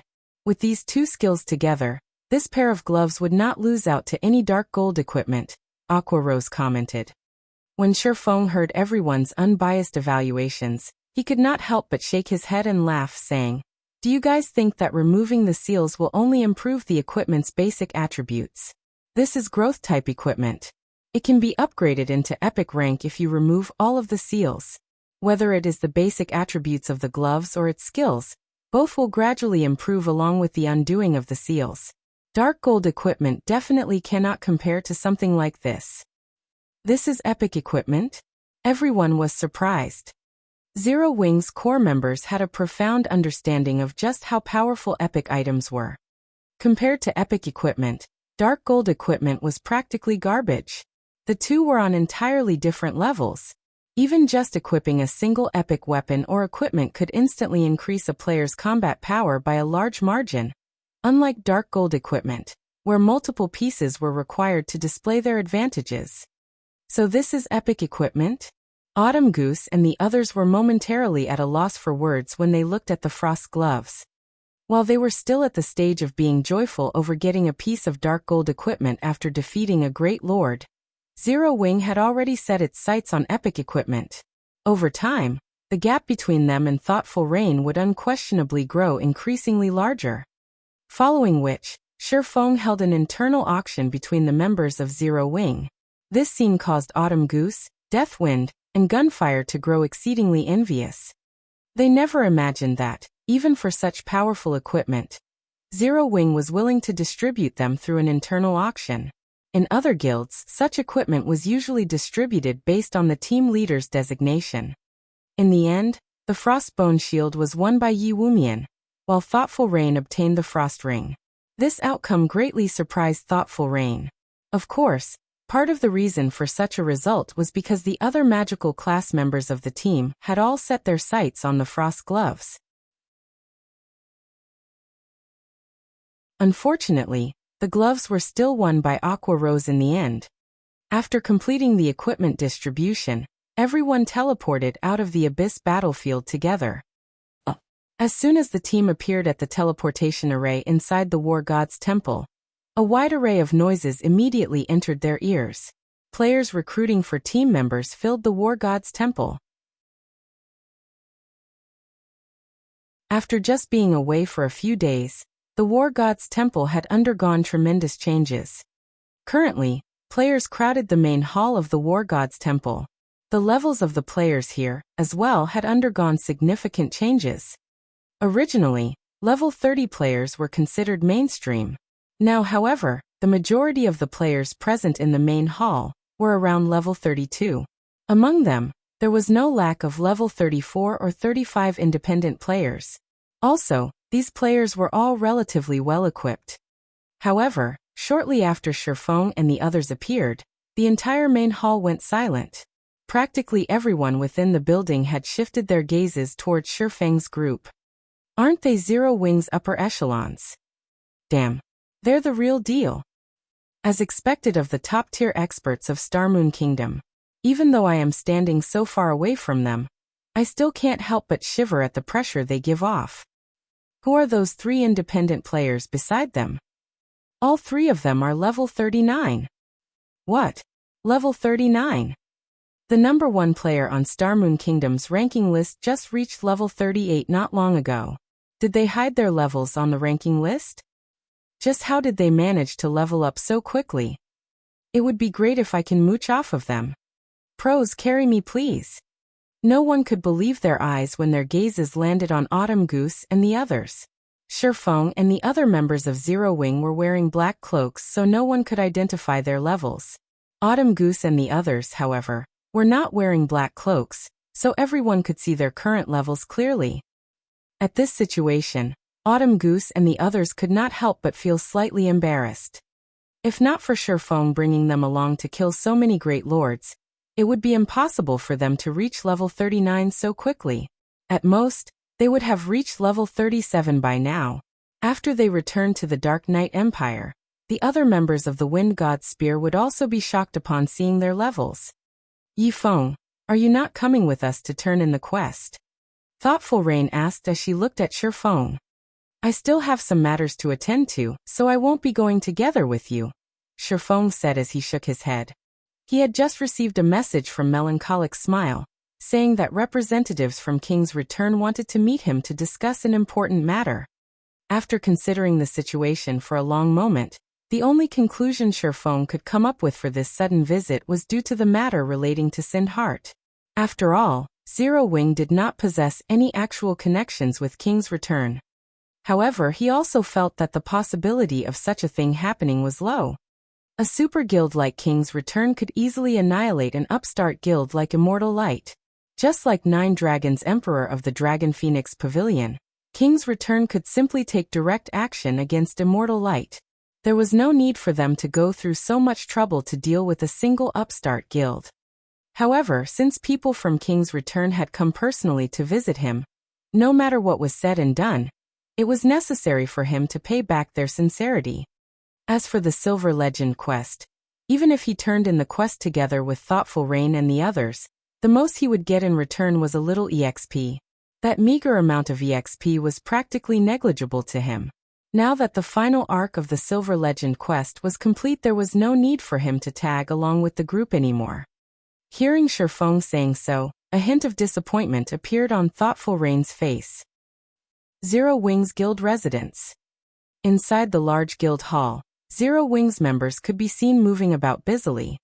All this was due to the appearance of the guild stable. To purchase their own guild mount once they reached level 40, everyone began frantically taking on quests one after another, earning as much money as possible. This situation caused the entire guild to buzz with activity. However, inside the busy hall, two people were currently seated inside the reception room of the second floor, leisurely observing the situation inside the guild. They've managed to run the guild quite well. It's no wonder why Zero Wing is known as Star Moon Kingdom's #1 guild.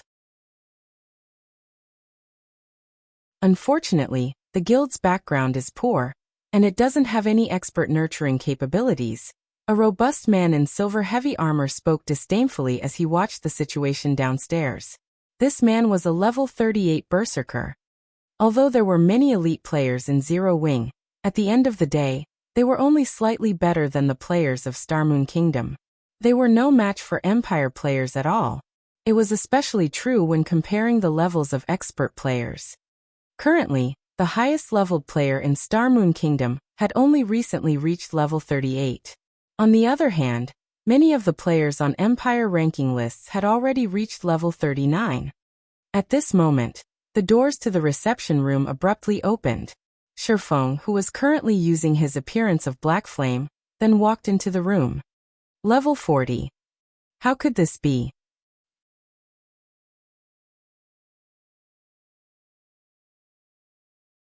Chapter 827, Sword King Black Flame.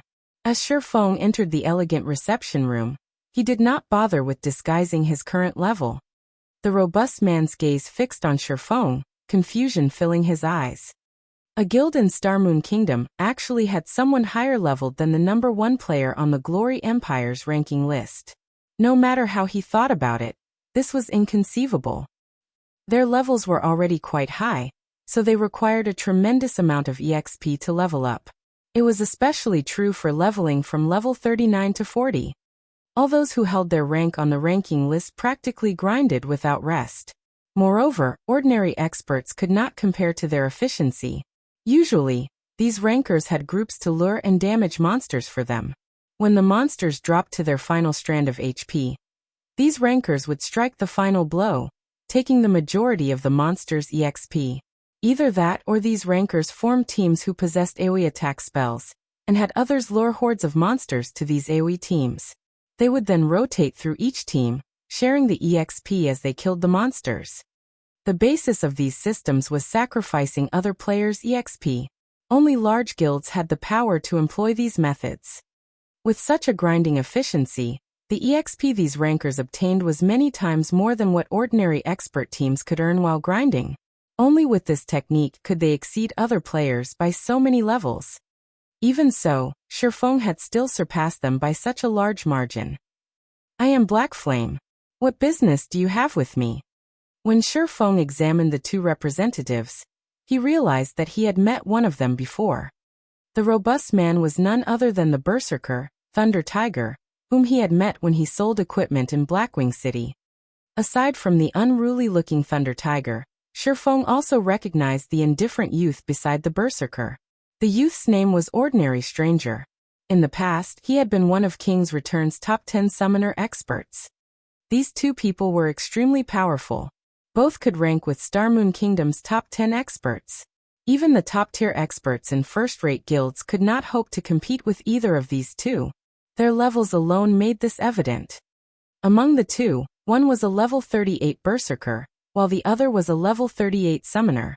Most likely, they leveled far faster than even the #1 player on Star Moon Kingdom's ranking list. Their equipment was even more impressive. Both were fully geared with level 35 top-tier dark gold equipment. The staff in Ordinary Stranger's hand especially. One could not judge the staff's quality based on its appearance alone. However, Feng knew that the staff in Ordinary Stranger's hand was a magic weapon. In God's domain, although there were far fewer magic weapons than epic weapons, they were significantly less difficult to obtain. One did not need to kill some kind of super powerful boss to obtain a magic weapon. Players also did not need to complete an epic quest. Instead, a magic weapon's procurement depended on luck. Players might unexpectedly obtain a magic weapon by completing a hidden quest. They might even find a magic weapon when they opened a high-ranking treasure chest. Although magic weapons had helped many players become experts, they had ruined far more. Ordinary Stranger was one of those people who had managed to control a magic weapon in the past. Hence, he had become one of King's Return's top-ranking experts. Otherwise, he would never have become one of the Super Guild's top 10 summoners. Hello, Guild Leader Black Flame. I am Ordinary Stranger of King's Return. My companion here is Thunder Tiger, Ordinary Stranger stated, a smile suddenly lighting his indifferent face. Although his smile contained no ill will, it looked horrifyingly forced. In truth, we have come to speak with you about a small matter. We hope that you can help us with this. Although he looked down on Zero Wing, he would show respect to a true expert. This was the 51st ranking expert on the God's Domain experts list, the Sword King, Black Flame. Ordinary experts might not realize what such a rank implied, but as an expert from a super guild, Ordinary Stranger understood what it meant. The fact that Feng had earned the 51st rank told him that the man had already reached the Void Realm. He was many times stronger than either of them. If a fight broke out, even if they worked together, they would not be a match for Feng. After meeting Feng personally, Ordinary Stranger felt that the man had grown a lot stronger. He was particularly convinced when he saw the exquisite mold and intricate runes of the weapons hanging from Feng's waist. Although their special effects were hidden, he was certain that dark gold weapons could not compare to those two blades. Based on the rumors floating around, these two weapons could very well be epic weapons. Epic weapons. Even experts like themselves only obtained weapons like those in their dreams. Currently, only the guild's monster-level characters possessed epic items. As to whether or not those items were weapons, that was one of the guild's absolute secrets. Even they had no clue. Even a super guild like King's Return had gone to great lengths to obtain these epic items. Hence, it was truly hard to imagine that the guild leader of an upstart guild actually wielded two epic weapons. You're looking for my help? Interesting. King's Return is a super guild. Is there truly anything your guild can't do in God's domain? Feng said, laughing. Guild leader Black Flame, you jest, Ordinary Stranger said hurriedly. We really need your help with this situation. Alright, tell me, what business do you have with me? Feng waved his hand dismissively.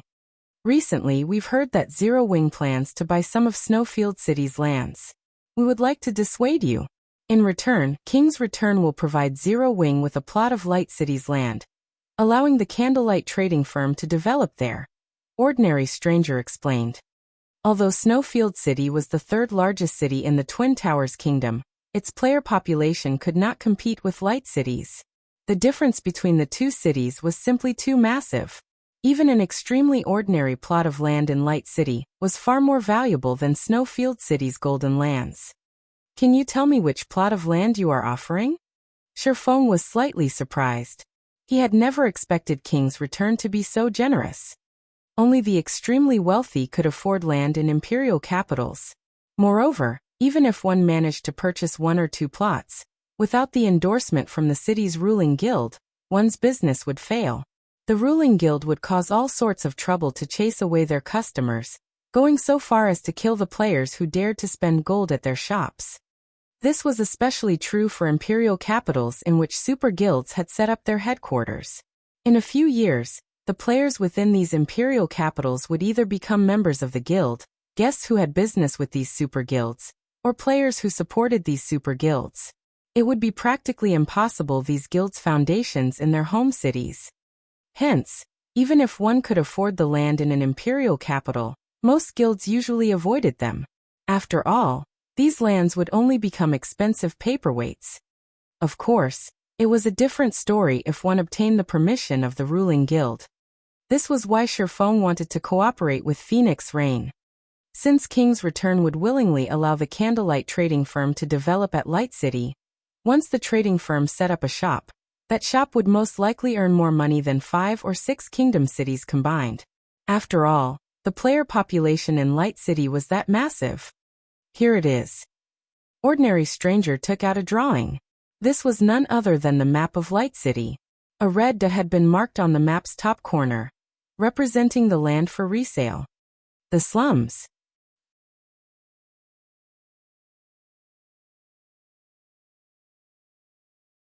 Chapter 828, Chased Out. Feng thought he had interpreted the map wrong when he examined the marked location. Cities in God's domain generally had many districts. Among them, the most important was the trade area. Normally, when players tried to set up a shop, they purchased land in the trade district. Following the trade area would be the nobles district. The nobles district housed the city's library and the war god's temple. Naturally, players frequently visited these locations. The commoners district followed the nobles district. The commoners district contained the adventurers association and the underground arena. Hence, that district enjoyed quite a bit of player traffic as well. The district with the worst traffic was the slums. There were practically no establishments in the slums that could attract players to the area. Very few players were willing to visit. Hence, in every city in God's domain, the lands in the slums there were the cheapest. Opening a shop there was no different than throwing money into the furnace. "This is your offer?" Feng asked, laughing. After all that talk, King's Return wanted to trade a worthless location for 5 valuable plots of land. Guild leader Black Flame, don't be in such a rush. Many of Light City's lands have already been distributed. We cannot procure good plots of land with so little time. These are the only ones left. However, our superiors have stated that King's Return will allow the Candlelight trading firm to enter Light City to conduct business. If you are in a hurry to develop the Candlelight trading firm in Light City, you can purchase land with potential from others, Ordinary Stranger explained. In Ordinary Stranger's opinion, this offer was a powerful show of faith towards Zero Wing. Light City was King's Return's main headquarters. The city was home to more than 10 million players. In the future, that number could definitely climb to 20 million, or even 30 million. It was not an exaggeration to say that every inch of land in Light City was worth its weight in gold. To obtain a share of this golden pie, all Zero Wing needed to do was to turn away from those 5 plots of land in Snowfield City. There were lots of guilds that hoped to set up a shop in Light City. The fact that King's Return had agreed to let the Candlelight trading firm set foot in Light City was an opportunity that many guilds dreamed of, but could not obtain. "What if I refuse?" Feng asked. Although Ordinary Stranger's offer sounded nice, what fool would actually sell the high-potential land they had only obtained after so much trouble? In the end, Zero Wing had nothing more than an empty promise at the loss of 5 very high-potential lands. Wasn't King's Return being a little too arrogant? This Ordinary Stranger was taken aback. He had never dreamed that Feng would actually consider turning his offer down. Coldly he replied, "I hope that guild leader Black Flame will rethink this carefully. King's Return is a super guild. Is it really worth offending us over a few plots of land?" "Alright, enough. You two can leave now," Feng said as he gestured towards the door. "Are you doing this because of Immortal Light?" Ordinary Stranger suddenly said coldly, "Guild leader Black Flame, think this over. I can tell you that Immortal Light is a sworn enemy of King's Return. We must annihilate this pest. If Zero Wing helps Immortal Light, you will incur King's Return's wrath as well." "Now that is interesting," Feng said, his lips hooking up into a grin. He then continued, saying, "Do you think that Zero Wing is afraid of King's Return?" Hearing Feng's bold question, both Ordinary Stranger and Thunder Tiger were stupefied. They had not expected Feng to brush the super guild off like that. Super guilds were different from other guilds. They were the true overlords of the virtual gaming world. In the virtual gaming world, aside from the few transcendent powers and other super guilds, nobody would dare disregard a super guild. However, when they thought back to how Zero Wing treated the Dragon Phoenix Pavilion, it was possible that the guild would ignore King's Return's threat. "Both of you can get lost this instant. Oh, and go back and tell your superiors this. What Zero Wing does is of no concern of King's Return. I will buy those plots of land." You can be certain of that, Feng declared, a frosty glint flashing in his eyes. Sindheart had helped him many times in his previous life. Moreover, since he had already promised Sindheart to buy those lands, he would not go back on his word. He had only wasted so much time talking to these two representatives to gauge what King's Return's stance was towards Immortal Light.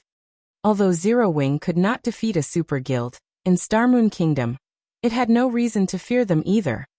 As soon as Feng finished speaking, the temperature in the room dropped by several degrees. Both Ordinary Stranger and Thunder Tiger suddenly felt their bodies grow cold.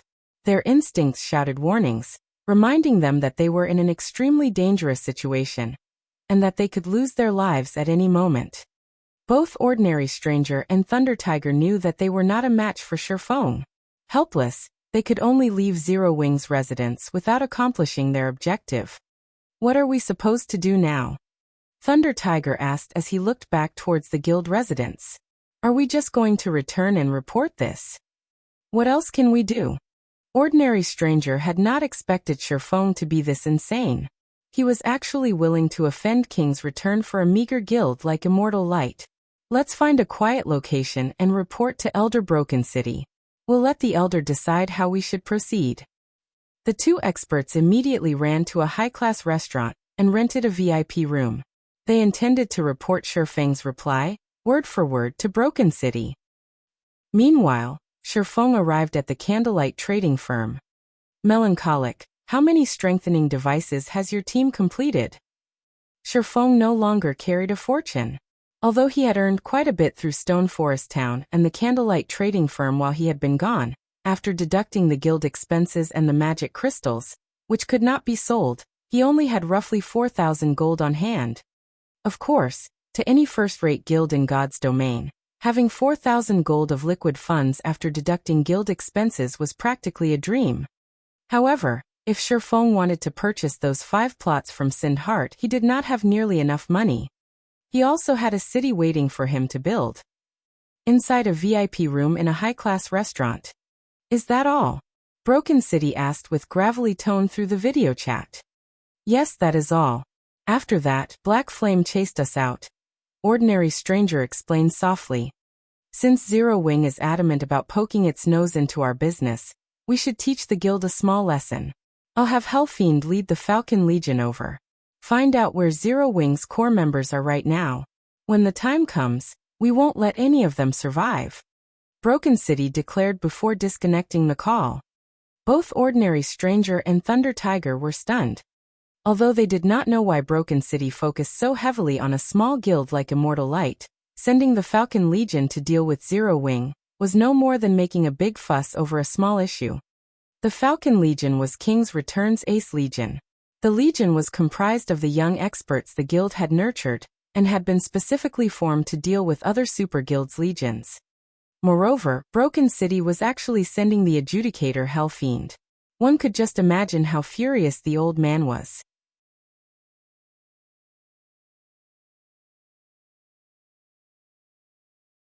Chapter 829, 5th Floor Master. Blackwing City. Many players hawked their wares on the wide, flourishing streets of the city. Feng had already reverted to his original appearance, and made his way towards the Blackwing auction house. It had only been a short time since Feng last visited the city. The street the Blackwing auction house resided on had become a player market. It was even more lively than an empire's imperial capital. However, unlike other cities, one only needed an entry pass to enter Blackwing City. As players' levels continued to increase, more entry passes dropped. Hence, Blackwing City's traffic had increased by several times. At this point, Blackwing City had become the largest trade hub in God's domain. Even the 4 great empires' imperial capitals could not compete with Blackwing City. The transactions between the various large guilds here were astronomical. If one wanted to point out God's domain's most profitable locations, Blackwing City would definitely be one of them. The auction house in Blackwing City was also where guilds and independent experts of various kingdoms and empires preferred to sell or purchase items. This was because those who could reach Blackwing City were either lucky individuals who had gotten their hands on an entry pass, independent experts with a certain degree of strength, or players from the various large guilds. As long as one had a valuable item, they did not need to worry about it not selling in Blackwing City. They also didn't need to worry that players could not afford their prices. Hence, many players preferred to sell their treasures at the Blackwing auction house. Upon entering the Blackwing auction house, Feng discovered even more players inside the establishment than those who camped on the street outside. It was especially true for the registration counters. Long lines of people had queued up in front of the dozen or so registration counters. Why are there so many people here? Feng swept a glance over the sea of players before him. At the very least, there should be over 1,000 players present. If not for the Blackwing auction house's extremely large size, it would be impossible to hold so many people. While Feng tried to figure out why there were so many players lining up to get into the Blackwing auction house, he suddenly heard a crisp, pleasant voice from behind him. Feng, so you've received the news as well. Turning to the source of the voice, Feng discovered none other than Gentle Snow, whom he had not seen for quite some time. Currently, Gentle Snow wore a set of silver sacred armor. On her back, she carried a silver greatsword engraved with golden divine runes. A hint of bloodlust radiated from the greatsword. This faint bloodlust wrapped around Gentle Snow's body, making the woman seem like a goddess of the battlefield. Walking through the building, Gentle Snow attracted the passionate, watchful gazes of many male players. However, nobody in the room dared to approach Gentle Snow casually. Though her status as Ouroboros's guild leader was part of the reason, the main deterrent was the group of players accompanying Gentle Snow. Among this group, the lowest player was level 37, while the highest was level 39. In a kingdom, these players would rank at the very top of the kingdom's ranking list. Furthermore, every one of these players had an extraordinary origin. This was particularly the case for Hidden Cloud, the level 39 assassin leading the group. Hidden Cloud was a famous character that belonged to the Super Guild 9 Heavens Pavilion. He had been one of the talented newcomers that had entered the virtual gaming world 10 years ago. He had risen to prominence like a comet when he had joined. Through a relatively popular virtual reality game, he had earned numerous achievements. Afterward, the 9 Heavens Pavilion had paid an astronomical price to recruit him. Back then, his appearance had shaken the virtual gaming world. Moreover, after joining the 9 Heavens Pavilion, he had become the 9th floor master in just 3 years. His growth had left other super guilds speechless. There were a total of 9 floor masters in the 9 Heavens Pavilion. Each of them enjoyed an even higher status than the guild elders. They were the guild's absolute core members. The first floor master was the 9 Heavens Pavilion's guild leader. Hidden Cloud had become the spearhead of the 9 Heavens Pavilion, leading the guild through one conquest after another. By the time he joined God's Domain, he had been promoted to the rank of 5th floor master. With the Super Guild's high-profile individual present, who would dare try to flirt with Gentle Snow? Only those who wished to quit God's Domain or wished to start a new account would be so bold. Not only was Hidden Cloud inhumanely strong, but he was also incomparably vicious. There was once the upper echelon of a large guild, who had tried to compete with a good friend of Hidden Cloud's over a woman. In the end, Hidden Cloud had wiped his guild out of existence, removing the guild from the virtual gaming world permanently. From then on, nobody ever dared to offend anyone close to Hidden Cloud. Guild Leader Snow. Feng could not help his confusion as he watched the woman approach. He had not come here due to any particular news. He had only come here to earn money.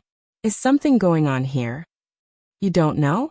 Today, Blackwing City will hold its monthly auction. Incredibly rare items will be available for bidding. I have heard that there is a possibility that epic items will make an appearance, Gentle Snow informed him, somewhat surprised by Feng's reaction. The man before her was one of Zero Wing's core upper echelons. Although news of the monthly auction had only been announced today, with Zero Wing's capabilities, it should have received this information. So that is what is going on. Realization dawned on Feng. The end of the month was indeed approaching. Near the end of every month, Blackwing City randomly held a large-scale auction.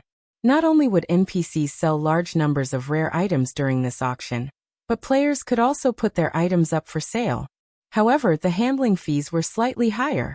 If one sold ordinary rare items during this auction, they would not walk away with any profit. On the other hand, if one sold extremely rare items, they could make a fortune. Feng was ecstatic about this discovery. He never expected this coincidence. Before teleporting to Blackwing City, Feng had retrieved 5,000 strengthening devices from Melancholic Smile. These strengthening devices were the culmination of several days of Melancholic Smile and her team's hard work. The magic crystals the few of them had spent during this period would even astound a first-rate guild. The current market value for magic crystals was 24 silver each. However, that was only true if one purchased them in bulk. Purchased individually, one would have to spend at least 25 or 26 silver. Unfortunately, magic crystals were the main material needed to manufacture strengthening devices. The other materials were very cheap. Fortunately, magic crystals were not a problem for Zero Wing right now. The magic crystals Feng had won from the Glorious Lions battle team alone were enough to supply Zero Wing's needs for a relatively long time.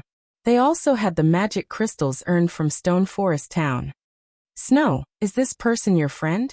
Hidden Cloud asked, his expression darkening as he examined Feng. Let me introduce you. This is Yi Feng from Zero Wing. Gentle Snow nodded. She then looked towards Feng and introduced Hidden Cloud, saying, "This is Hidden Cloud from the Nine Heavens Pavilion. He is also a good friend of my elder brother." Before Feng could offer a greeting, he felt a very clear hint of killing intent from Hidden Cloud. Although Hidden Cloud had hidden it very well, once one reached Feng's standard, hiding killing intent was impossible, unless one held absolutely no ill will. However, this killing intent vanished as suddenly as it had appeared. It was as if this killing intent had never existed. Was I mistaken? Feng could not help but turn to the smiling Hidden Cloud.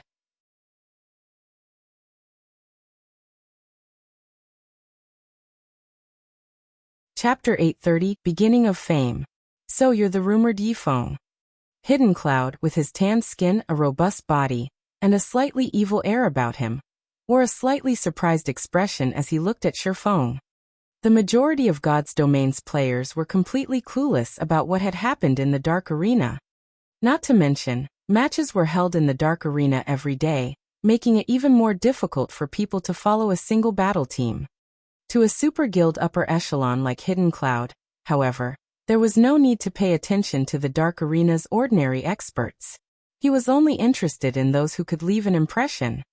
Someone like Feng in particular, who had defeated a famous, old monster like Sirius, would catch his attention even if he wanted to avoid information on this expert. After all, his guild would remind him about such existences. Experts at Feng's standard could not be ignored. Even in super guilds, he would be a member of the top fighting force. He would be an apex expert the guild would use against its competition. They're just rumors. Feng shrugged, chuckling. Hidden Cloud was an extremely powerful expert. His history was almost considered a legend. He had debuted into the virtual gaming world at the young age of 17. He was currently 27 years old, and already, he had become the Nine Heavens Pavilion's fifth-floor master. He was the target of admiration for countless young players. In the past, Hidden Cloud's achievements in God's Domain had even pushed him to his peak. After spending 5 years in God's Domain, he had gained the position of second-floor master. In the Nine Heavens Pavilion, he had been the most likely candidate to become the next first-floor master. However, Hidden Cloud's position in the Nine Heavens Pavilion had been secondary. The man himself was far more impressive. In the past, he had been one of the 10 great God-ranked assassins in God's Domain. No one throughout God's Domain had been able to stop any of his assassination attempts. Hidden Cloud's most impressive assassination had the death of a powerful upper echelon of the Flower of Seven Sins, which he had completed without any assistance. This incident had struck fear into the assassin organization and boosted the Nine Heavens Pavilion's prestige.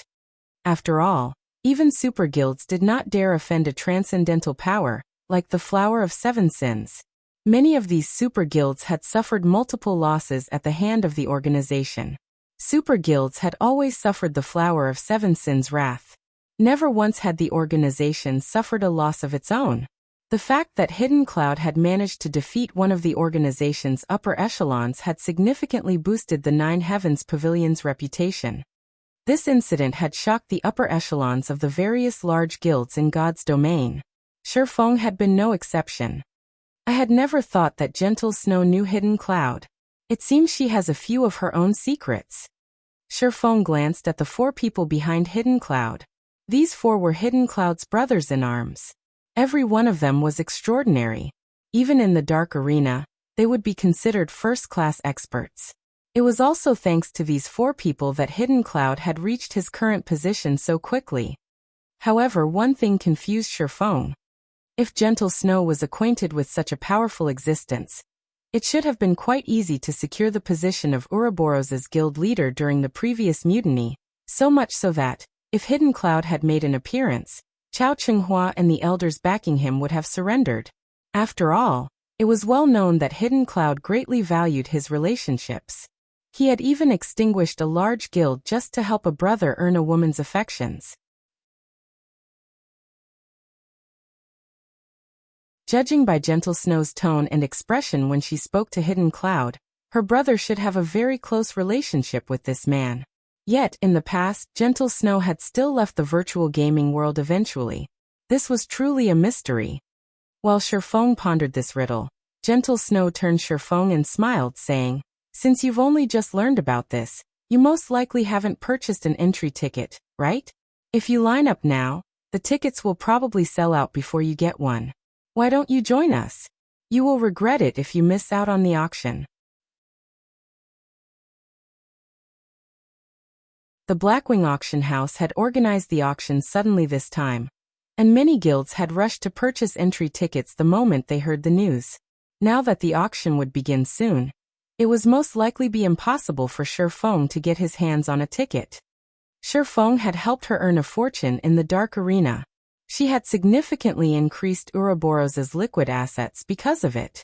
Although Feng did not know that, Gentle Snow still thought that she should return the favor. After all, aside from helping her earn money, Feng had also helped her secure Ouroboros. As soon as Gentle Snow extended the offer, Hidden Cloud's expression darkened slightly, his gaze sharpening as he turned to Feng. "Thank you for your kind offer. However, I have another matter that I need to deal with first, so it is best if I don't disturb you." Feng did not wish to miss this rare opportunity. He needed to register his auction items quickly. As for whether or not he could enter the auction itself, that was not important. After all, his goal was to make money. "How much time do you need?"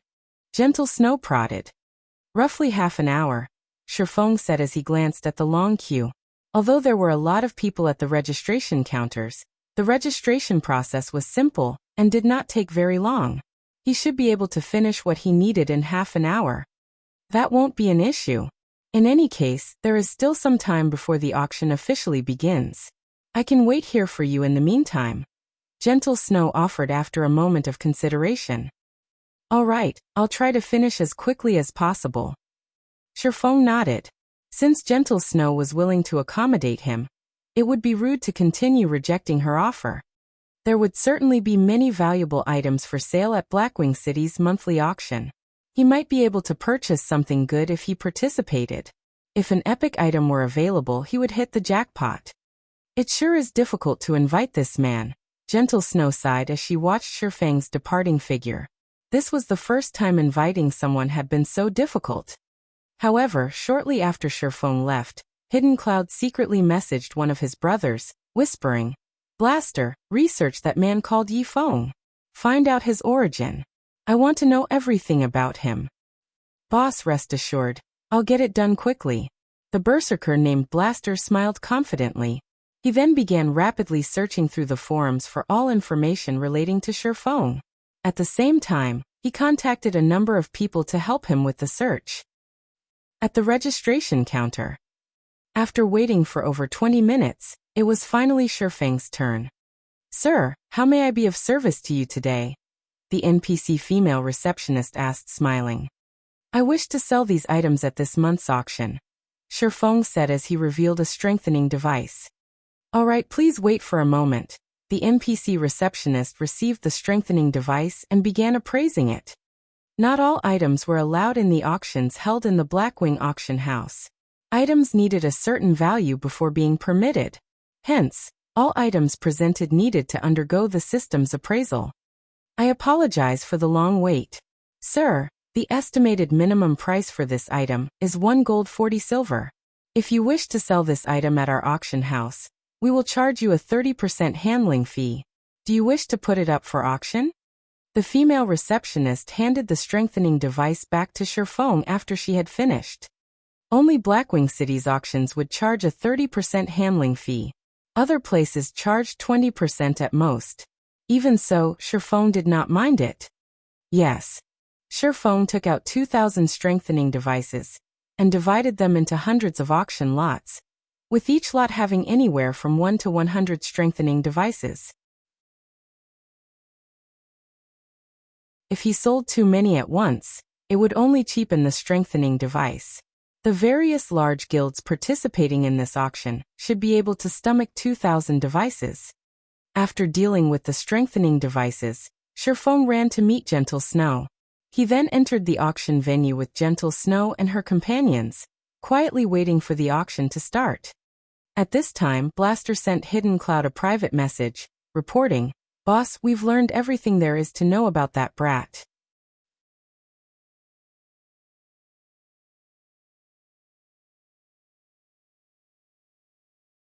Chapter 831 Great Disturbance. There sure are a lot of high-ranking NPCs participating in the auction this time. Feng commented as he swept a glance over the NPCs on the second floor, an amused smile appearing on his face. High-ranking NPCs? At Feng's comment, Gentle Snow turned to the second floor. Indeed, there were quite a number of NPCs present. But isn't it normal for high-ranking NPCs to participate in the Blackwing auction house? This was not her first time attending an auction in the Blackwing auction house. She had even attended high-ranking auctions before. Players were not the only ones to compete over items up for auction. NPCs similarly contested over the items. However, after some of her own research, Gentle Snow, more or less, understood these NPCs' function. These NPCs were here to make sure items were sold at an appropriate price. If the price players offered was too low, these NPCs would join the bidding. They would not let players take advantage of the system. At such a large auction, it was natural that more NPCs would join. However, when players tried to purchase an item, as long as the price they offered was higher than the item's actual value, these NPCs would automatically relent and end their bidding. In response, Feng smiled and nodded, saying, "It is very normal. Only, I've never seen so many powerful NPCs attend at the same time, so I'm slightly surprised." TCH, what about these NPCs is surprising? Blaster commented disdainfully. The others nodded in agreement, scorn flashing in their eyes as they looked at Feng. Initially, they had thought that Feng was one of God's domain's apex experts. Now, however, it would seem that he was just a country bumpkin that had never seen the world of the great. At the end of the day, he was simply the upper echelon of an upstart guild. There was no way he could measure up to their standards. Feng simply smiled at the group's reaction, not bothering to explain. However, Gentle Snow's expression turned serious at Feng's statement, as she secretly observed the NPCs on the second floor. She did not think that Feng would be surprised just because there were a lot of high-ranking NPCs present. What? How can this be? When Gentle Snow's eyes fell on a handsome youth in a suit of golden armor and an exquisite cape, she was shocked. Previously, she had never bothered to observe the NPCs. Now that she did, however, she discovered something astounding. When she examined the handsome youth, she could not uncover any information about him. She could not even see the most basic of information such as his name or level. Even after activating an advanced identification skill, she was still left empty-handed. More frighteningly, when her gaze fell upon the youth, he actually turned and returned it, observing her. However, this youth simply smiled before turning away. Although they had only exchanged glances for a brief instant, Gentle Snow felt as if she had been suffocating. In that instant, she had felt as if her life was no longer her own. She had never encountered such an NPC before. She had not even experienced this feeling when she met with a Tier 5 NPC in an imperial capital. Tier 5 NPCs were considered top-class individuals, even in an empire. Players could not encounter them casually. She had only met one due to a special quest. Moreover, there were also over a dozen Tier 5 NPCs on the second floor. Even if one added together the Tier 5 NPCs in an empire, there would be fewer than those that were here now. It was no wonder why Feng was surprised. Feng, with so many high-ranking NPCs participating in the auction, will something happen? Gentle Snow sent Feng a private message, wearing a nervous expression. Events frequently occurred throughout God's domain. If players could resolve these events, they could earn decent rewards. However, the penalties for failure were equally heavy. When these events occurred, players' consent did not matter. As long as one was within the event's area, the system considered the players to have accepted the quest. Events in God's domain varied in terms of sizes.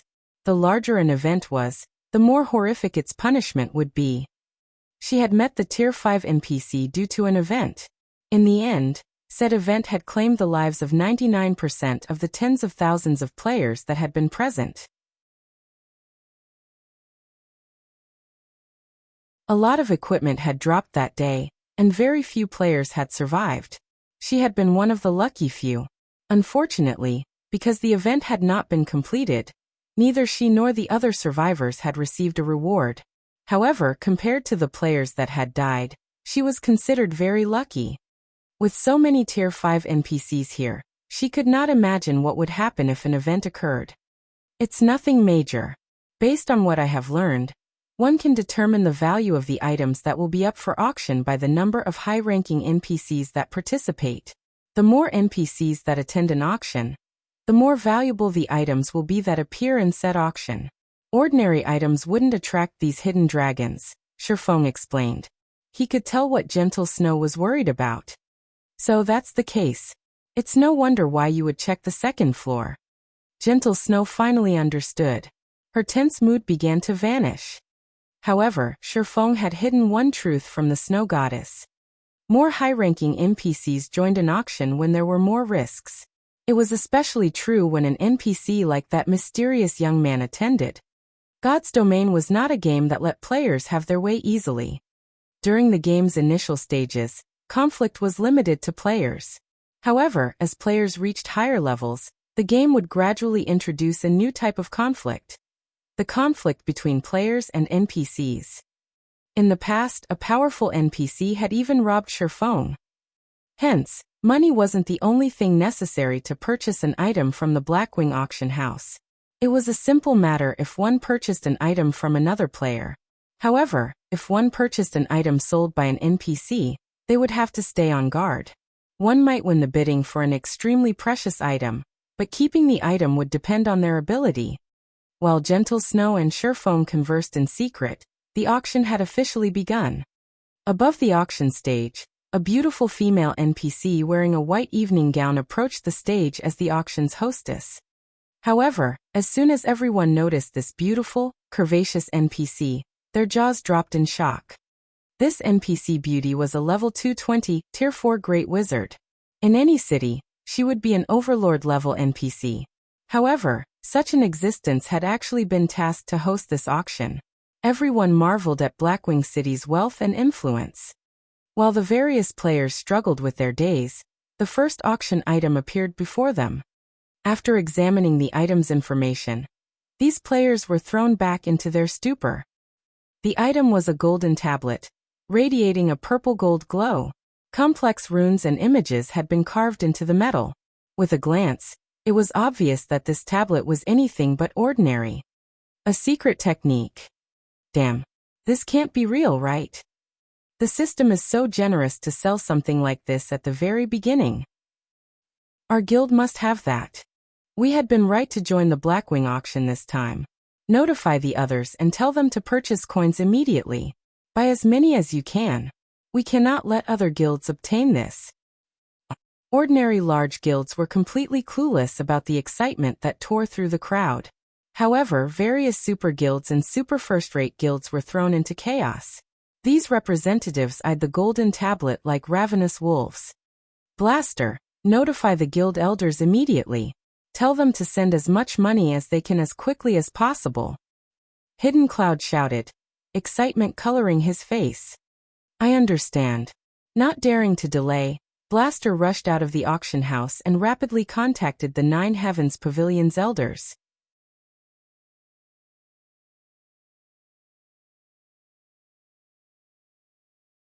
Chapter 832, Crazy Auction. Feng was similarly stunned for quite some time after seeing the auction window.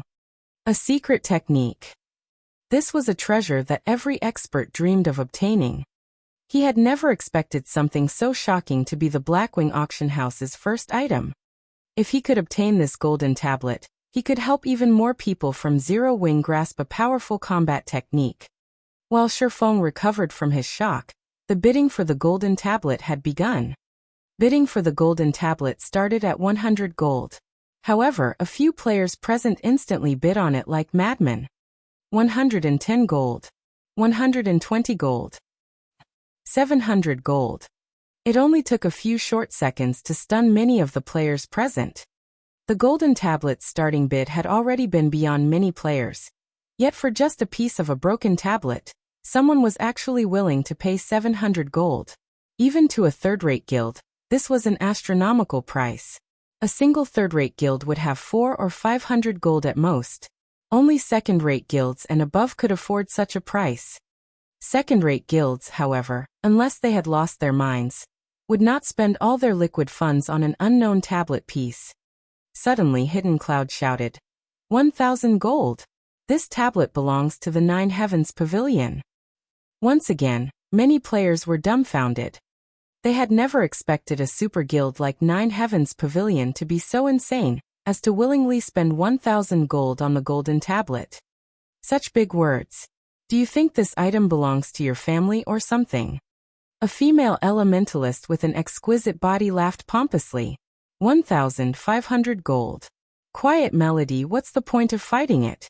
Do you really think the sacred temple can compete with the Nine Heavens Pavilion?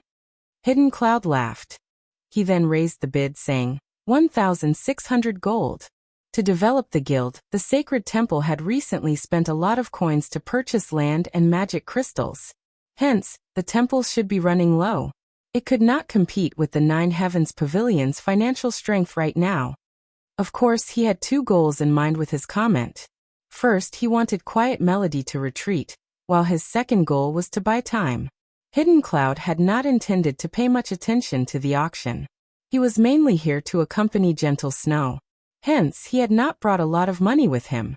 After pooling the money he and his companions had brought, they only had around 2,000 gold or so.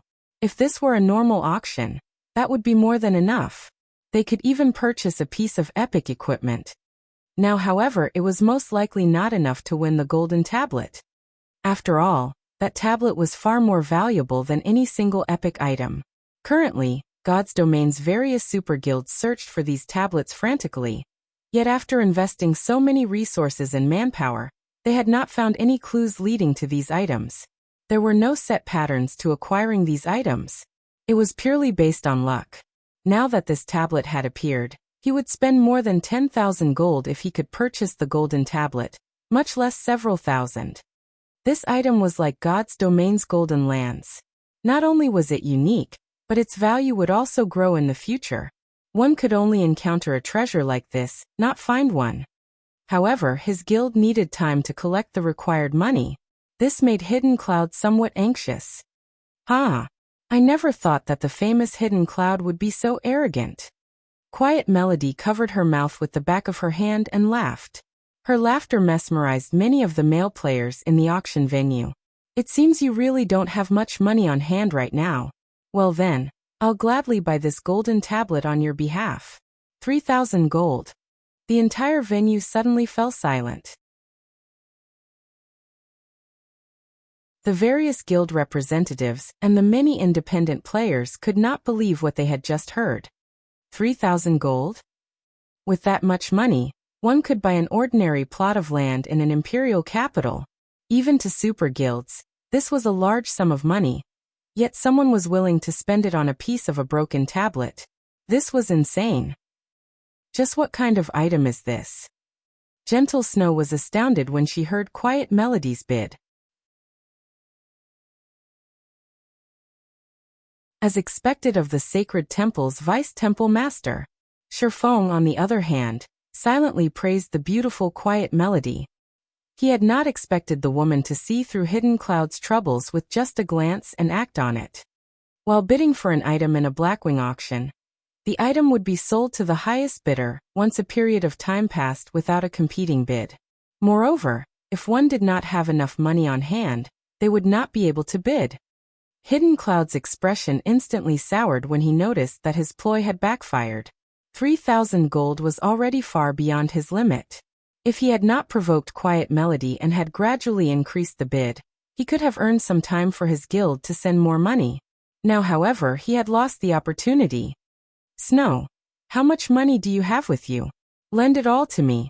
I'll pay you back with 10%, no 20% interest later. How about it?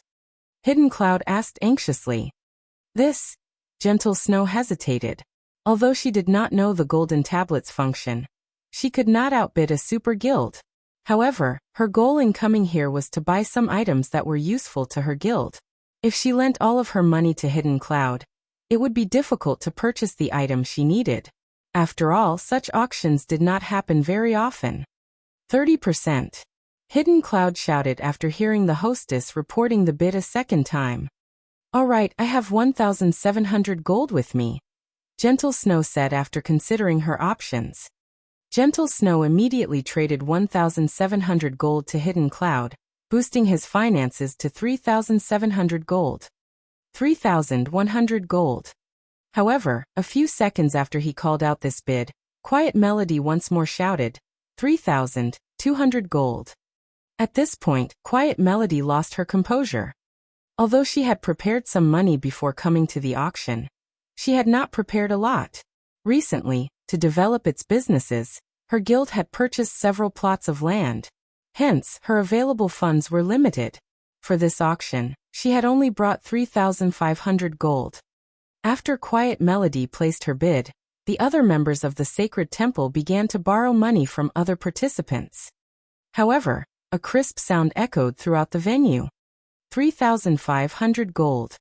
Everyone immediately turned their gazes towards the new voice, discovering a beautiful young woman of similarly extraordinary origins. Phoenix Rain. Hidden Cloud glared at the smiling Phoenix Rain, who sat in the back row on the first floor.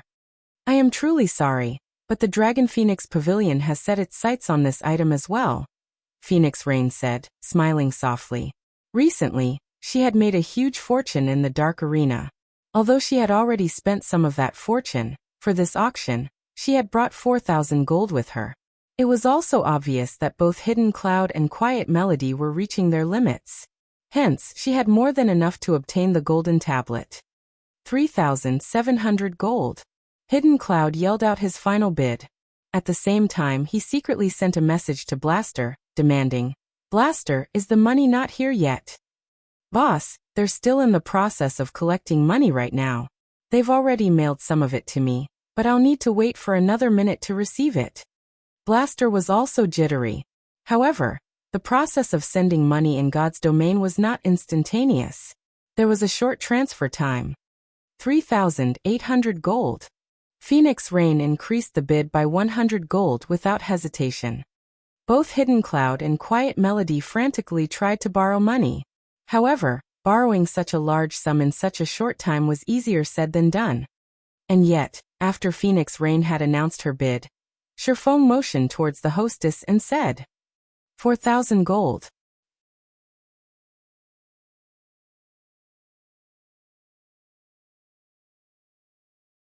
Chapter 833, Stone Tablet Obtain. Underscore. Yifeng. Phoenix Rain's mouth twitched slightly when she saw Feng suddenly raise his hand.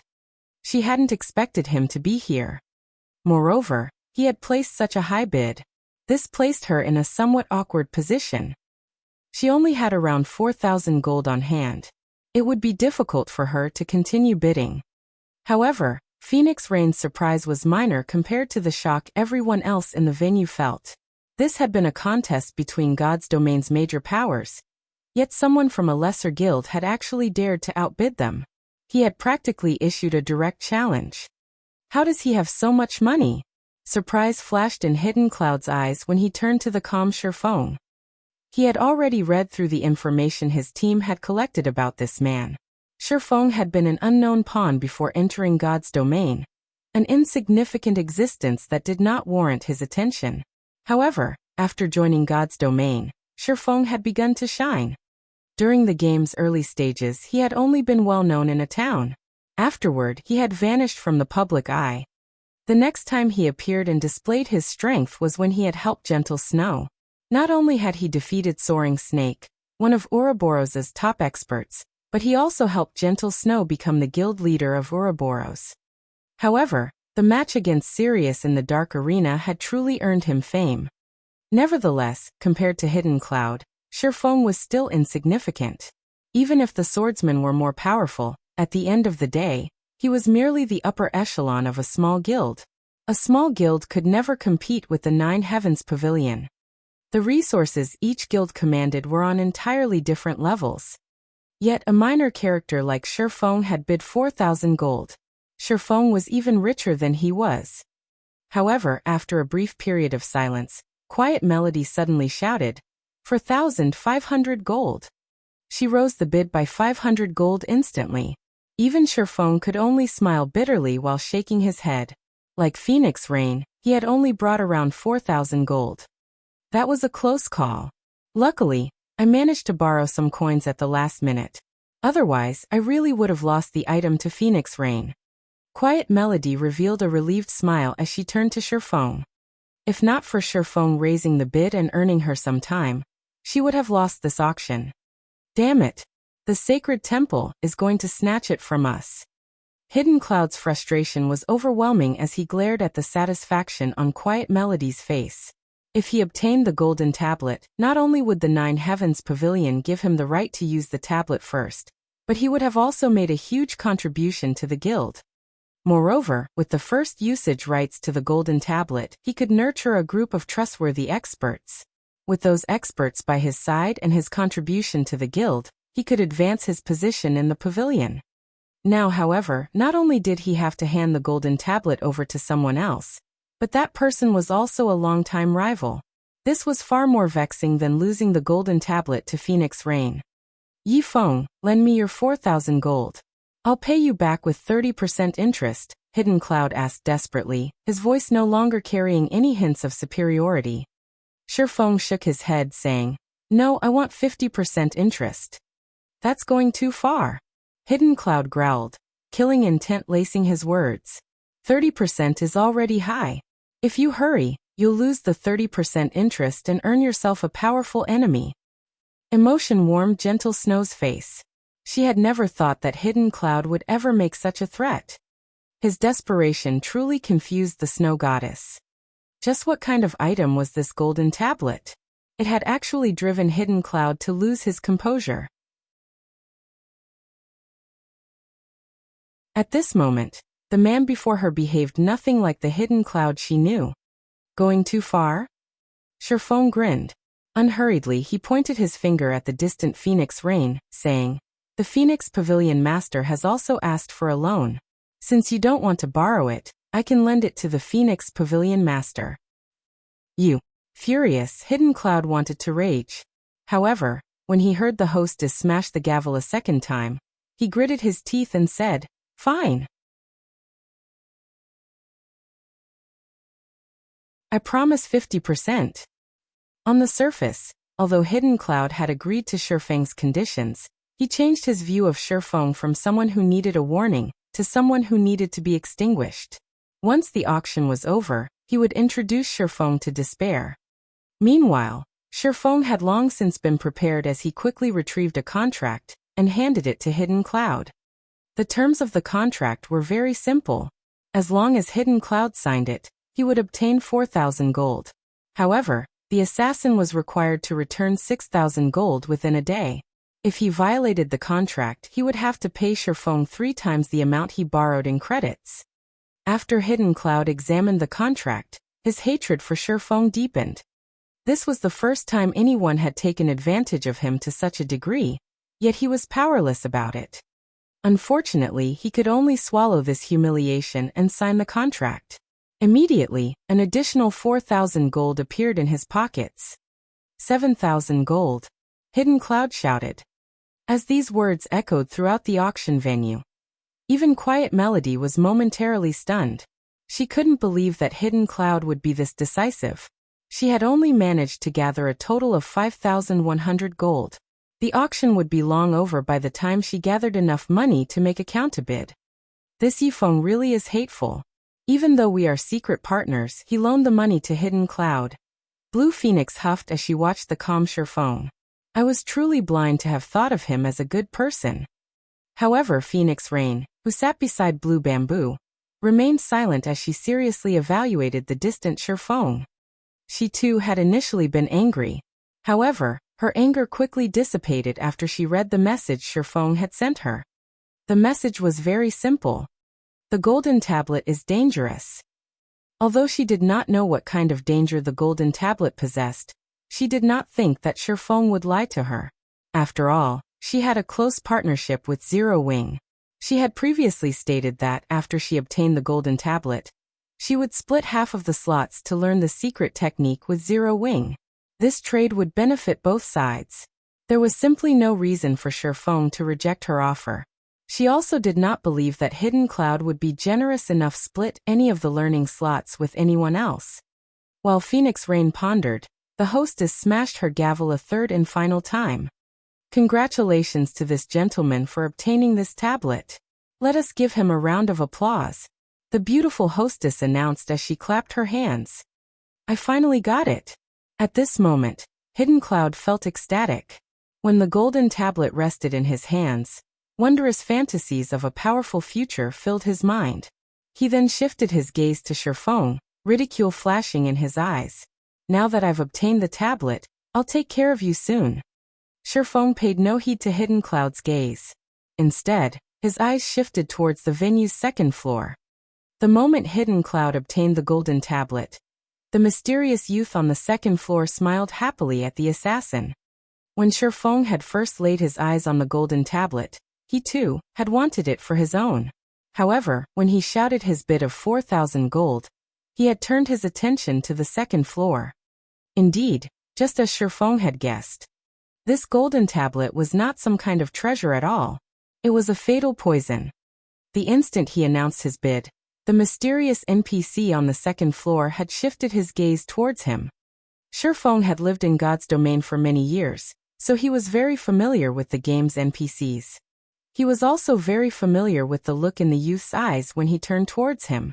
It had not been a look of curiosity or congratulatory. He had looked at Feng as a predator looked at prey. Since the golden tablet was the youth's apparent target, Feng had dropped out of the foolish competition for it. After the first auction item sold, the venue's atmosphere grew heated. The items that appeared afterward sold quickly, one after another.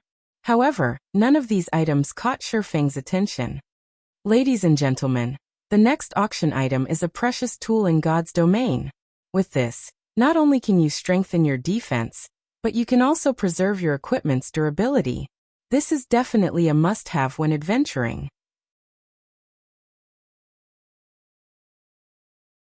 The female hostess then presented the attributes of the strengthening device. When the players in the venue saw the strengthening device's attributes, they were flabbergasted, and a passionate flame began to burn in their eyes.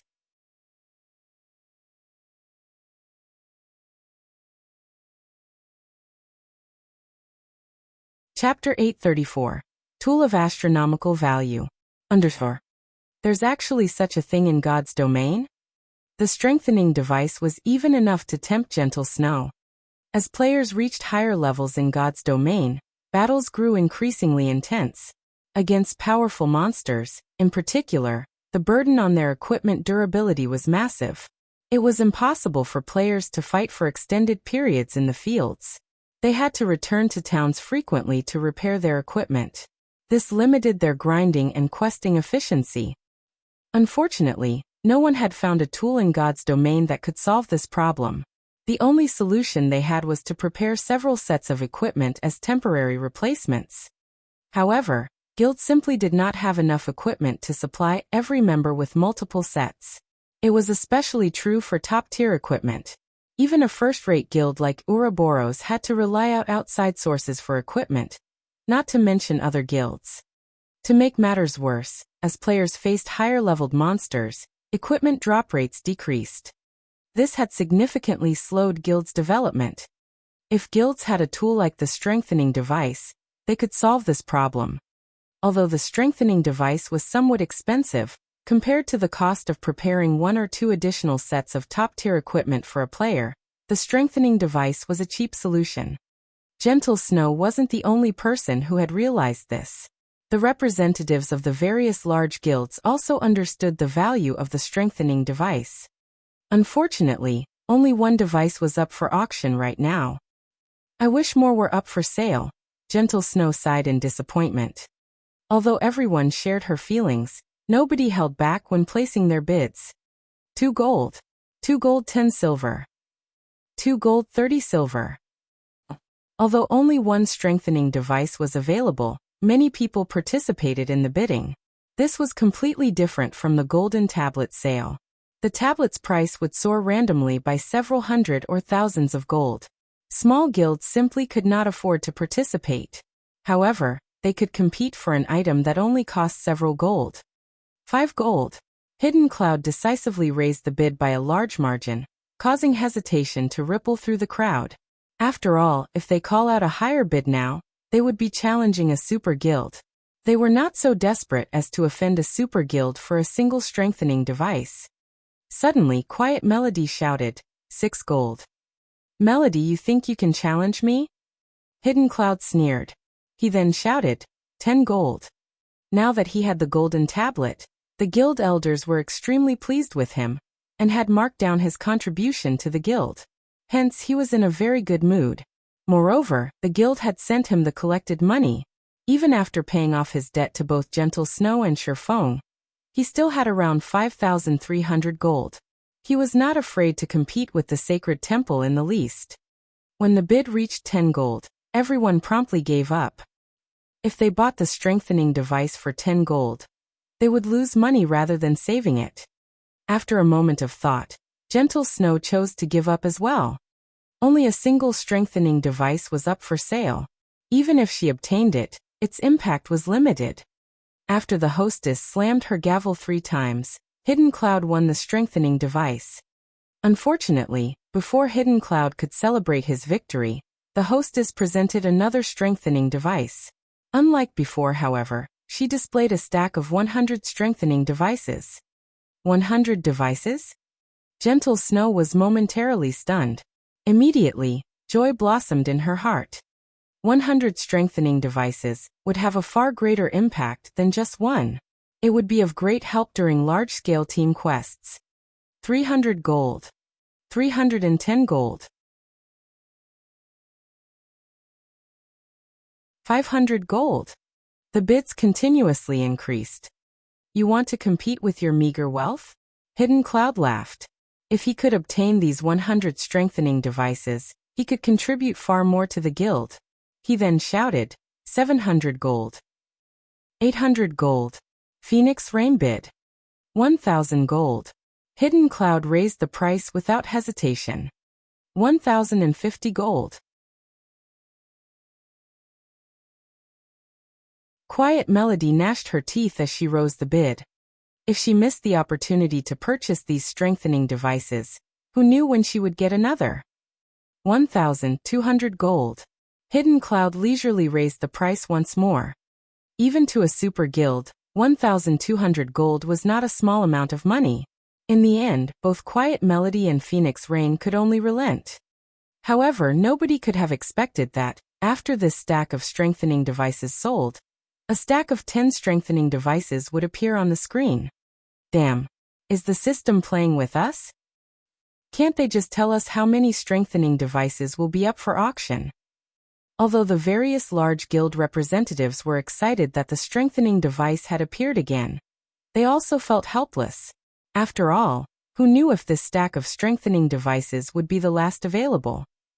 For a time, everyone participated in another bidding war for the strengthening devices. As one strengthening device after another sold, Feng's elation grew. In the end, all 2,000 strengthening devices had been purchased, with an average price of 10 gold. After deducting the 30% handling fees, Feng earned a total of 14,518 gold. This was far more than he had initially expected. With this money, he would have no problem purchasing the 5 plots of land in Snowfield City. After the auction concluded, players began to filter out of the auction house. "Boss, we really hit it big this time. Not only did you get the golden tablet, but you also bought plenty of strengthening devices. It won't be long before you secure the position of the 4th floor master." Blaster whispered his congratulations. "It's still too soon to celebrate. Now that we have the rights to the tablet, as long as you guys put on a good show, it will only be a matter of time before I become the 4th floor master," Hidden Cloud laughed. He then shifted his gaze towards Feng, who walked alongside Gentle Snow, and said quietly, "But that Feng cannot stay. He swindled 2,000 gold out of me. He is looking to die. Send someone to keep an eye on him. Once I'm done dealing with the golden tablet, I'll teach him that it is not that easy to earn my money." "Boss, rest assured, my men are already following him. He won't escape," Blaster reported as he patted his chest. He could only feel sorry for the swordsman. Throughout God's domain, there were very few people Hidden Cloud could not kill. He had even recently obtained an excellent dagger. The weapon was practically a nightmare for Hidden Cloud's targets. Just as Hidden Cloud and the others left the Blackwing auction house, everything on the street froze. What's going on? The players wandering the street were shocked. None of them could move, not even a step. They couldn't even make their fingers twitch. It was as if time had stopped, and only their minds remained active. As the space had frozen, fear surfaced in everyone's hearts. They felt as if they stood in the middle of a ferocious beast's nest, and this ferocious beast had already stretched its jaws, and was prepared to devour them all. Even Phoenix Rain, Quiet Melody, Gentle Snow, and the other top-tier experts were astounded by this surprising event, much less the various ordinary players. After all, it wasn't just players who could not move. Even the level 180, Tier 2 guards patrolling the street had been rendered immobile. Meanwhile, without anyone's notice, a black figure had appeared in front of Hidden Cloud and quietly overlooked the assassin.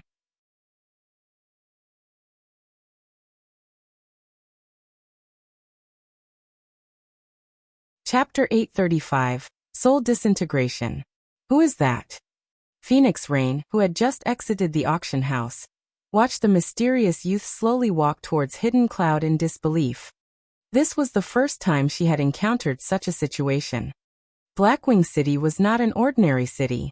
Even the city patrols were far superior to an imperial capital's. Yet despite it the daylight hour, this NPC acted so boldly. The most unbelievable part about this situation was that even the Tier 3 guard captains had been frozen in place. This mysterious youth's power was incredibly frightening. "What are you trying to do?" Hidden Cloud asked the mysterious youth before him. He had only managed to force these words out after an intense struggle. He could clearly feel how terrifying the man before him was. The bloody glint in the man's eyes alone made him involuntarily shiver. Before this man, his power was as insignificant as a speck of dust. If this man wished it, he would lose his life instantly. His only option right now was to delay for time. What kind of place was Blackwing City? It was probably the safest location throughout God's domain. There was no way Blackwing City's authorities would allow an NPC to do as they wished. "Ah, you sure are an interesting little fellow. You're still trying to buy time? I advise you to give up. Although you are still in Blackwing City, this space is in a completely different dimension. Even a Tier 5 Divine Mage, adept in space magic, won't detect us here." The mysterious man smiled calmly at Hidden Cloud's question. "All right, will you hand over the golden tablet on your own? Or will I have to retrieve it myself?" Although the youth's words had not been loud, every player on the street had heard him very clearly. "What? An NPC is robbing someone?" Is this some kind of event? Isn't this NPC too strong? He's actually making a move inside Blackwing City. This isn't a legendary quest, right? The watching players were both excited and scared. Although this chance encounter was interesting, they were afraid of being caught up in the incident. A meaningless death at their levels would be a major, unfortunate loss. Golden tablet? What is that? I don't know what you're talking about, Hidden Cloud said, his mouth twitching as he stared at the mysterious youth. That golden tablet was his hope of advancing his career in the Nine Heavens Pavilion. Not only had he spent a large sum of money to obtain it, but the pavilion's upper echelons had also heard of his procurement already. If he simply handed the tablet to this NPC, and returned to report to his superiors that he had lost it, acting as if nothing had ever happened, he would only enrage the Nine Heavens Pavilion's elders and guild leader. Handing over the golden tablet was scarier than death. Hearing Hidden Cloud's words, Feng glanced at the assassin, admiring the man's courage. When he had encountered an NPC robbery in his previous life, he had tried to resist as well. Unfortunately, he had not experienced a positive outcome. As he had not been strong enough, the NPC had successfully robbed him. However, being robbed was one thing. The true problem lay in the fact that said NPC had attacked. Dying by an NPC's hand had a far more severe penalty than an ordinary death. Moreover, the more powerful the NPC was, the heavier the punishments players received when that NPC killed them. Feng had been considerably lucky. His murderer had only been a Tier 4 Sword Emperor. In the end, he had lost 2 levels and suffered a weakened state for 5 days. Meanwhile, no matter how he looked at it, the mysterious youth was definitely stronger than a Tier 4 Sword Emperor. A lot stronger. You're not gonna hand it over? The youth sighed. It seems that I have to do it myself then.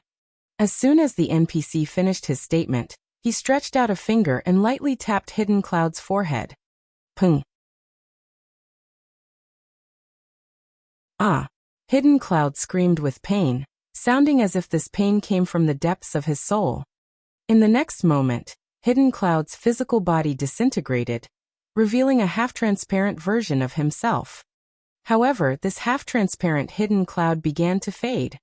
The assassin's scream grew in pitch and distorted, sounding almost inhuman. Amazing!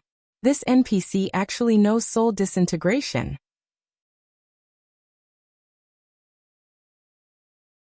Feng was slightly surprised as he watched Hidden Cloud's body vanish in the wind.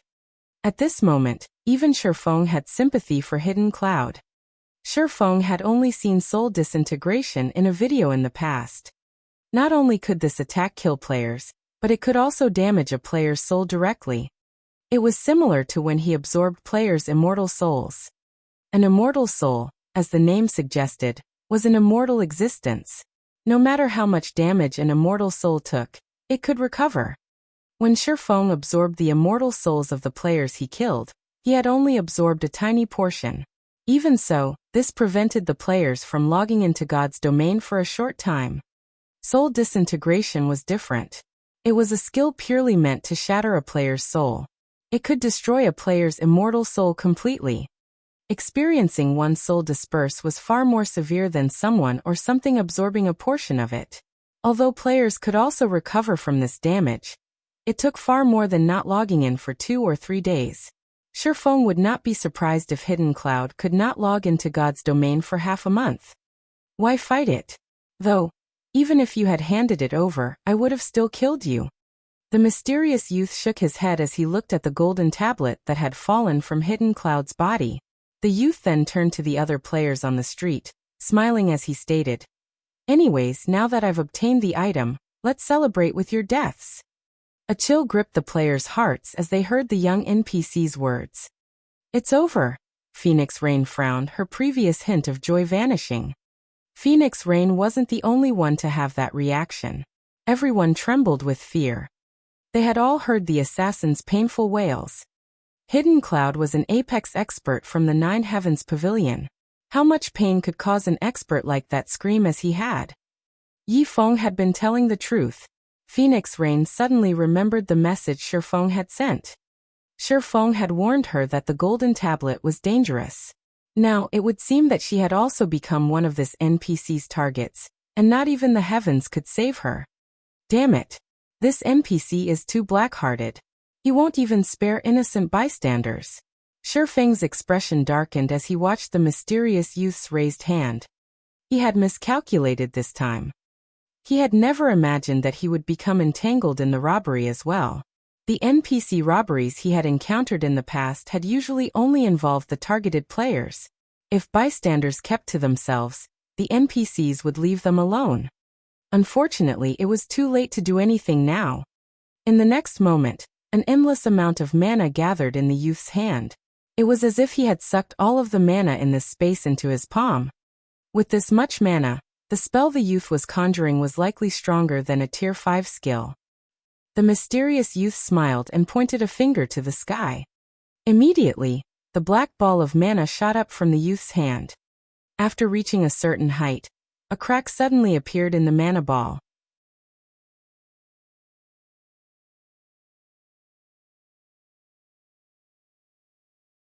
Chapter 836, Tablet Secret. Just who is this mysterious youth? Feng was slightly shocked as he looked at the cracking ball of mana in the sky. The skill the youth had used was a Tier 5 curse. Dark Paradise. Even Tier 6 gods would fear this move.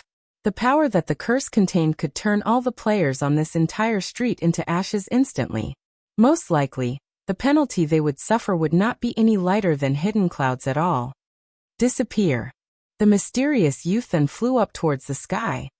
In the next moment, the black ball of mana transformed into a black hole that began sucking and devouring everything in its surroundings. As the suction grew stronger, the black hole expanded. Players on the street were even getting pulled off the ground. Damn it. Feng abruptly activated Heavenly Dragon's power and Blade Liberation, and his strength attribute immediately surpassed that of a Lord-ranked monster of the same level. Space Freeze, the skill that the youth had used earlier, was partially a control skill. After activating Heavenly Dragon's power, Feng became immune to all control skills. Unfortunately, the strength suppression, as well as an extremely powerful mental suppression, was still present inside the frozen space. Even without the original control effect, moving inside the frozen space remained impossible with the attributes of current players. Only by using twofold Berserk did Feng have a chance of moving. Sure enough, this strength suppression is intense. When Feng tried to shift his body, it felt as heavy as lead. Oh, there's still someone who can move? The mysterious youth was slightly surprised as he swept his gaze towards Feng. You are the first Tier 1 class capable of moving under my domain. At this moment, Feng could already twitch his fingers. However, his body was still immobilized. Unfortunately, under Dark Paradise, even if you can move, you cannot escape. However, as soon as the mysterious youth said these words, a low shout entered everyone's ears. Shatter. As the sound of this low shout echoed throughout the entire space, the frozen space instantly shattered. You actually dare make such a huge fuss inside Blackwing City. Your courage is truly commendable. In the next moment, a woman dressed in white sacred robes appeared in the sky, overlooking the mysterious youth. Or are you saying that you intend to make Blackwing City an enemy? Upon regaining his freedom, Feng looked at the woman in white, and he could not help but shout in surprise, Charlene. Feng knew full well just how powerful Charlene was. Every time he met her, the woman's strength had received a significant improvement. At the very beginning, she had been playing the role of a female bandit. Afterwards, she had transformed into a Tier 3 divine official. Later on, she had even become a Tier 5 red official. Now, she was even more powerful, actually managing to directly shatter the mysterious youth's domain. While Feng was still in shock, a red jade staff appeared in Charlene's hand. The instant this staff appeared, the mana in the surrounding space stopped moving altogether. Charlene then lightly tapped her staff and, boom, the black hole abruptly disappeared from the sky of Blackwing City. It seems I've underestimated Blackwing City's capabilities, the mysterious youth said as he looked at Charlene. However, it is still impossible for Blackwing City's magic arrays to hold me captive. Saying so, The mysterious youth transformed into a streak of light and vanished from everyone's sight. He sure is quick in running away. The youth's disappearance did not surprise Charlene. After sending Feng a glance, she too vanished from the sky, leaving behind only a group of dumbfounded players. What kind of situation is this? Isn't that NPC a little too amazing? He actually succeeded in killing a player inside Blackwing City, and got away safely on top of that. Excited expressions appeared on the faces of the players on the street who had witnessed this scene. This was their first time experiencing the power of a high-tiered NPC. In front of these NPCs, even the current strongest player in God's domain would be no different from an ant. However, their excitement was more due to their anticipation of high-tiered classes.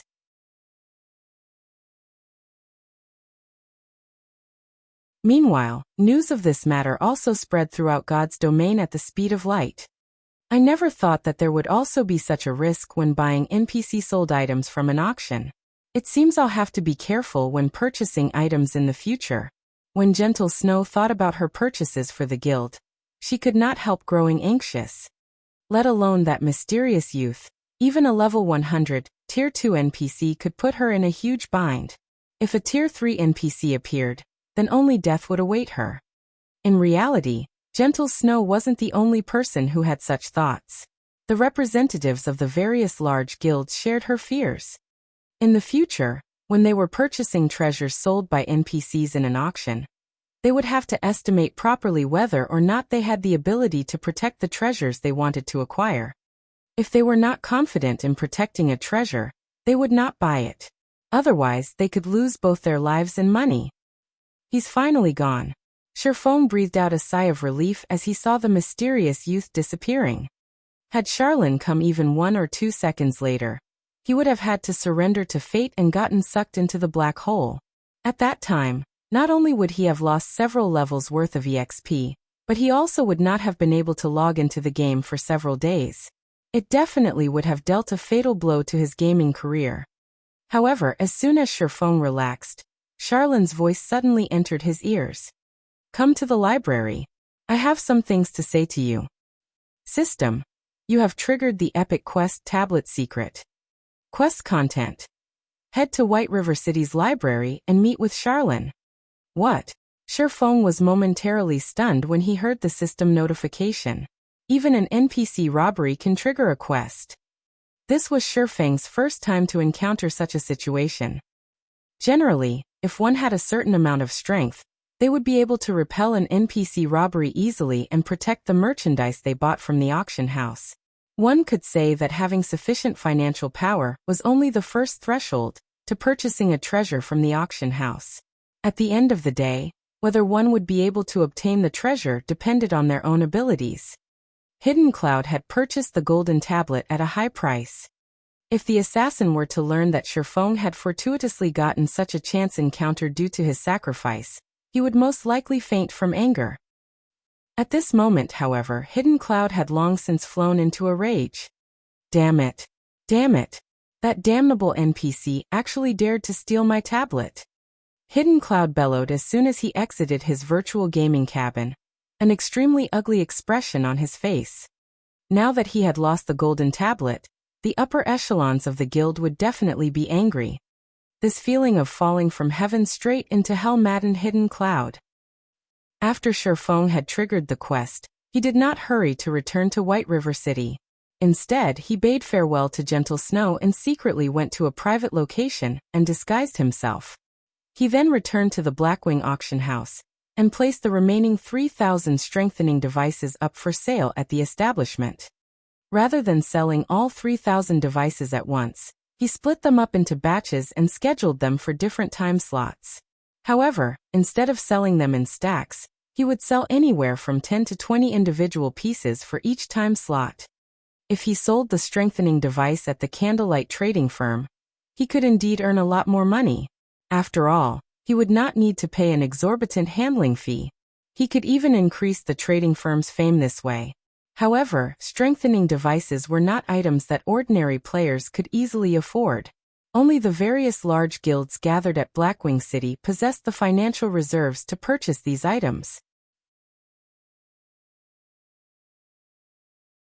When Feng's first batch of 10 strengthening devices went up for sale at the Blackwing auction house, it immediately triggered another commotion in Blackwing City. Isn't this the strengthening device that appeared in the monthly auction?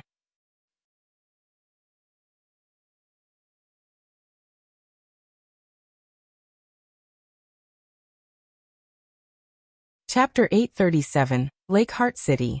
Inside the Blackwing auction house. The moment the strengthening devices appeared once more, various members of large guilds, who had been idling around in the main hall of the auction house, began frantically contacting the upper echelons of their respective guilds. The strengthening device from the monthly auction held just before had already become famous.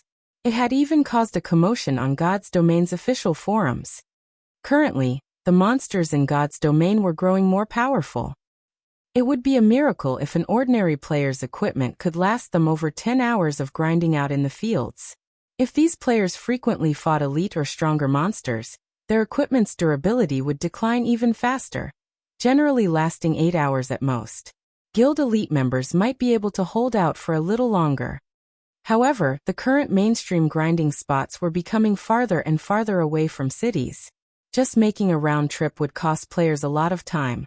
So much so that their travel time might be even longer than the time they spent grinding monsters. To the elite members and upper echelons of guilds, time was money. It was especially true for the time of guild experts. To develop their guilds, not only were these experts required to maintain a strong lead in levels, but they were also required to raid field bosses and dungeons to procure equipment for the guild. Naturally, these experts could not afford to waste all their time on travel. The obvious solution to this problem was to prepare extra sets of top-tier equipment. However, this method was simply too extravagant even for guilds. While the monthly auction was still ongoing, the various large guilds had immediately experimented on the strengthening devices they acquired. As a result, they had already gained a relatively precise understanding of the item's effects. Previously, they could only make a rough guess based on the introduction of the item. Hence, upon conducting their tests, these large guilds were shocked. Although the strengthening device could only extend a player's grinding time by 3 to 4 times, the better the equipment the strengthening device was used on, the greater the effects. In addition, while battling, the bonus durability provided by the strengthening device would be the first to diminish instead of the equipment's own durability. In other words, as long as players still had strengthening devices on hand, they could devote their time to grinding. They would not have to prepare any additional equipment. Neither would they need to return to a city to get their equipment repaired. If allocated to ordinary or elite players, the 10 gold strengthening device would indeed be very extravagant. However, when assigned to an expert player, it would not be one bit extravagant. On the contrary, it would be a profit instead. Unfortunately, the strengthening devices were sold only in the monthly auction. This situation caused many large guilds that had not participated in the auction great frustration. Now that the strengthening device had appeared in the auction house as a player-sold item, how could the members of the various large guilds not grow frantic? Just a few minutes after the strengthening device's appearance, the price for a single unit broke past the 9 gold threshold. Moreover, the price was still increasing rapidly. Even Feng had not expected the strengthening device to be this popular. When he exited the auction house, he saw group after group of players rushing into the building. Why is Phoenix Rain suddenly contacting me? Just as Feng was preparing to leave Blackwing City, he suddenly received a call from Phoenix Rain.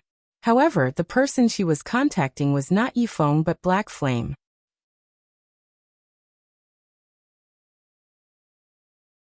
Guild leader Black Flame, have you heard?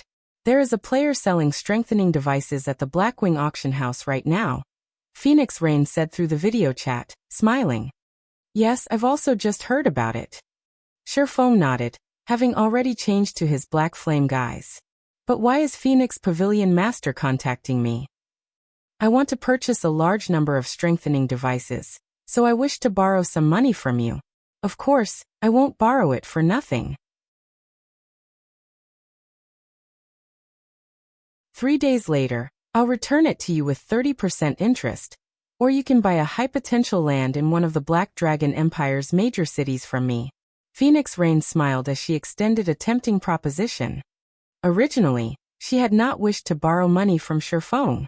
However, with the appearance of the strengthening device, and based on her newfound knowledge regarding the item, she had a great opportunity for the Phoenix Pavilion to surpass the Heavenly Dragon Pavilion. Level 40 was an important turning point in God's domain. With the strengthening device, she could rapidly raise a group of experts to level 40. At level 40, even using only common mounts would still bring about explosive improvements to their leveling speeds. They would be able to develop new maps earlier than other guilds. However, she had already spent a large part of her funds to purchase other items during the monthly auction. She did not have enough to contest for the strengthening devices, not to mention needing money to buy mounts. Hence, she gave Feng such a lucrative offer. Of course, the reason why she had looked for Feng to borrow money from, and not someone else, was mainly because Zero Wing was simply too wealthy. Zero Wing had relatively few members. The guild's various departments were also incomplete. The guild's expenses were not particularly high either. Moreover, Zero Wing was the proud owner of Starmoon Kingdom's wealthiest trading firm, the Candlelight Trading Firm. The guild also possessed the enviable Stone Forest town. The guild's daily profits were in no way inferior to even those of a super first-rate guild like the Dragon Phoenix Pavilion. Due to these reasons, the wealth Zero Wing possessed could make even her envious. Just from the bid Feng had placed earlier on the golden tablet, one could tell how rich Zero Wing was. Alright, but I want to purchase land at the Black Dragon Empire's Lake Heart City. Feng inwardly cheered upon hearing Phoenix Rain's words. He had never imagined that the woman would be so desperate. However, I'll say this first. I still have other uses for my coins. I won't buy it if your price is too high. Although he had previously purchased some potential land in the Black Dragon Empire, and subsequently established the Candlelight Trading Firm at these locations, there was a limit to his funds. Currently, large guilds within the Empire had long since bought up the majority of the potential land in the Empire's major cities. Even if Zero Wing could afford to purchase them now, nobody would be willing to sell any of their lands. Now that Phoenix Rain was willing to sell potential land, he naturally had to take advantage of the opportunity. In the future, the value of these plots would increase manifold. It was especially true for the land in Lake Heart City. Lake Heart City was a small island city located within the Black Dragon Empire. The island itself was situated in the middle of Mist Lake, the Black Dragon Empire's largest lake. Lake Heart City was also a producer of one particular item. And that item was the Ice Jade. On its own, the Ice Jade was an item that could raise a player's ice resistance temporarily. It could also be processed into ice resistance gemstones, which could be inlaid into equipment, similar to regular gemstones, and greatly increase a player's ice resistance. During the initial stages of the game, this item was not particularly valuable. After players reach level 50, however, the value of ice jades would multiply. At that time, the demand for the item would exceed its supply. Likewise, the value of the lands of Lake Heart City would also increase markedly. Previously, there had been too many lands that Zero Wing had to purchase. However, the guild's funds were extremely constrained. Hence, it had to limit its purchases to a few cities.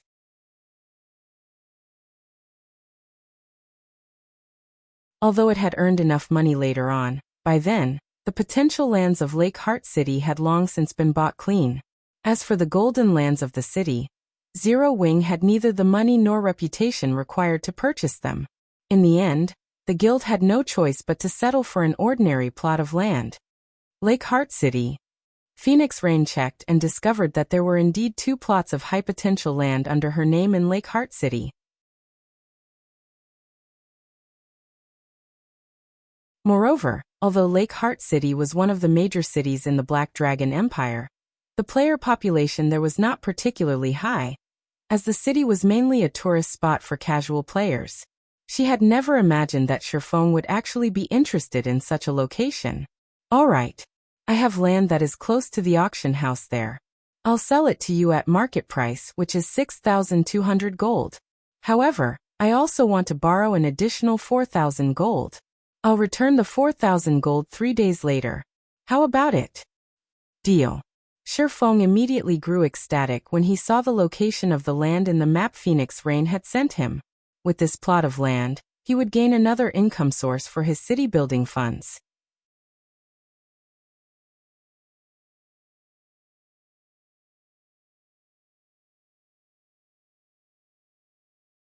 Chapter 838. Raging Market.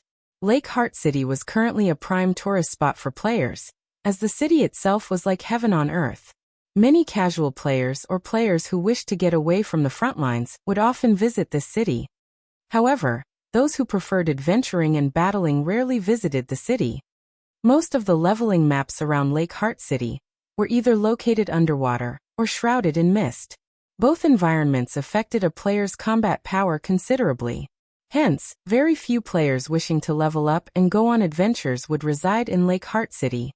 Due to players reaching higher levels and the increasing number of maps and dungeon bosses requiring high ice resistance, the presence of the ice jades eventually attracted a lot of attention to Lake Heart City. In the past, the city had very quickly gained popularity, becoming the 6th most populous city in the Black Dragon Empire. The prices of land there had skyrocketed overnight. Feng never imagined that he would receive such a fortunate offer as a result from selling the strengthening devices. After agreeing on the trade conditions, Feng and Phoenix Rain decided to meet up in White River City.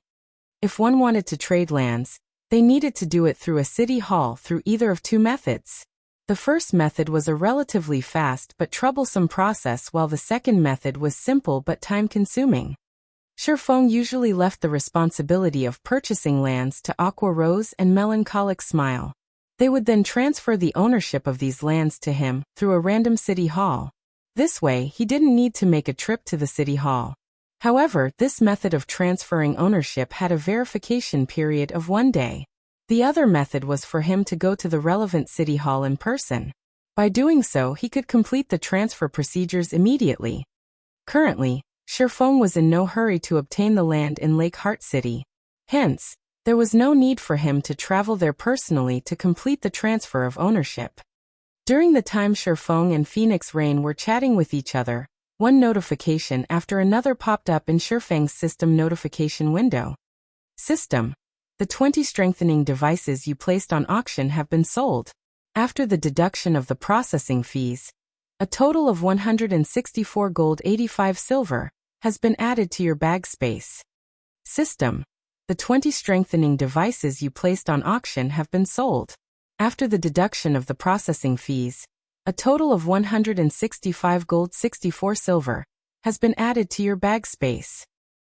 During the short time since Feng left the auction house, the amount of money in his bag had increased by over 1,000 gold. The rate at which he was earning money was just staggering. This handling fee is simply usurious. Feng felt a pang in his heart when he looked at the actual amount of money he had obtained from the sales. Although the current handling fee was not as high as that of the monthly auction, it was still 20%. He could have purchased many good plots of land with all the handling fees he had paid. Feng could not help but admit that the auction house was extremely profitable. Unfortunately, current players were still incapable of establishing their own auction houses. The precondition for doing so was having a city of their own. Following which, Feng teleported back to White River City and prepared to head to the library. The golden tablet held a great temptation for Feng. A secret technique was a treasure that could allow players to learn advanced combat techniques directly. To guilds, not to mention several epic weapons, even the value of a fragmented legendary weapon was incomparable to that of a secret technique. If he could obtain the golden tablet, it would definitely improve the overall strength of Zero Wing's core members by a large margin. Upon exiting the teleportation hall, Feng took out the dark gold whistle from his bag and blew it gently. As the sound of the whistle rang out, a magic array appeared on the street. The demonic flame tiger then emerged from the magic array. The body of the demonic tiger was roughly the size of a small house. The black flames that surrounded its sharp claws sent the ambient temperature rising by several degrees. The instant the demonic flame tiger appeared, the players on the street were immediately stupefied.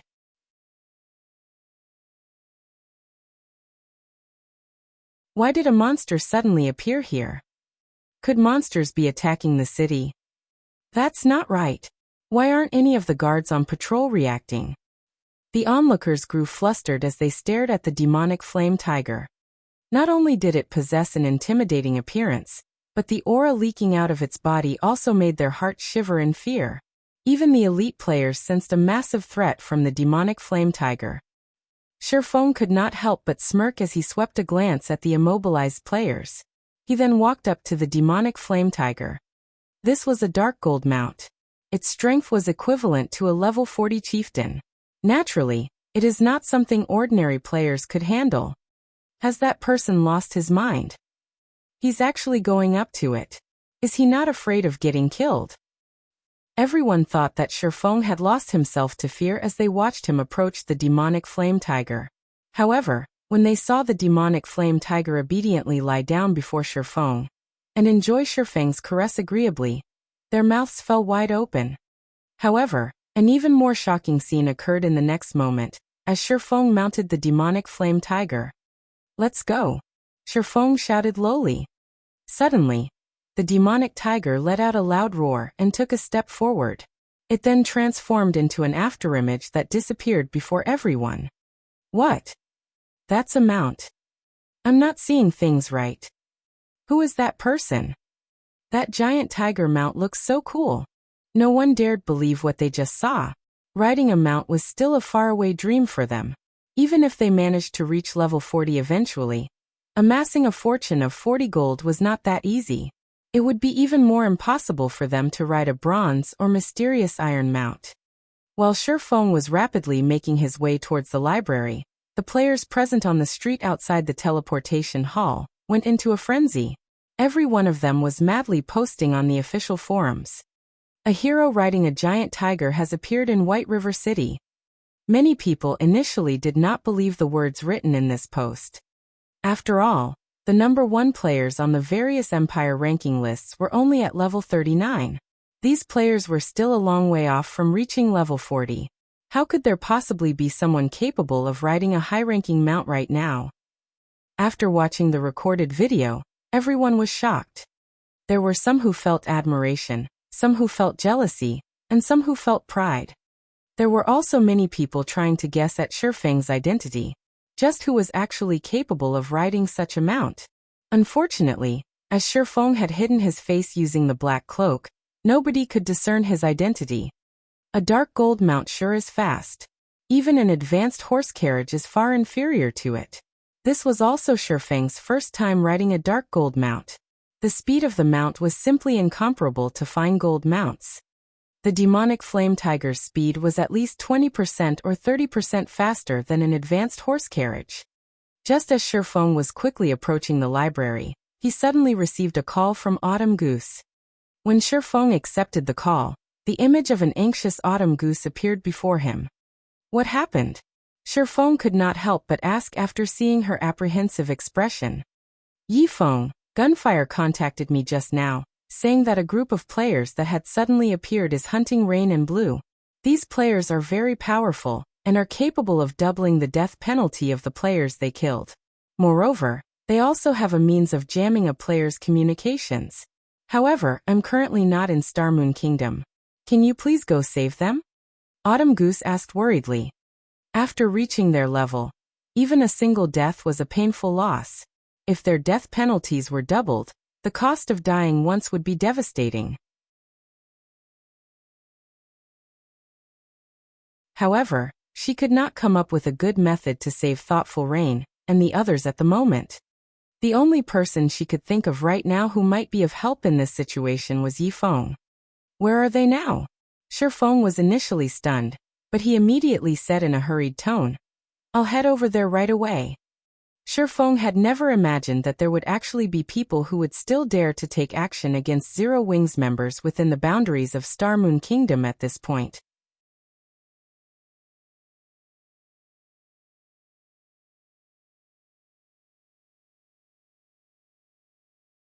Chapter 839, Crystal Maze. Hearing Feng answer without hesitation, Autumn Goose was touched. She also felt slightly envious. The reason why she had joined an independent organization like the Wind God's Spear was precisely how the people within the organization treated each other like family.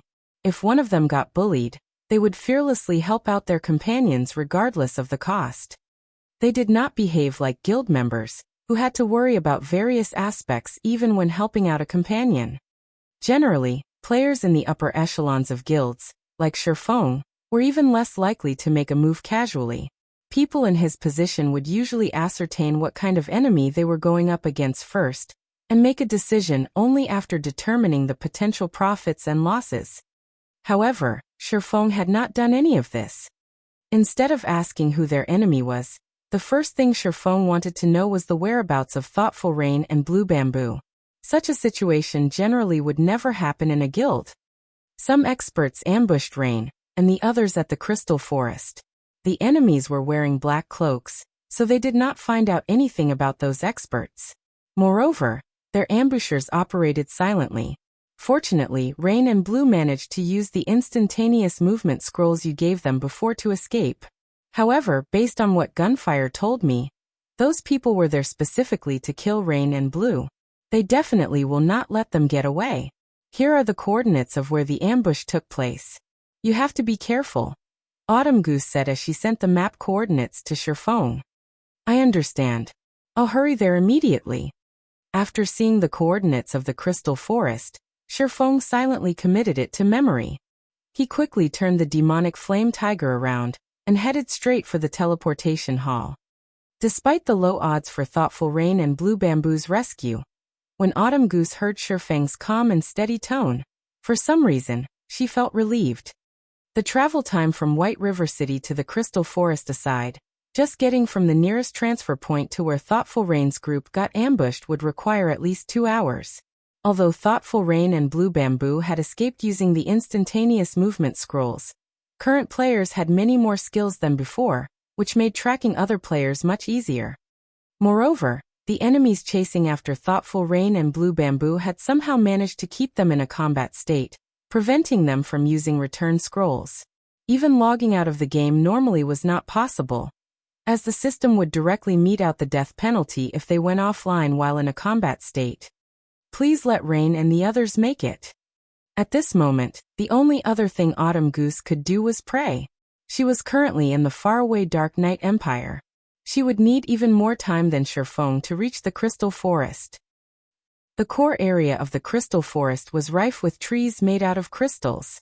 Currently, over a dozen players covered in black cloaks were searching there. Damn it! Coral, have you not found their tracks yet? Boss Hellfiend has already given the word that we must kill those core members of Zero Wing. Ordinary Stranger asked in a low tone as he looked at a distant assassin. They had already gathered information regarding the whereabouts of many of Zero Wing's core members. However, the majority of those members were currently grinding in the Stoneclaw Mountains. It would take Ordinary Stranger's team over a dozen hours of travel just to get there. As for the remaining core members, they were raiding team dungeons. They were unlikely to leave the dungeons anytime soon. The only ones nearby were Thoughtful Rain and Blue Bamboo, who had been seen grinding with Zero Wing's upper echelon before.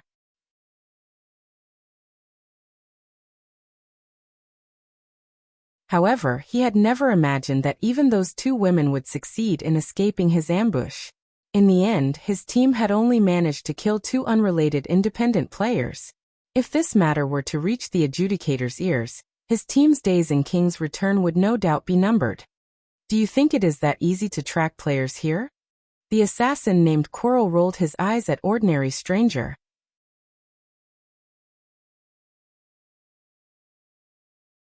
He then swept a glance at the surrounding crystal shrubbery, gnashing his teeth as he said, "Those 2 beauties sure know how to run. They actually reached this crystal maze. If not for this natural maze, I would have long since found them by now. However, rest assured, although the terrain here is complex, this place has only one exit. The 2 of them cannot use return scrolls right now. They also cannot log off normally. It is only a matter of time before we find them." "Good then. Thunder and I will guard the exit." You guys head inside and search for those two. We need to kill them as quickly as possible. Don't forget, we don't have much time left. We still need to deal with the other members of Zero Wing, Ordinary Stranger instructed. I understand. Quirrell also began hastening his search. Aside from Quirrell, the other members of the team paired off and began searching the crystal maze. Rain, what are we going to do? Those people are still chasing after us. If we head in any further, we will arrive at the lair of the crystal wolves. Blue Bamboo's heart began palpitating as she looked at the patrolling pack of crystal wolves some distance away. These crystal wolves were incomparably powerful. In order to complete a crystal collection quest, they had also personally experienced the strength of these monsters. Previously, when Feng had led them to kill the crystal wolf packs, they had not felt these monsters to be much of a threat.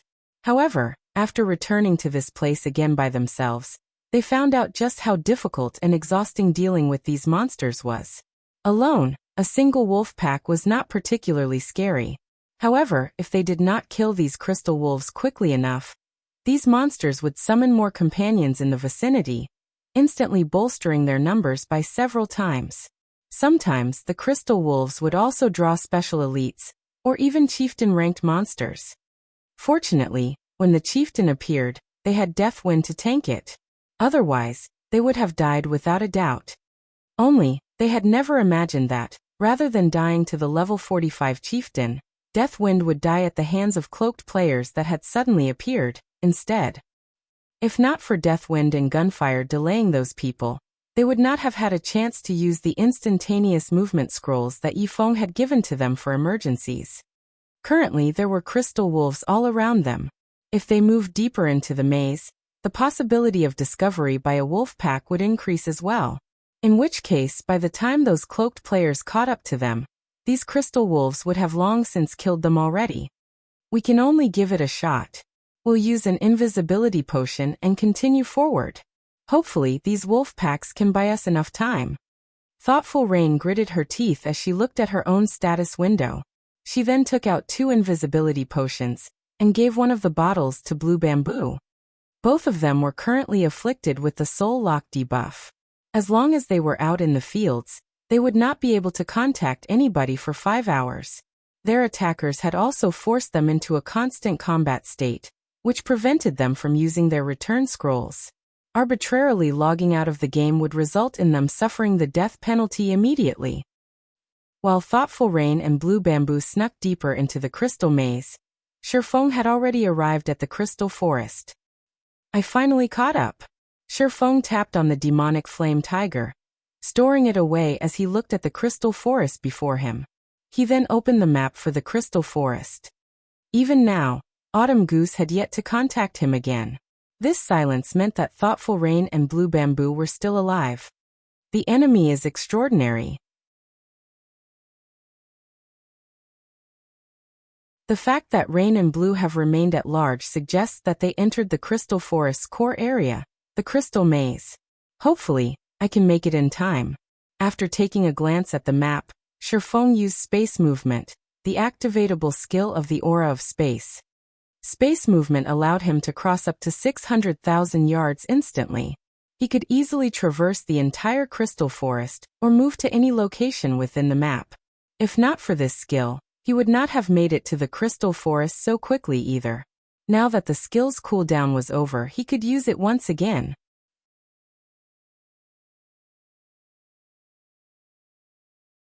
In the blink of an eye, Feng appeared at a location close to the crystal maze's entrance. Guarding the entrance as well? It seems you guys really are targeting Zero Wing. The instant Feng appeared in the area, he immediately noticed the cloaked Ordinary Stranger and Thunder Tiger keeping watch at the entrance of the crystal maze, their eyes radiating cold killing intent.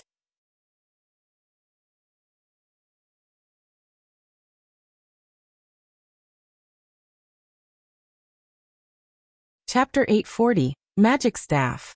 Just when Feng noticed Ordinary Stranger and Thunder Tiger, the two of them caught sight of Feng.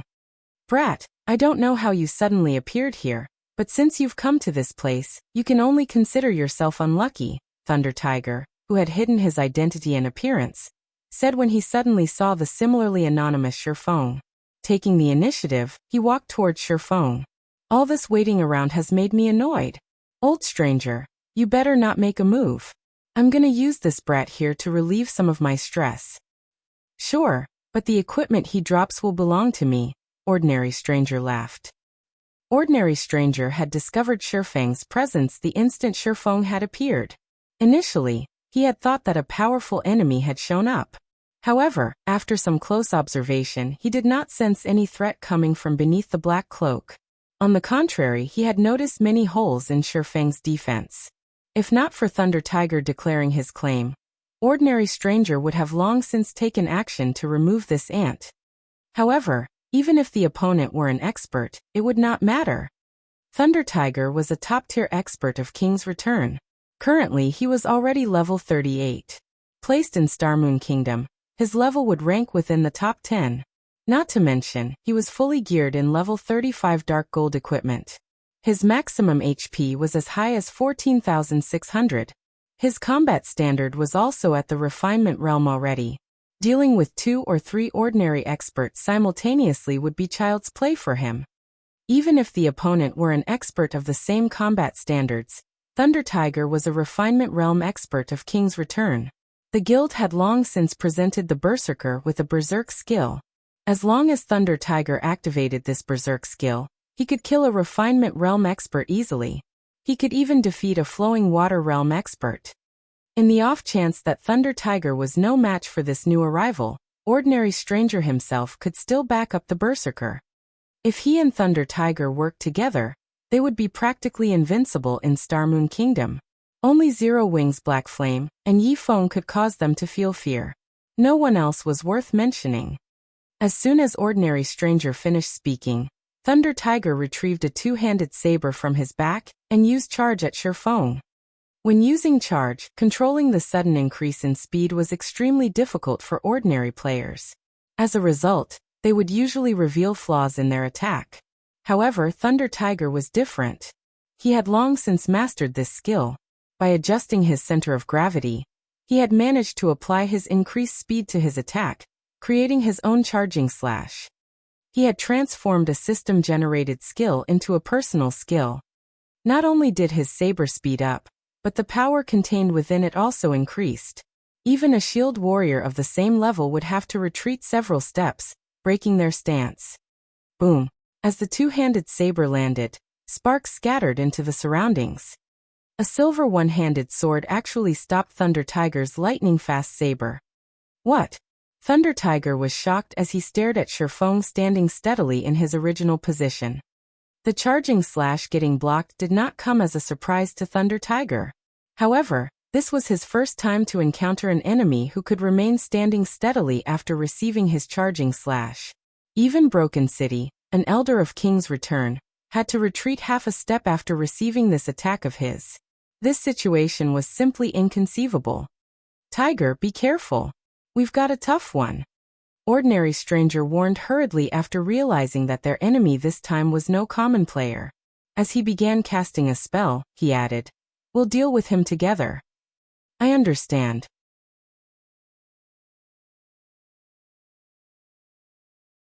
Thunder Tiger's expression had turned serious as well, the contempt he felt before disappearing completely.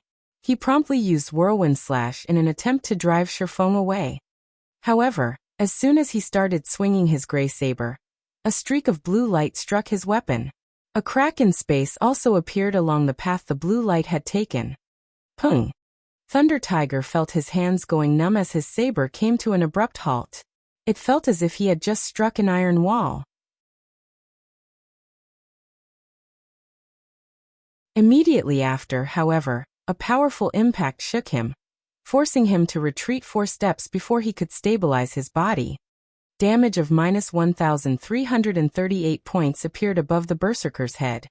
He had instantly lost close to 10% of his HP. Who are you? At this moment, even if Thunder Tiger were a fool, he would understand that the man before him was definitely stronger than himself. In just a single exchange of skills, he had lost over 1,000 HP. Feng's strength could practically rival a chieftain of the same level. Before Thunder Tiger could react, a streak of blue light instantly slashed his body. Although the berserker had tried to defend himself with his saber, he was simply no match for the speed of the sword light. Minus 7,151. The lightning effect having triggered, Feng's attack instantly took away half of Thunder Tiger's HP. The berserker himself also went flying over 10 yards away. Who am I? At this time, Feng laughed. You dared to come and find trouble with Zero Wing, yet you still ask who I am. Hearing Feng saying so, whether it was Thunder Tiger or ordinary stranger, both of them immediately shuddered as a name appeared in their minds. Sword King Black Flame. Why is he here?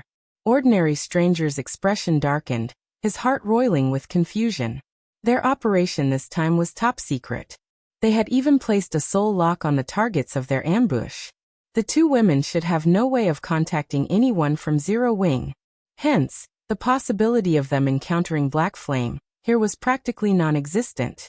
Yet now Black Flame had appeared before them. However, ordinary stranger gave no further thought to this matter.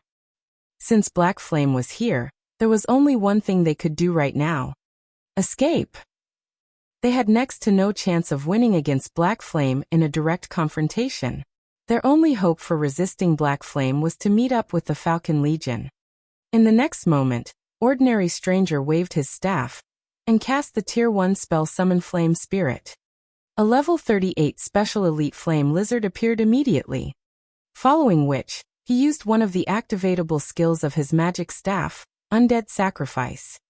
Suddenly, the flame lizard let out an agonized wail as the red flames covering its body turned into an emerald green, its body doubling in size.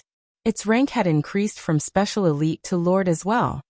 Undead Lizard, Undead Lord. Level 38. HP 3, 600, 000/3, 600, 000. Such a powerful monster was more than enough to deal with a top-tier expert. Moreover, as a summoner, he could form a soul link with his summoned creature, which allowed him to transfer 50% of the damage he received to it. However, ordinary stranger knew quite well that even with the undead lizard, Thunder Tiger and he were still no match for Feng. They had a very clear understanding of just how powerful experts of Feng's standard were. He had summoned the undead lizard only to delay Feng. The undead lizard was a speed-type monster. At the same time, it possessed multiple control skills. It could surely pin down Feng and give them an opportunity to escape. Retreat. Ordinary stranger waved his staff and shot elemental bullets at Feng. Simultaneously, he willed the undead lizard forward to attack Feng. Thunder Tiger no longer held back, either, as he activated his berserk skill, Heart of Fury. The skill instantly increased his strength by 80%, his endurance by 50%, and his movement speed and attack speed by 50% for 2 minutes. After activating his berserk skill, Thunder Tiger turned around and fled without hesitation. Looking at the oncoming elemental bullets and undead lizard, Feng sneered and said, "Don't you think it's a little too late to be escaping now?" Saying so, he abruptly stabbed the abyssal blade into the ground.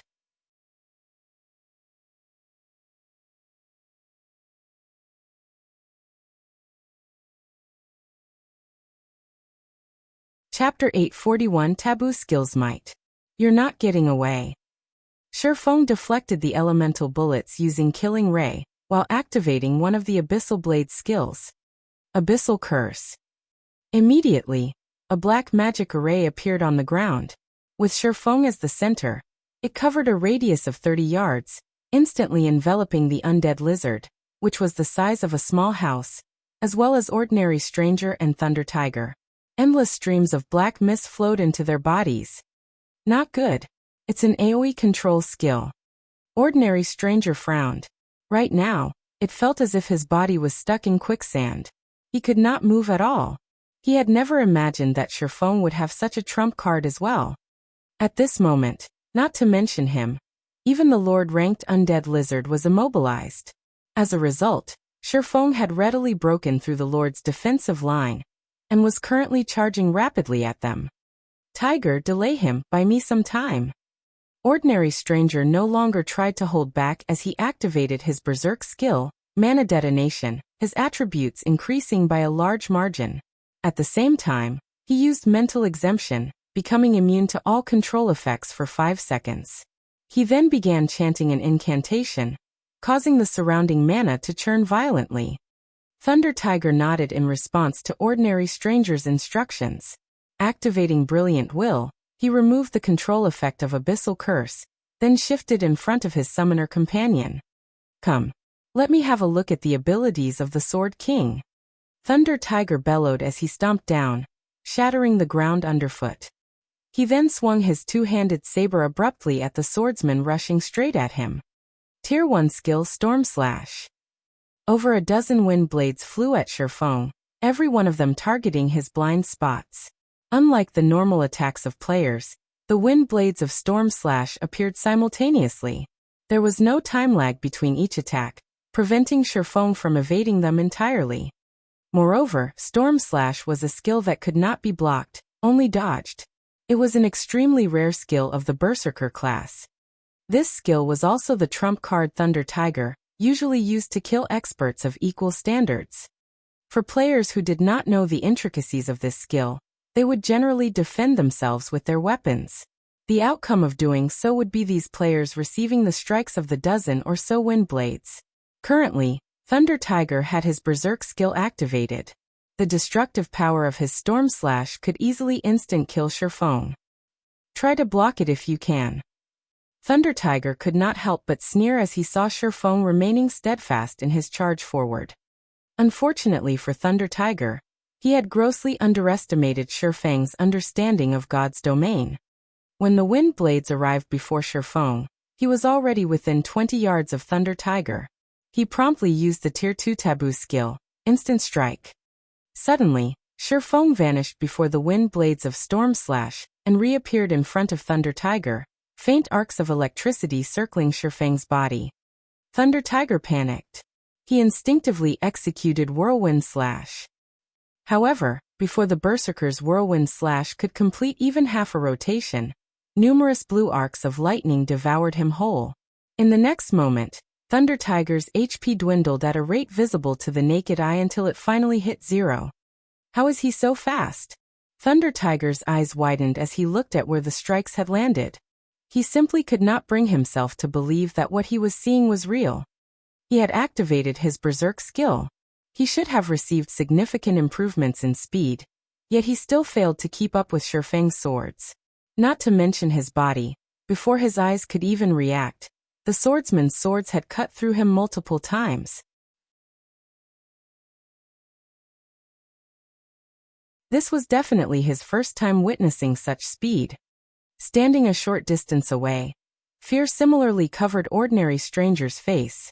He had never dreamed that Thunder Tiger would not manage to delay Feng for even a short while despite having activated his Berserk skill. Fortunately, Feng was still roughly 10 yards away. The time it would take for the swordsman to reach Ordinary Stranger was more than enough for him to finish casting his spell.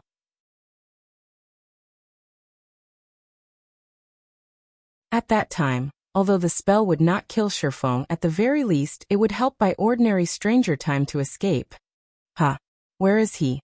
During the brief moment Ordinary Stranger was lost in his thoughts, Feng, who had been standing in front of Thunder Tiger, actually vanished.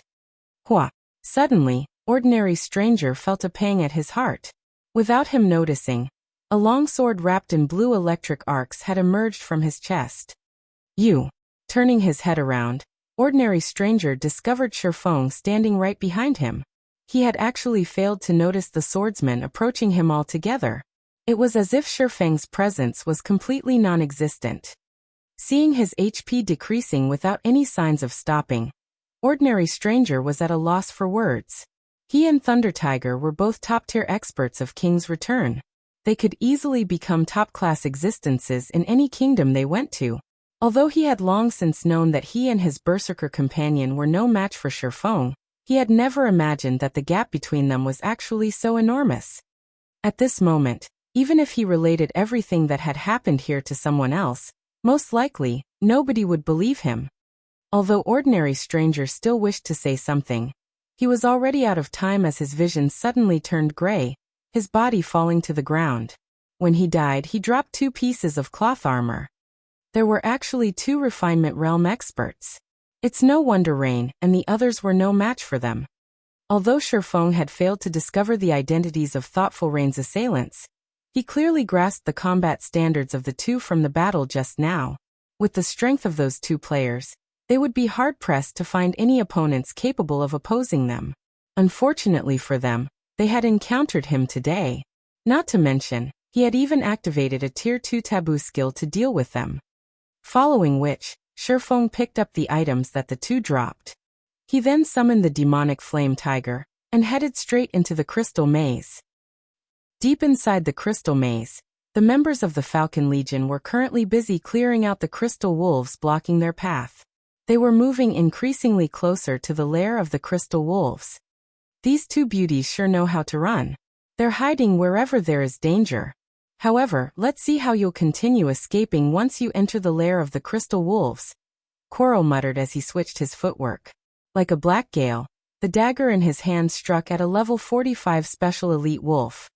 Without giving the Special Elite Wolf any opportunity to react, Coral landed blow after blow with his daggers.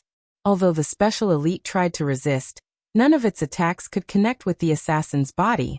Little by little, Coral plundered away the Special Elite's HP, wielding the pitch-black daggers in his hands rapidly. A short moment later, the Special Elite Wolf, whose HP had been in the hundreds of thousands, fell to the ground. From start to end, the wolf had never once managed to land a hit on Coral. Team leader Coral sure is amazing. His skill level has improved again.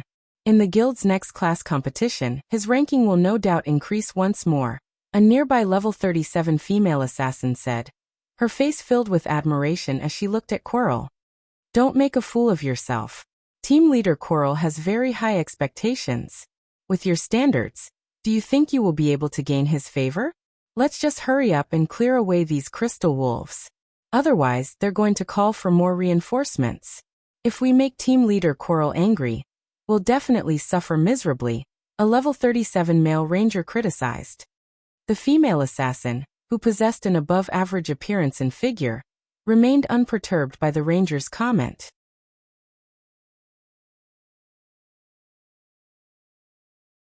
Instead, she retorted, "Hee hee, so what if I'm trying to gain his favor? If you were as capable as team leader Coral, I would try to gain your favor too." In the opinion of outsiders, once one became an inner member of a super guild, a wonderful future awaited them. In reality, however, this was a big misconception. Super guilds were far crueler than other guilds. The competition among its inner members was extremely intense.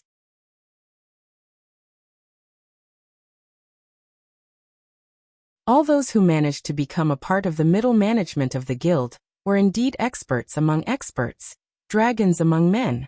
They were experts who could easily wipe the floor with the so-called top 10 newcomers of the virtual gaming world. This strength was also the reason why the various super guilds paid no particular attention to the super newcomers of each year. Meanwhile, as long as Coral improved just a little bit more, he could enter the middle management of King's Return. At that time, he would become a celebrity-level character, enjoying endless fame and glory. Team leader Coral, something happened. Ordinary Stranger and Thunder Tiger are dead.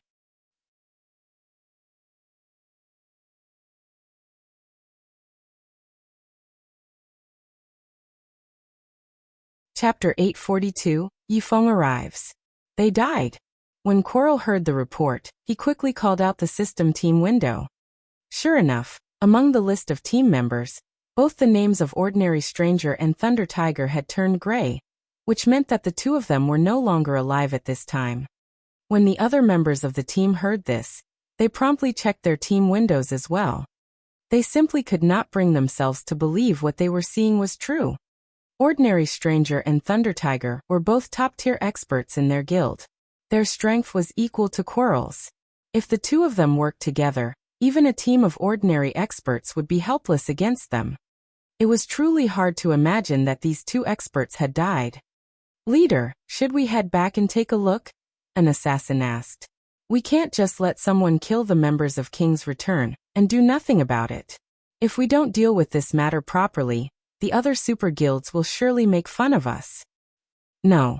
Just traveling back to the entrance will take us more than half an hour. By that time, the enemy would have long since disappeared, Coral said, shaking his head. Moreover, we don't have a clear understanding of the situation over there. First, find those two women. We'll talk about what to do next after we've gotten rid of those two. If the enemy is capable of killing both Stranger and Tiger, we cannot underestimate their strength. It is highly likely that the enemy is a powerful team that came here to grind. It won't be too late for us to deal with them after we complete our mission. In Coral's opinion, even a great lord-ranked monster would not be able to kill ordinary Stranger and Thunder Tiger. No doubt the two of them had died at the hands of other players. Moreover, the enemy had to have very large numbers. They should also have many top-tier experts among them. Otherwise, with the two's strength, at least one of them should have survived. As the number of opponents was high, resolving this matter would definitely be time-consuming. Their primary mission was to kill Zero Wing's core members. They would risk letting their targets get away if they chose to deal with this new enemy first. The losses greatly outweighed the gains. Now that they were close to completing this mission, they naturally could not give up halfway. Following which, Coral and the other members of the Falcon Legion continued to move deeper into the lair of the Crystal Wolves, defeating one pack of Crystal Wolves after another. Leader, I found the two women's footprints up ahead.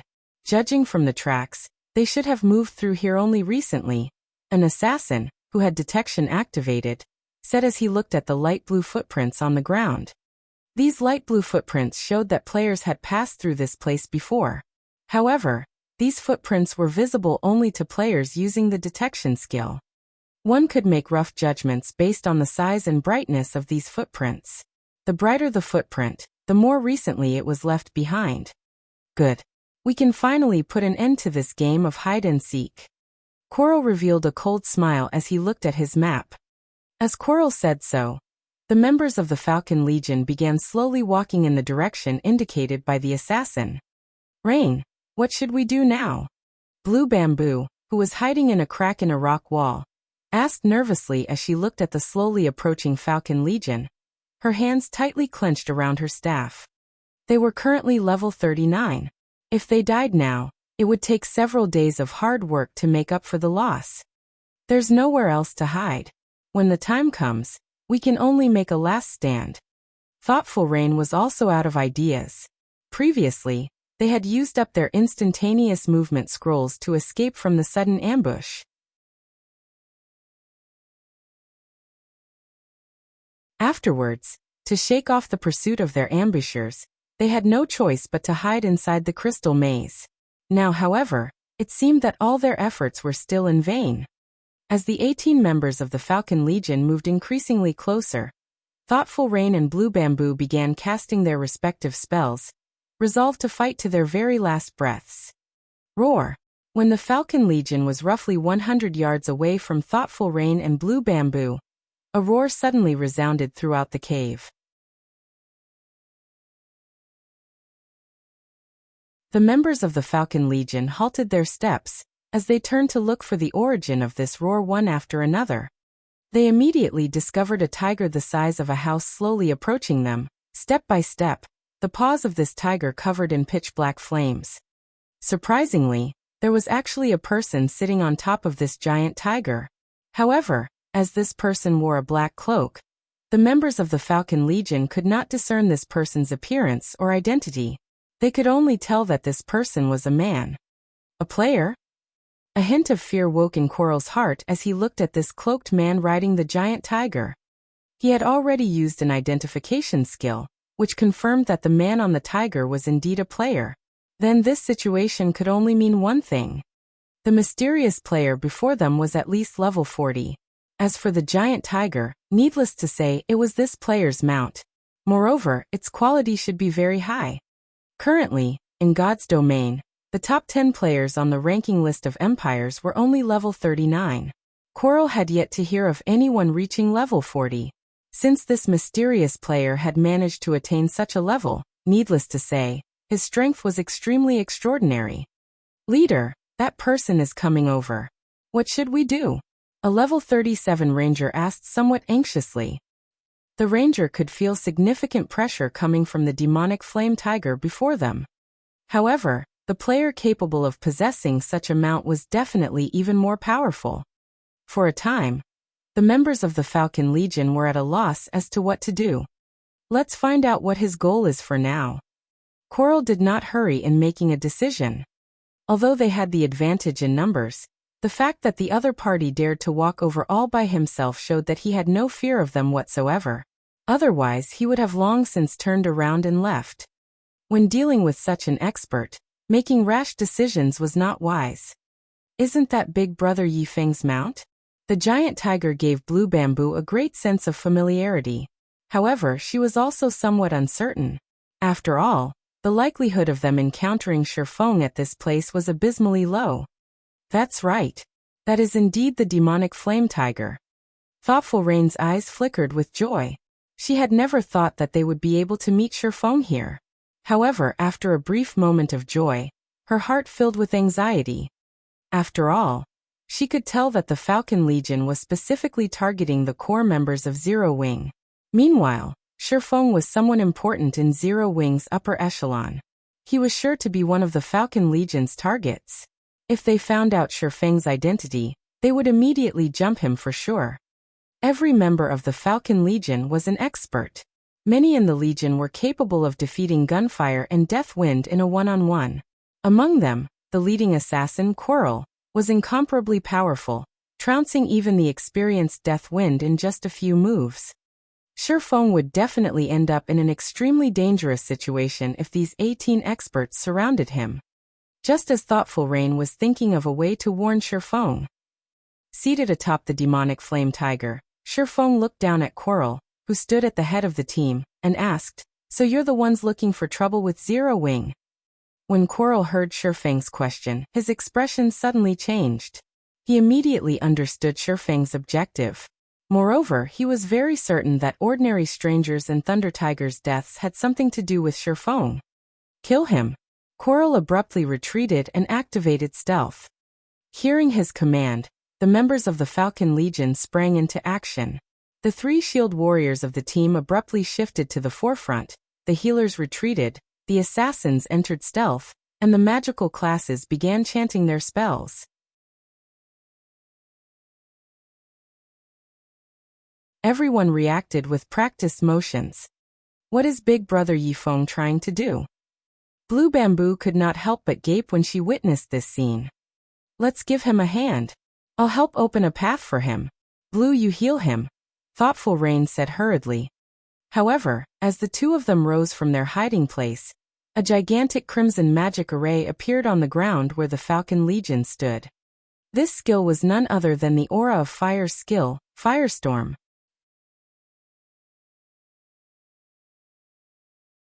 Suddenly, flames devoured the Falcon Legion. Despite the three shield warriors of the team reacting very quickly and activating shield wall the instant the flames appeared, when bathed in the violent flames, the three of them still lost over half of their HPs in the blink of an eye. Naturally, the other classes fared much worse. By the time the flames dissipated completely, the entire area had turned into a scorching hell. Just like that, 13 out of the 18 players died. All at once, the situation of the Falcon Legion took an abrupt turn. You're tuning in to the Limei's Wuxia Whispers YouTube channel. We're so grateful for your support, and don't forget to subscribe to join us on this incredible journey through captivating stories. Your generosity through donations truly makes a world of difference, as it's the primary source of revenue that allows me to expand and enhance this channel for you. Thank you from the bottom of my heart for being a part of this adventure.